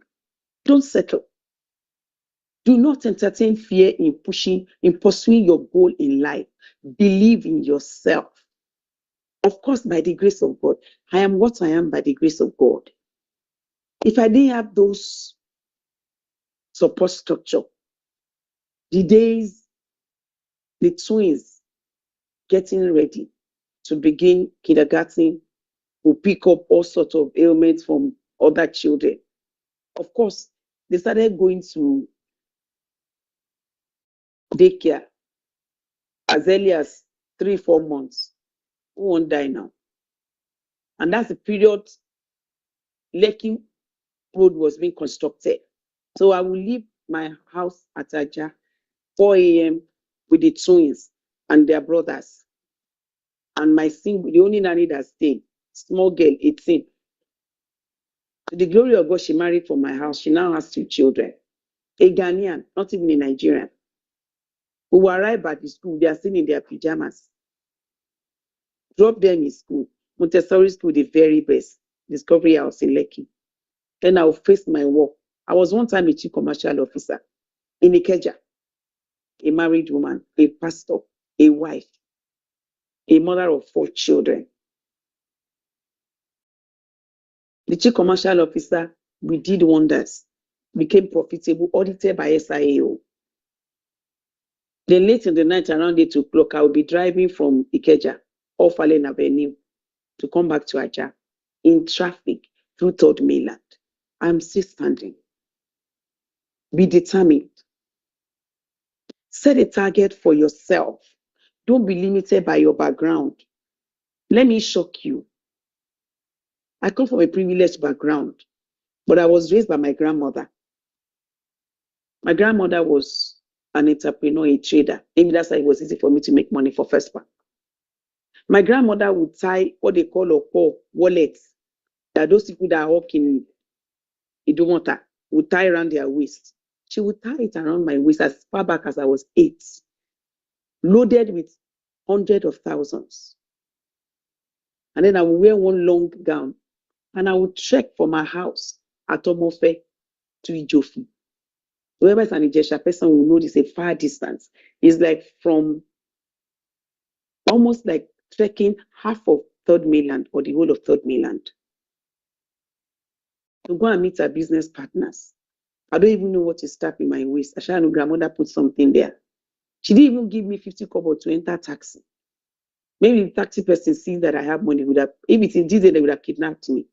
I would trek to that place. As soon as I come in, that woman would take me to her room, push me inside her room, remove the paw, count, and I would see bales of money. I'll be like, this is what grandma puts in my waist. They will count it. What next I will see?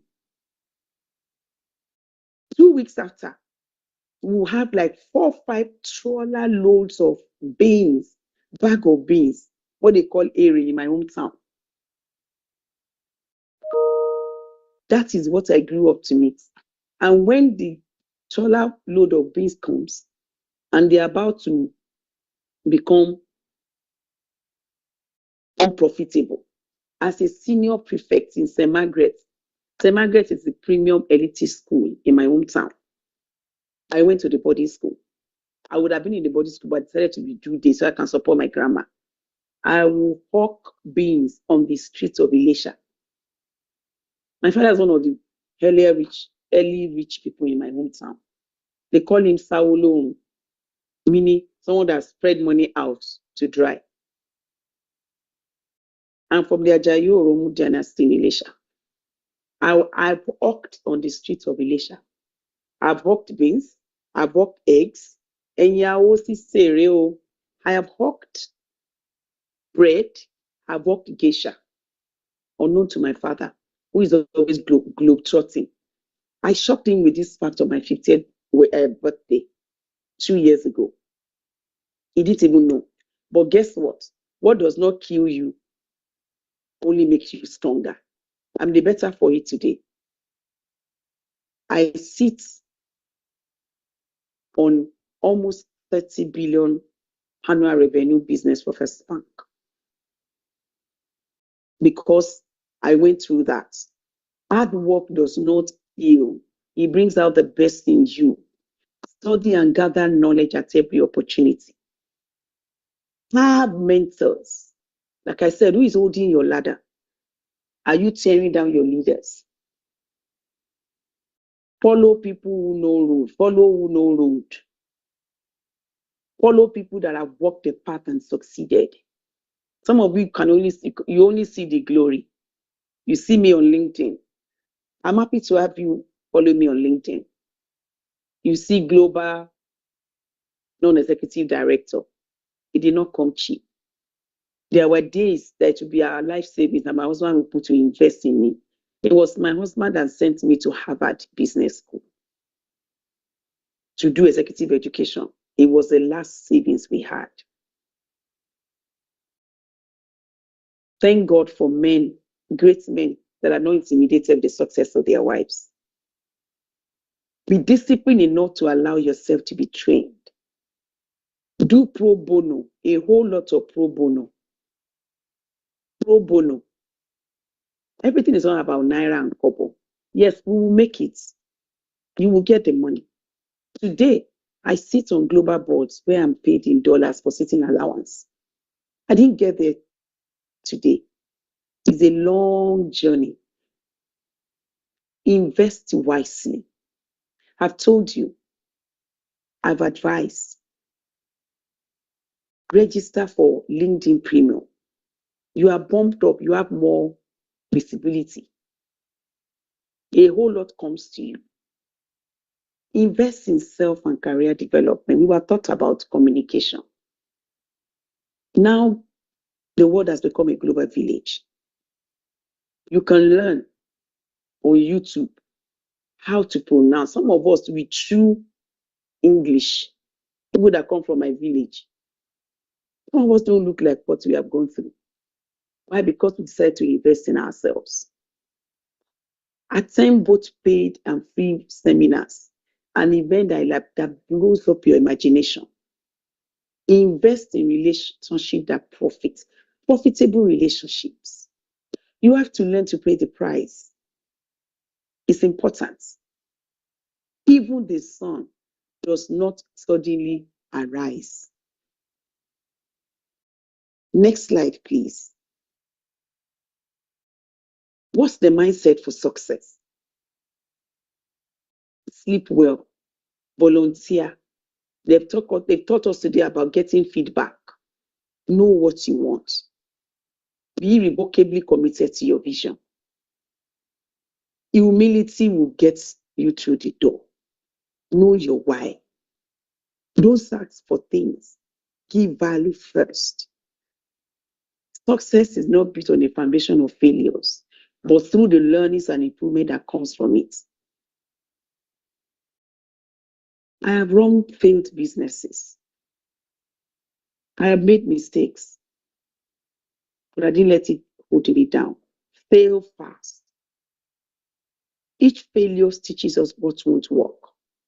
They said about the person that launched electricity said he learned 999 ways not to do it. When we figure out the root cause for failure, learn to do self-assessment, brutally frank self-assessment. Surround yourself with sincere people who are interested in your progress. Not friends that after you leave, they'll just do you. Mindset sharpens your critical thinking. Own the way you learn and apply learning insights.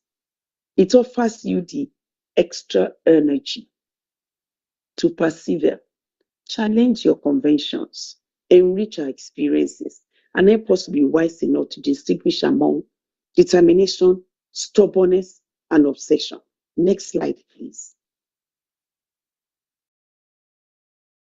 7 things young accountants like us need to know. Everyone has a voice. It depends on how we use it. You can only be a good leader when you're a good listener. Listen. Titles does not define you.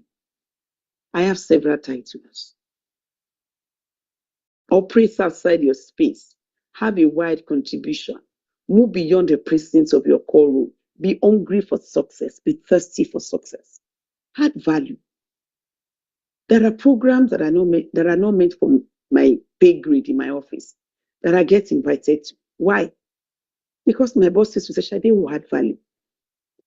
Bring her on board. According to Albert Einstein, we cannot solve our problems with the same level of thinking that created them. We cannot focus on things that happened yesterday, last week, 3 months or 3 years ago. Insanity is doing the same thing and expecting different results. Break your boundaries. Get out of your comfort zone. Grab a new desire. Ignite a passion to make things happen. Instead of waiting for something to happen, you must believe great things are going to happen in your life. Do everything you can. Prepare, pray, and achieve PPA to make it happen. And honesty, a track record of integrity and credibility. Today, in the industry, my credibility stands me out of the park. I cannot be bought. I am priceless. The moment people can categorize you, they will cancel you out. The moment you have a price, you can be cancelled out. Pray as if you did not prepare. People who know me know that I'm a prayer champion. People know that my strength is in God. But they also know about my passion. They also know about my determination. They also know about my can-do spirit. They also know that I'm a year-on-year visible achiever when it comes to performance. They know that I have energy. Technology is empowering change. You must focus on being technologically enlightened. How you can leverage technology to become unstoppable force for positive change. Manage your life, not your time. Operate with a timeline on what's important to you, including who you need to speak, either in person or by phone. We learned about how to prioritize, how to manage our time. Even me, I'm waiting for the presentation. There are lots of useful accounting software. These are just examples.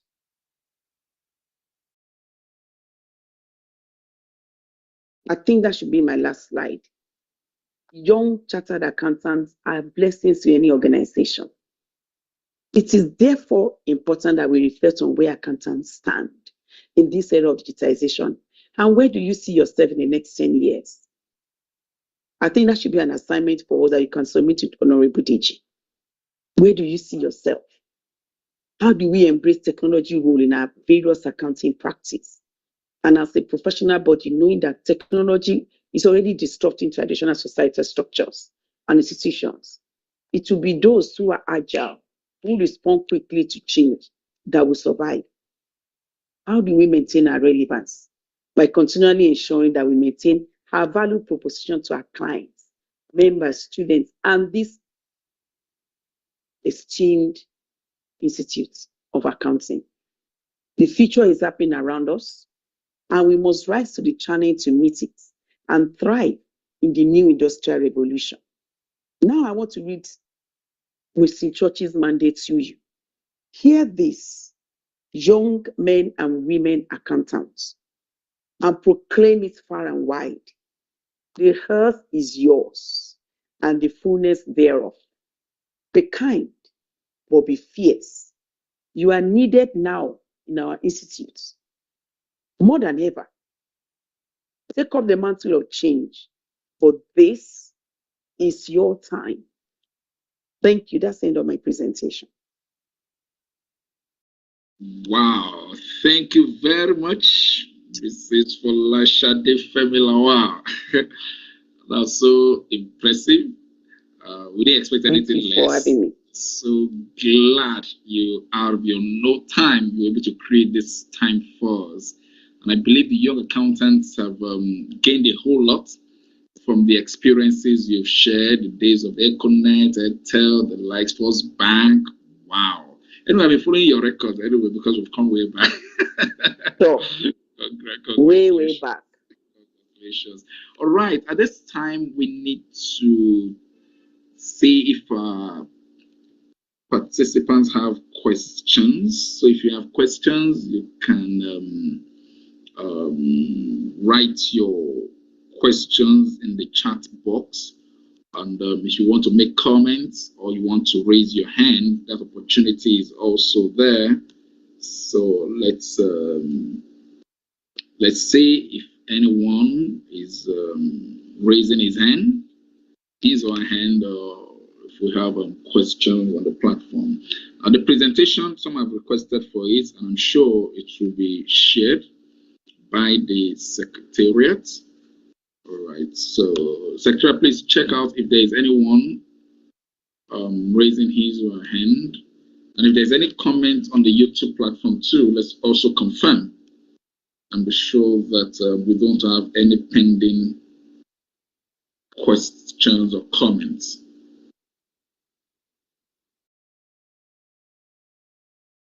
All right, so do we have any? I can't see any here. Okay, thank you so much for, okay. Okay, do you choose your mentor and go to them to indicate your intention to have them as your mentor? That is a question. Do you choose your mentor and go to them to indicate your intention to have them as your mentor? So that's a comment, a question. So should I take that now? Okay, let me just add one more. Okay, yes, please go ahead and deal with that. It depends. I have been lucky in the sense that my trajectory have attracted my mentors to me, that they're happy to be associated with me. I wouldn't last this long in First Bank if I wasn't standing on the shoulders of giants who took an interest in me, saw my passion, saw my heart. You also must lead from the heart. Anyone who knows me, Honorable Deji has known me and my husband. In fact, he's my husband's friend, by the way. way back, knows that I am passionate about what I do. If I can't put my passion into it, you won't find me there. And they know that my heart is right. I just want the best for everyone. And that is actually godly. So it has attracted, I have gone for opportunities outside my directorate. And the executives that were on the interview were like, is it not this? This lady have always done e-business. See how she's come here to come and almost convince us that she could do the job. And they've taken interest to say, this woman, there's no role you cannot handle. So I've had adopted mentors who believes in me, who are always there for me. Now there are some that I've deliberately gone after. You see, there's a lot of sacrifice to be made. There's a say that says he that must have many friends must show himself friendly. Like I said, you have to pay the price. Do a lot of pro bono. And everyone that's risen to the peak of their career will tell you pro bono, free service is part of the package. So if you have identified a mentor, watch them. See how you can add value to them. It's not about what you can get. I know someone whose mentor that helped him with the tips that is still feeding him and sustaining his profession till today. That the first 6 months, the man did not even show him anything. The man was sending him to go and sew his shoes, was sending him to the market, was sending him to go and buy something for him at the supermarket. For the first 6 months, apparently the man was testing him. How many of us can go through that without retaliating? That me, accountant, qualified accountant. But what does this person think of me? You must stoop to conquer. Identify your mentor. Study them. Now you are lucky, you can follow them on LinkedIn and Instagram. See where they go. Any program that you see that advertise them, be there.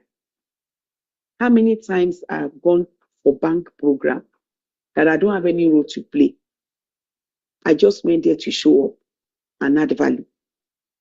I said, see, it's the first bank now. I will go. If they didn't arrange a chair well, I will complain. Please, and I'm not just complaining. You are seeing me moving chairs, arranging, moving, going up and okay, can we do it this way? Okay, the guests, where they are, we are not comfortable. Can we do it this way? So till date, with a major program, you see me being drafted in. If I even they call me fallback. And that's why you see me featuring to take award for First Bank. Because I'm always there to add value, even when it is not my shop. How that answers that.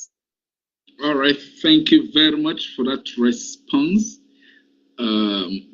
There's another question here. Some men find it difficult to let their wife get higher pay than them. How do you manage this, ma? Okay, so Felicia, I'll leave that to you. You decide. Those are things to watch out for before you decide who to marry. My husband wasn't the richest of my suitors. In fact, it was the least. He didn't have a car. Your friend doesn't have a car. He had but he has multiple fleet of cars now, please. Yes. Multiple. He had 3 shirts and 2 trousers. I remember I was telling my friend I could do a timetable of his uniform between Monday to Friday. We were together at Cooper's and Life, and we met at Cooper's, by the way. It was at internal sourcing. Where else would an accountant get time? You at client premises Monday to Friday or Saturday. So that's where the divinity comes in. Choose your friend. Choose who you marry. But if you're already in it, then prayer is a weapon. But we must be humble. For a long time, for a reasonable period of time, I was earning more than my husband. Our children don't even know. Today is a group managing director of a holding company in Abuja. And he's making me happy. But in fact, it was a break in my husband's career that landed me in First Bank. When we had the twins, we decided that I got ICAN license to practice, that I'll be practicing consulting for Philips Consulting, Shola Olowoyeye and Co. We were partnering to deliver structured trainings for Philips Consulting. That was, I could control it. But when my husband became jobless without planning, and there are 4 mouths to feed with a retinue of domestic support, I dusted my CV and realized I have talents from accounting to telecommunication to a little bit of banking to make myself available to feature as pioneer team of First Bank or Mobile Money. I didn't have a choice to do hard work, my people. I know that if I don't keep that job, we'll go hungry. And he appreciates me for it. Deji was at my 50th. My husband broke his investment to give me a worthy celebration, talk of town. But we are the first to use the monarch. Remember, you were there. Yes, and we know how many bank MDs were at the event. At a point, the MC said, "Madam, there is no space on the high table for bank MDs again. We'll be just go and be meeting them until you just go and be greeting them. Otherwise, is it your chair or whose chair you want to give them, or your pastor's chair? There are too many MDs there now. I'll be acknowledging them." That didn't come cheap. So today, there's nothing I want that my husband doesn't get for me. So he that must have many friends must show himself friendly. When you have such husband, your humility will win them over. My parents-in-law don't have any girl, and my husband's parents' first daughter. In fact, I am the daughter. In fact, most people think I'm the Lawal. Meanwhile, I'm the bride. So today, my husband's brothers, I'm the one that knows what's going on in their lives. And my father-in-law has become my other daddy.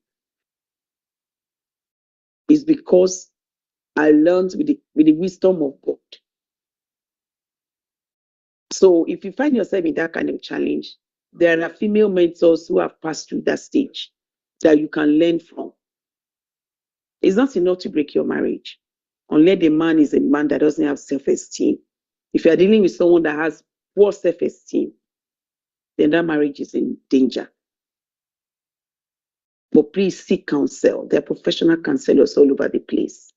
Your mental health is also important. But the level of your humility will win your husband over. Thank you. All right, that's a fantastic response. From what I can get from that, as a woman who is earning far more than the husband, I think intentional humility should be there. And that's what you have just portrayed. You will be humble, but you have to be intentional about it. And that's when you can, cover multitude of issues. Oh, thank you very much, Flashade. There's another question here. But it's from the YouTube. Do you prefer me to go for MSc Finance or MSc Accounting? Well, I think that depends on where you want to be, but I'll leave that to Ms. Flower if you want to speak to that. MSc Finance or what? MSc Accounting. Is it something you want to respond to? I'll actually provide a guide. I won't say yes or no. Okay. Whatever you are going for, please make sure it has a digital undertone. Okay. Whatever you are going for, whether MSc Finance or MSc Accounting, look at the one that has a broader appeal. My MBA that I did at Texas American University in Guyana, North America, it is an MBA with a digital undertone. It is digital. It is digital systems. Something digital was in there. Was an MBA, but I ensured there was a digital stuff there. So if MSc Finance gives you an opportunity to leverage digital, go for it. If MSc Accounting gives you that, but whatever is a narrow road, please avoid it. Please avoid it. The world has gone beyond. I'm just telling you now, I'm an accountant. And today I'm more of a digital transformation expert. How does that sound to you? So look at whatever is going to make you relevant in the future. Look at top trends in the future and see where you are at. If MSc Finance will get you there, go for it. If MSc Accounting will deliver it, please go for it. What I studied in Texas American University, it has to be something digital. Because I have to face the future. Thank you. All right, thank you very much.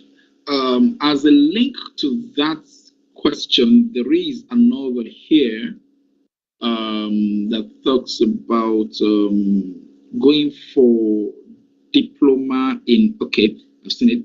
I am a chartered accountant now. Okay. I want to do more programs between diploma in IFRS and MBA, which is better to start with. Okay. I can deal with it. Okay, Flash, do you want me to do this or you want me to talk to it? No, did you go for it?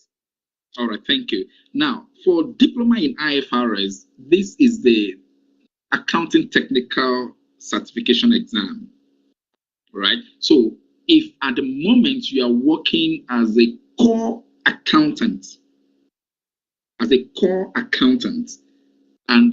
you qualify within the last 2-3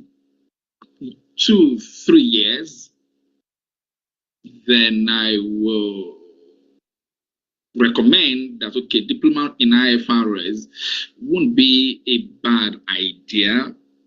See how it started. If you're working as core accountant, doing debit credit on a day-to-day basis, diploma in IFRS will improve your skill, will improve your technical ability on the job. And the advantage to that is it's a one-off exam, so you could quickly do the exam, take it off, box it and move straight for the MBA, right? So the MBA makes you a business advisor, all right? It broadens your skill far beyond accounting, all right? But if you're not doing core accounting, my strong recommendation is go for MBA, because the diploma is just a proof of competency in IFRS, right? So an accountant, as we speak, is going beyond IFRS. So if you qualify of recent, that means you qualify as a chartered accountant, you already have the sound knowledge of IFRS before your qualification. So the only thing you need to do is to upgrade your knowledge and skill based on what you've been taught within the last 2-3 years. Remember that IFRS is dynamic, is a standard that changes from time to time, right? So if you have those two options ahead of you, and you're not into core accounting, I think the MBA stuff won't be a bad idea for you to go through. And what stops you from doing both MBA and deep IFRS? Do the deep IFRS box it, but the main focus should be your MBA because of the broader horizon, to make you a business advisor, to make you a business value creator, and that is what we're expecting accountant to grow to being a CFO. And we believe that accountants perform better as CFO if they broaden their skills, they broaden their competency, if they are not limiting themselves to that debit and credit alone. Because if you do, then there are professionals take that role away from you, just like Femi Shinobi mentioned earlier. All right, so that will be my response to that. And also just to state that my MBA was done on information management systems for an accountant, okay, and it was digital application for business. It was an online MBA. I'm happy to refer people. There is in dollars. However, there's a 50% or so discount when a graduate like me recommends you. The training is top notch, and it works with your timing. Is 100% virtual. The certificate is an American-based university. If you go on their website, you pay double. Or if an existing alumni like me recommends you, in fact, Dr. Shala Olowoyeye did his PhD at this university. It was easy peasy.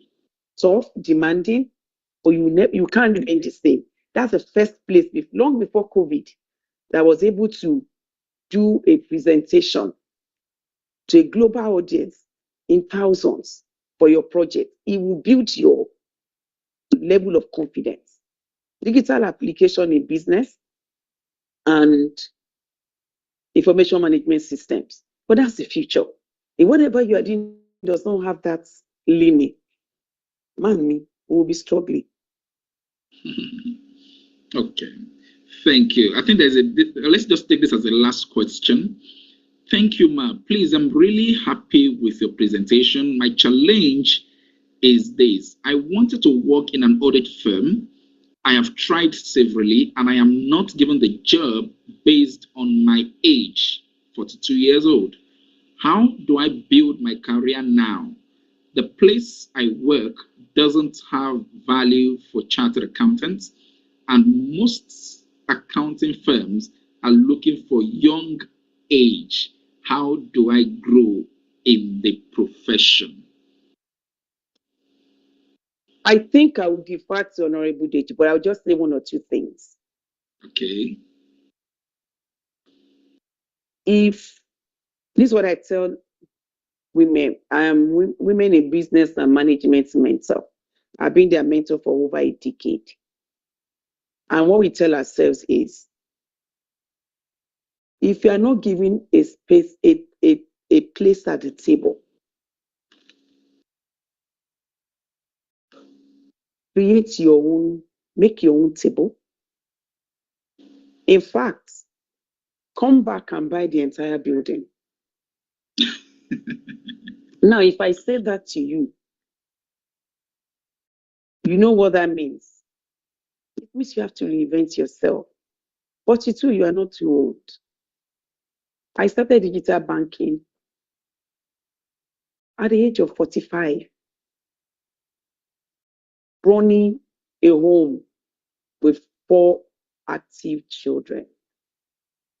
Today, those babies are now teenagers.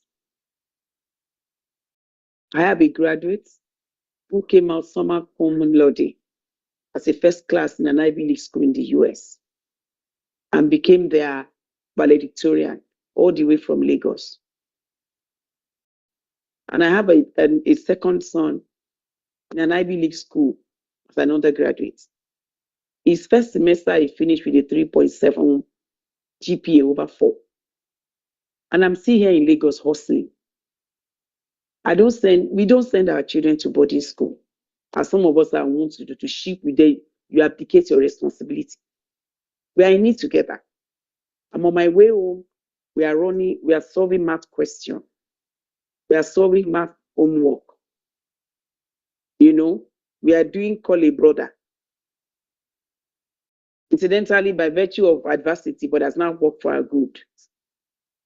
We lost a child. Our first attempt at having children abroad came with so much tragedy. I nearly lost my life. Today, I rebounded. I'm giving you my personal example so that you can apply it to yourself. The medical doctors told me that they made a mistake with my womb in Europe. So the chances of having another child after our first son is very remote. As usual, I know they carry last. I took my case to God. I could have sued them and be rich for life, but with a battered womb. We took it to God. We took it in good faith. It's all our life savings that we carry to go to Europe. My family members are in the US and UK. We want to be different. Maybe that wasn't God's plan. Today, the rest of my children came from the US. And not only did I have a second child, that same womb that was torn into pieces carried twin babies, identical, 3.1 kg each. I'm telling you of a personal impossibility to say that you cannot write yourself off. Audit firms won't take auditors that are over 40, but they will take a digital transformation expert that is even in his 50s. You saw Femi Oshinobi, DJ Oshinobi. You are together at PwC. You can leverage technology. Scrum Master is a course you can do on LinkedIn, free or maybe some $50 or less. Aspire to perspire. Perspire to aspire. You can refire. Scrum Master, people are getting it and getting remote jobs. They are in Lagos. They are earning dollars. So I yield the floor to you. All right, thank you very much. My response to that is for you to invest in yourself is extremely important. And when you're investing in yourself, age will certainly not be a barrier. Now, Charlie mentioned earlier that you should do a lot of freebies, a lot of pro bonos. If you give out yourself to some medium-sized audit firm without putting pricing before you, I can tell you a whole lot will not bother about your age. Why? Because your focus is that you want to gather that experience. Now, if you have the experience, then age will sit at the back burner. You will never see it on the front burner. It's not possible. Because what they are looking for is well-experienced individuals. So if you build that capacity, not putting pricing forward, not putting fees forward, not putting salary forward, let them just know that you are eager to learn. In that process, you're building a lot of relationships, you're building a lot of clientele base, so that when you eventually decide to go on your own, then you will have something to show for it. You cannot be having that clog of age on you and you want to be demanding for a huge salary. I tell you, a whole lot will tell you, no, I'm not interested. I'm looking for young age. I'm looking for this. I'm looking for that. But put that behind it. Now, you wonder that if I not putting pricing, if I'm not putting costing ahead of me, then how do I sustain myself? How do I manage my home front, depending on the position that I have in the family, if I'm the breadwinner, if I don't get... So you have to weigh the options. If you don't get the job, how will you take care of the family? If you go all out, get a job, but without appreciative pay that you're looking for, it is just a matter of a time. And that's why in accounting we call it time indifference. Get your experiences now. At a no time, you will get the pay later. All right. So that's my advice to you. Put the fee or the salary behind. Focus on the experience. And I can tell you a whole lot of audit firm, if that's what you desire to do, will be all out there to give you that support and to mentor you in that line. And don't forget that when you spend the requisite number of years, you can apply for your practice license. Because if that is your dream, then like when you are applying to ICAN will not ask you how much were you paid when you were gathering these experiences. What is important to ICAN is how many years of experience have you got? Where did you take your internship from? All right. Can your firm attest to that? Can your district society attest to that? So by the time you put all this together, I can tell you there will not be issue of fees during that period you are gathering those experiences. So ICAN, what is important to them is the requisite experience. So, and as Folashade has also mentioned, also align that with IT knowledge, with IT skill. You know, there's so many things you can do pro bono to build that competency, to build that skill. So many organizations are out there looking for staff they can engage at reduced cost. Some who mind to pay, but for now, you need to build that capacity. So you need to put the cost, the salary, just put it behind and let your focus be that of experience. All right, I think it's a good point for us to wrap up. I don't know if Folashade has a wrapping statement to make to the participants before we move on. My charge to them is the world is theirs to take, and the world is waiting for their manifestation. Please go out there and make the institute proud, make the founding fathers proud, make the ICAN Council proud, make the ICAN profession proud, as the rest of us has suffered. And now you can only see the glory. The stories can fill a book, but its impossibility is nothing. Go and shine. Thank you. Thank you so very much, Mrs. Folashade Femi Lawal, for this great session you've anchored us through.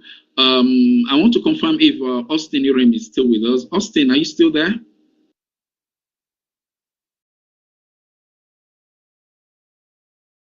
Austin, are you still there? Okay, I think Austin is now engaged in something else. All right. Yes. Okay. Austin Irem, is that you?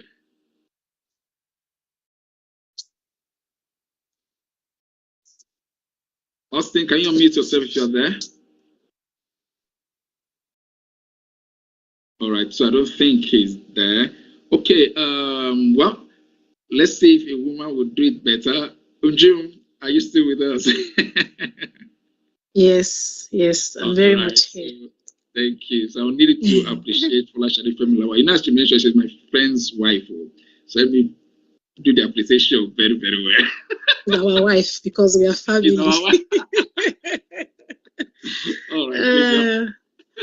Yeah, thank you, Mrs. Folashade Femi Lawal. Thank you for making us proud. Thank you for demonstrating success.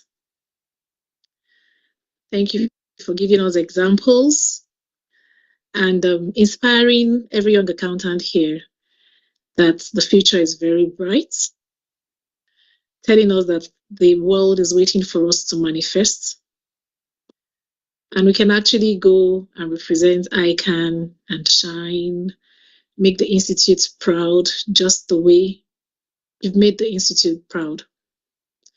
Your experiences are awesome. I won't forget that you went to start the zoology course. and then you found out that those doctors that you are trying to go after later in life, and nothing was coming out from the brand that you are seeing them portraying. at that point in time, and then you saw accountants and they inspired and motivated you to join the accounting profession. And today, you are a worthy success of the accounting profession. So thank you very much. It's been a world of learning from you. I'm sure you're living here with many mentors already. The chats are there for you, telling you that we've enjoyed your session. So your experience is very worthy for others to follow suit. You've given us the experience not only in the profession as a chartered accountant, you've given us experience in family, in being a mother, in being a wife, in being a pastor and all that, in social interactions. So we've learned a lot from you, and you've done it in a very humble and inspiring manner. Thank you so much. And we know that next time ICAN calls on you to share an experience noteworthy, that you'll be there for us. I personally am also happy that you offered to us that you're ready to sponsor and reference those who are ready to also go and build up skills in digitally. So we will reach out to you, and many people will reach out to you. Thank you so much, and God bless you and your family. Your children will keep making you proud. Thank you. Amen. Thank you so much, Doctor. Thank you. I enjoyed your session. Thank you for having me. I look forward to coming back again. When next? It's been a pleasure. Honorable DG. Thank you. Thank you very much. You. I'll sign out now. I'm in the middle of our strategy session, actually. All right. Thank you so much for the time. We appreciate it. All right. So before we wrap up the session, there are a couple of things I wanted to share with us. First, I'll need the Secretariat to get in touch with Mrs. Femi Lawal on the reference of the university. So the moment we start sending the material, we should also include in the mail the name of the university she mentioned, so that whoever is interested can get in touch with her to sort out that, because I've seen a couple of comments on the platform requesting for the name of that university. That is one. Is someone hearing me from the Secretariat? Can I get a confirmation, please? Yes, sir.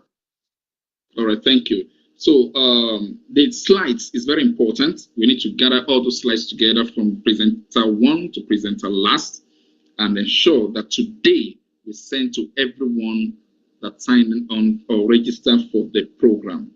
That's the second instruction. The third is our next program is going to be next month, February. So the dates will be communicated in very, very soon, so that you can block it. And we're going to have arrays of other presenters that will be sharing with us some technical matters, soft skills matters, and sharing of experience. So by February, we're going to have another session. I think you should look forward to it. And as I mentioned earlier, that this program is MCPD accredited. The Secretariat will process the accreditation, and we will be credited accordingly.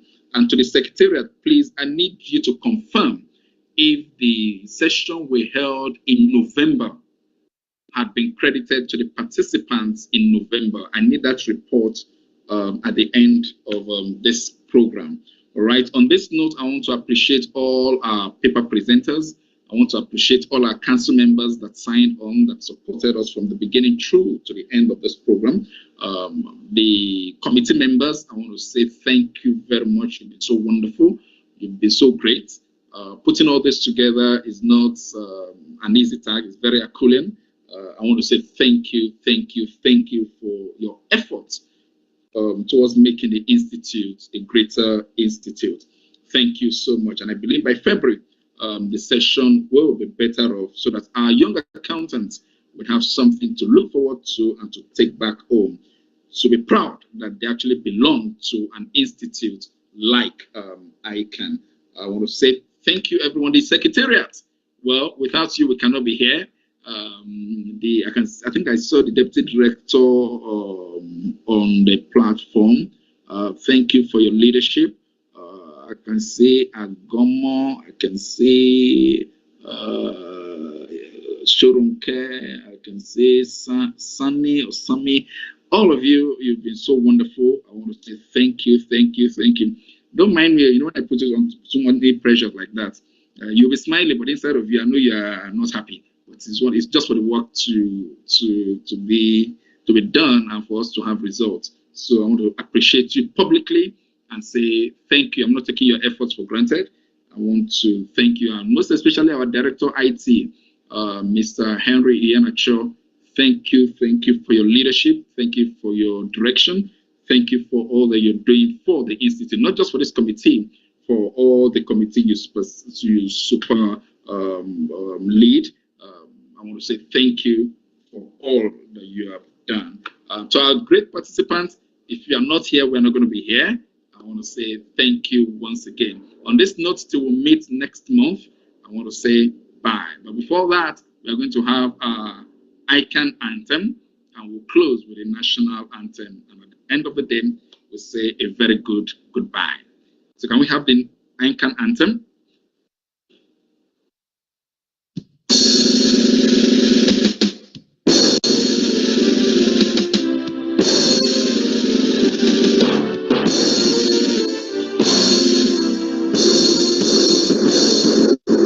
Let's go right and found the treasure in triumph of an race, standing stronger in harmony, building a land together.